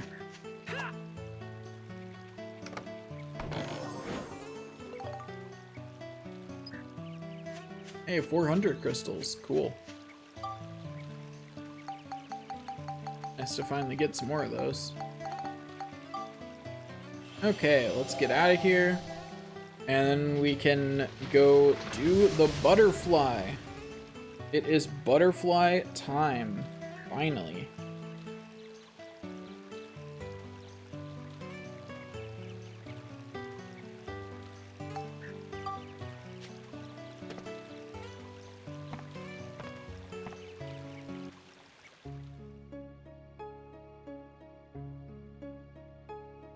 Okay, that took much longer than I thought it was going to, but at least Monica's got an absolutely busted weapon for a while, and all that. Yeah, I can convince myself that time was worth it. If I try hard enough, I can do it. If I really try. Anyway, yeah, let's go over here. Anyway, so we press the button. I believe the first thing we add is the seed.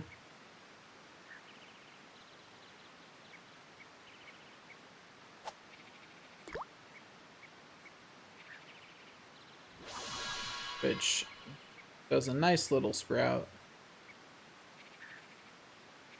Also, that reminds me, I should make sure to... Did I take a picture of it yet? No, okay. It must need to bloom first. Let me find the sun drop in my inventory. There it is. And now I use the sun drop and I bloom this flower. There we go. Also, thankfully, in this fight, we don't have to try and take a picture because I don't really care. because I'm only trying to get a cleared save file with medals, with all their outfits, so I don't have to care about the rest of it. So that's nice. I can leave that for next time. That's a big flower. Like, that is a big flower. It's huge. Yeah, I'm with Max on that It's one. a Is that still a Lucretia. flower, technically? Like, is it really still a flower? Yeah, there's a picture of the Lucretia stem. I need it for someone's request. I forget whose. What do you think these are? Are you gonna touch it? Ew, don't do that. It's fine, I'm sure.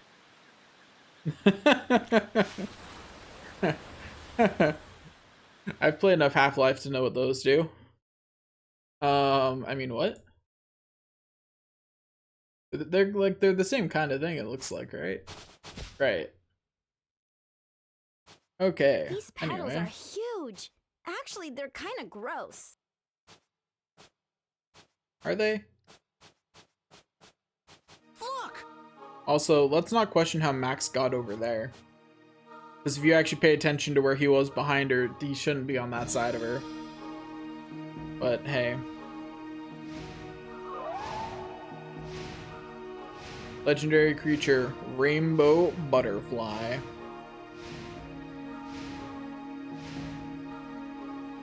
That's the rainbow butterfly.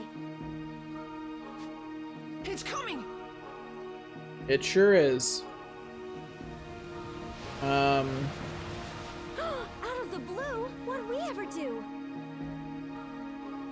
Do you think she rhymed on purpose there? Like, as a character. I mean, obviously the writer knew that rhymed. Whoever wrote that in English was aware.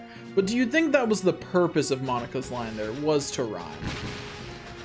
If I remember correctly, I draw it in by doing this, right? I try coming up with another course of action. Anyway, I can do this with just these, right? Yeah. Okay, I can just use my wrench. These are easy to put back in.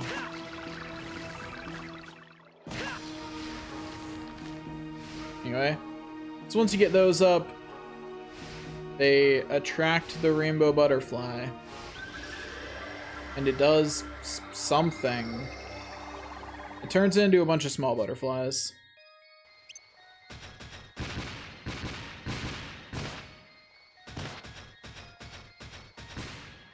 I forget what the puzzle is here.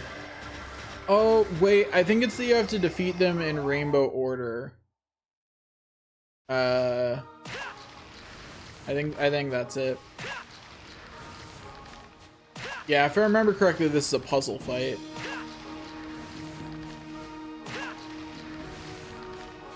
Anyway, let's confirm that that's what this is, in which case I should use Max's gun, because it's more predictable which enemy it's going to hit than the ride pod is. Ride pod's a little unpredictable with which enemy it's actually going to hit. Anyway, so let's see. Let's start with red, because I'm not sure which side of the rainbow I'm supposed to start on. Is that red or orange? I think that's red. If you don't sneak quickly, they'll escape.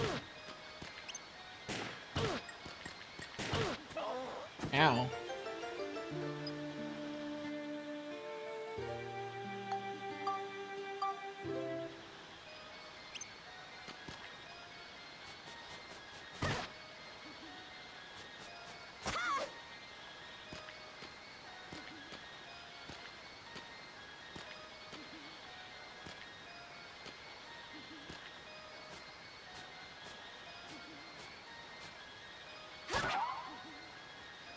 Okay, I got red, and the rest of the butterflies didn't get angry, so that must be where I'm supposed to start. Orange is next, then.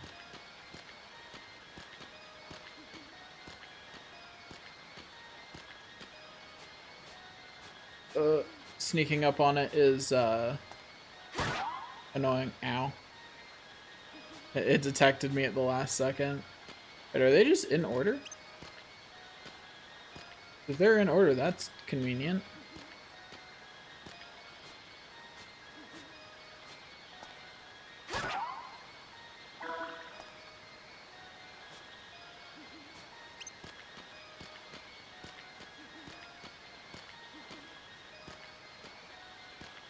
Easy peasy. Just sneak up on it, nice and slow. Ow.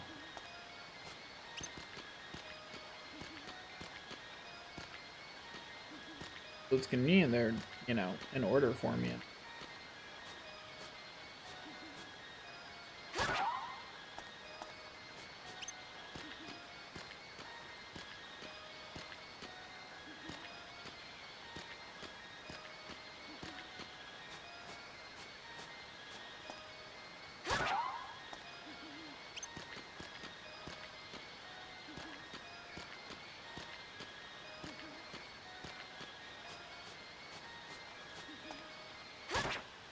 I did it. Did I do it? Is that it? Is there more? I don't remember.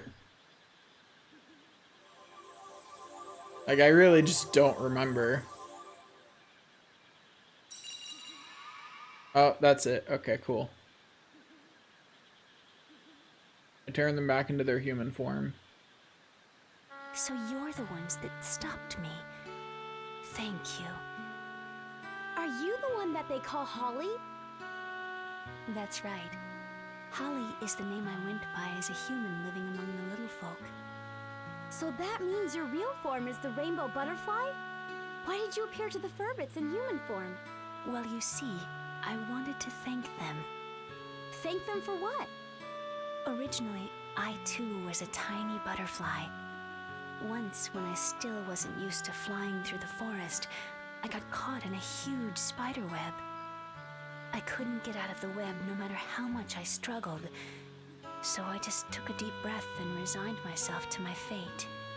Just at that moment, some Furbit folks came by and released me from the web. I was free. I flapped my wings with all my might and returned to the sky. They were waving Such as I nice flew Furbits. off. They had saved my life, you see, my 7 saviors. The years passed. I grew and matured as a rainbow butterfly. Brings tears As to a the monster eyes. too, I found myself with plenty of magic powers. I used my powers of transformation to assume human form and approach them. I had wanted to give them something as a sign of my gratitude. But while I was living among them, I realized that the time I spent with them was more precious than anything. The real present was the friends we made along Before the I way, knew or it, something I like found that. myself wanting to spend the rest of my life as a human. Then why'd you disappear? The Furbits really miss you. Oh, that. There was sort of, an accident. A great, dark force from somewhere began to affect me. I was a monster, after all. And so this force awakened the powers of my original self buried deep within. I came to realize that I could never suppress the dark stirrings in my heart. There was nothing I could do but quietly leave their company. I've been hiding out in these woods, doing all I can to gain control of myself again. But the dark force got the best of me, and I was just a mindless monster when I attacked you. So that's what happened, huh? I can't go back to my old friends anymore. Would you please give them this letter? Okay, I'll be sure to give it to them.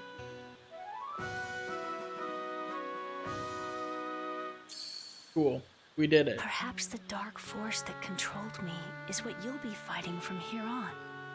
It's an incredibly fearsome power.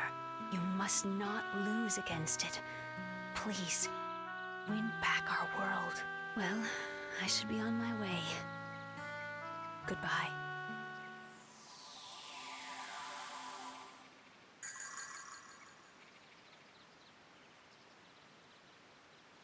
So, where'd she go, do you think? Let's try to get to Jurak. Okay.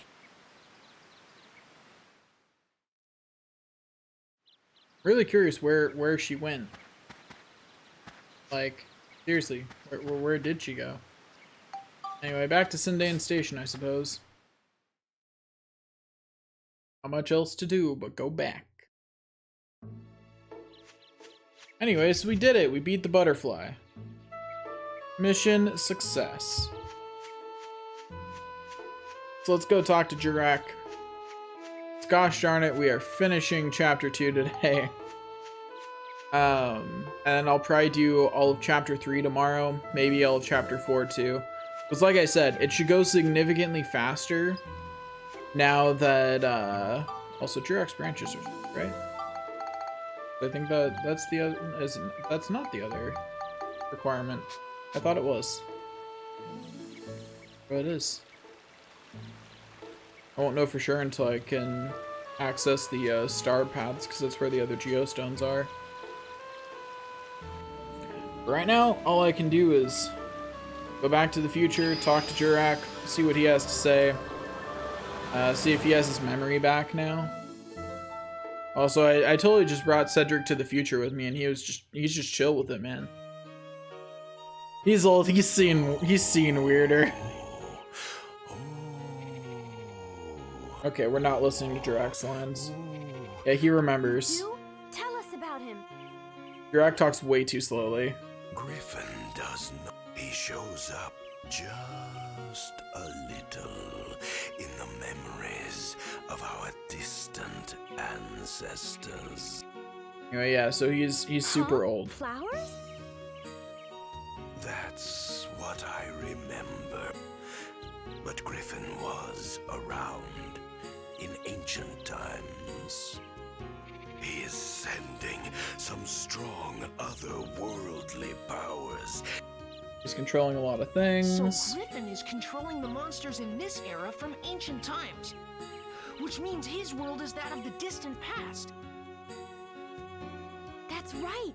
So Jurak, how far back in the past is Griffin?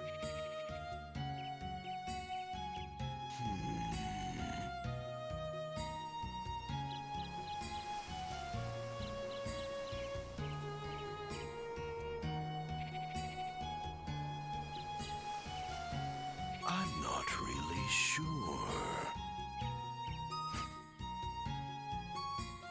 You might want to ask Crest for the details. Crest?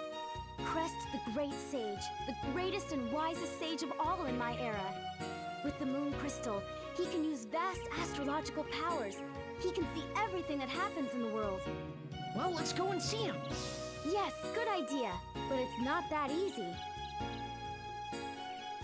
Huh? Crest's origin point has been erased too. That's not a problem. We have the Carpenterian, right? Let's just revive Crest's origin point as well. Yes, exactly. Crest's origin point is the holy ground of Balance Valley. What about Balance Valley actually makes it holy, though? I don't think they ever say, or at least I definitely don't remember. That's where all the sages will gather. So that's where Crest will be. Let's get going. Also, I really like the whole time travel thing. I just think their scale of how far you're supposed to be traveling is too small. So they make it like 100 years, and that's really not a lot of time for a lot of the things that they say happen. Like Jurak. Like, he's really big. Trees don't grow that fast. Hello, Anyway. everyone.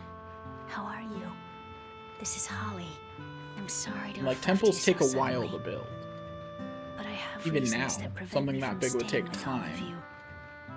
You might already have an idea of what those reasons are, but for me, the time we spent together was truly wonderful. Holly!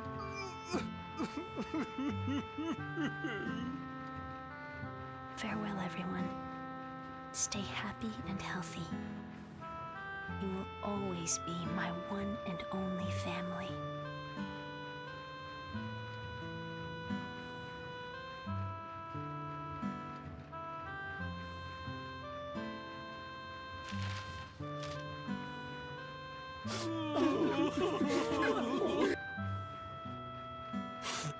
Holly, how could you?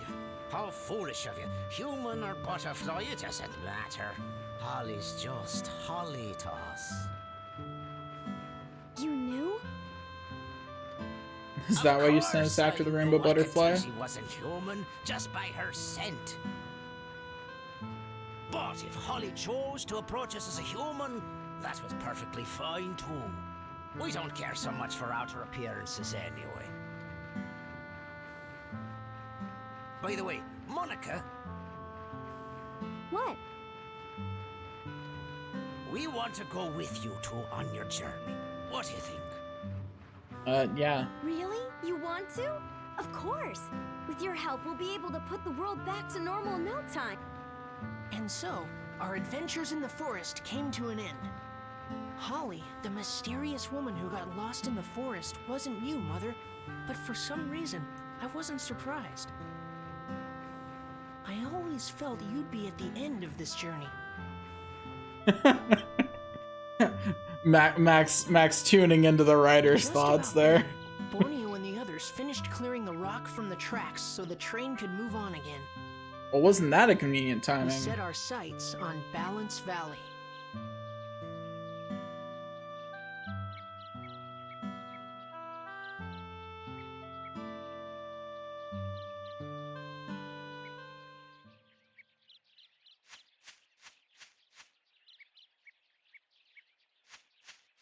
Okay. Let's go over this way. And can you talk to Cedric? Yeah, let's head over to Balance Valley. Let's officially start chapter 3, All right, let's move them out. and then that'll be good for today.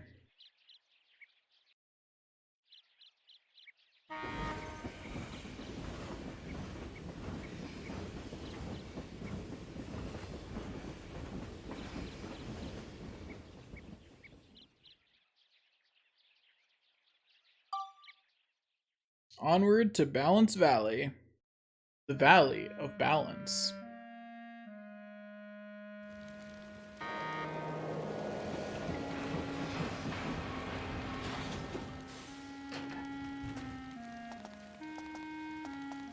Wow, they even have a station here. This is Balance Valley Station. By the look of things, this valley's been hit as well. Hey, Max! We'll take care of things at this end. You take as long as you need. Thanks, Borneo. Go get them, kids. Be careful out there. Okay, I gotcha. Also, so there's an interesting thing that they never really explain about the Atlamelia stones. So like Monica's can travel to the past and Max's can travel to the future, right?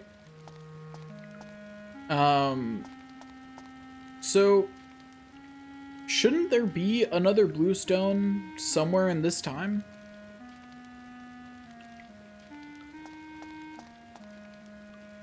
If you think about it, that wherever the blue Atlamelia was at this time, like it should exist somewhere, right?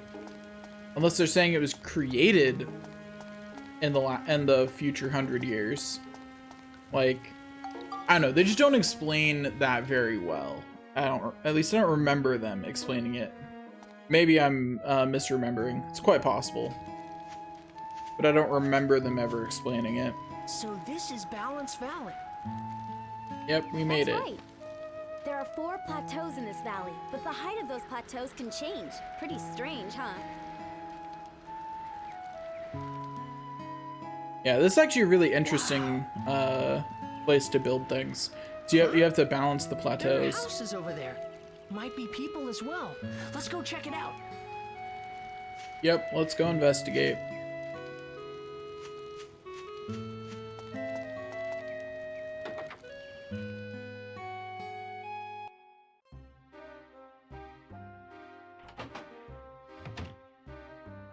An owl. Hello, Mr. Wise Owl. Who are you? What do you want? You can talk? Hold on, Mr. Owl. Just listen to us, please.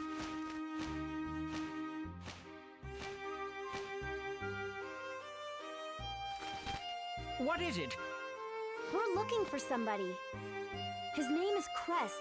Do you know him? Crest. So you've come to see Crest, have you? Yes, that's right. Al definitely knows what's up. Crest is dead. Dead? Oh no! So Griffin's henchmen got him too. Now what are we gonna do? And who's this? Lynn was Crest's apprentice. She's been bedridden with shock ever since his death. Unfortunately, it looks like her illness has taken a turn for the worse. It looks pretty bad. We need a house call from Dr. Dell. I like how she's like, yeah, it looks Dr. pretty Dell? bad. Like, He's the how head did you doctor know? in Palm Brinks, the best doctor around. But he looks like a duck, so don't be too surprised when you see him. You know a doctor? Yep, it looks like Lynn can't I be guess moved, after so most we'll of the get doc world to has come been out here. destroyed, a doctor is kinda rare. Monica, let's get back to Palm Brinks. Yeah, I guess we'd better. Please do hurry back. Right.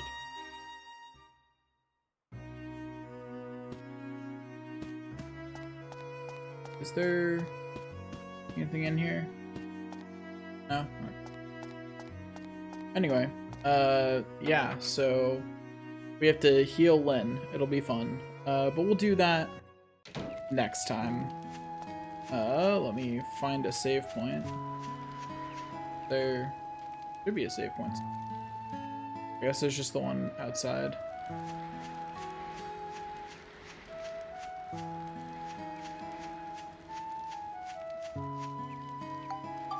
Yeah.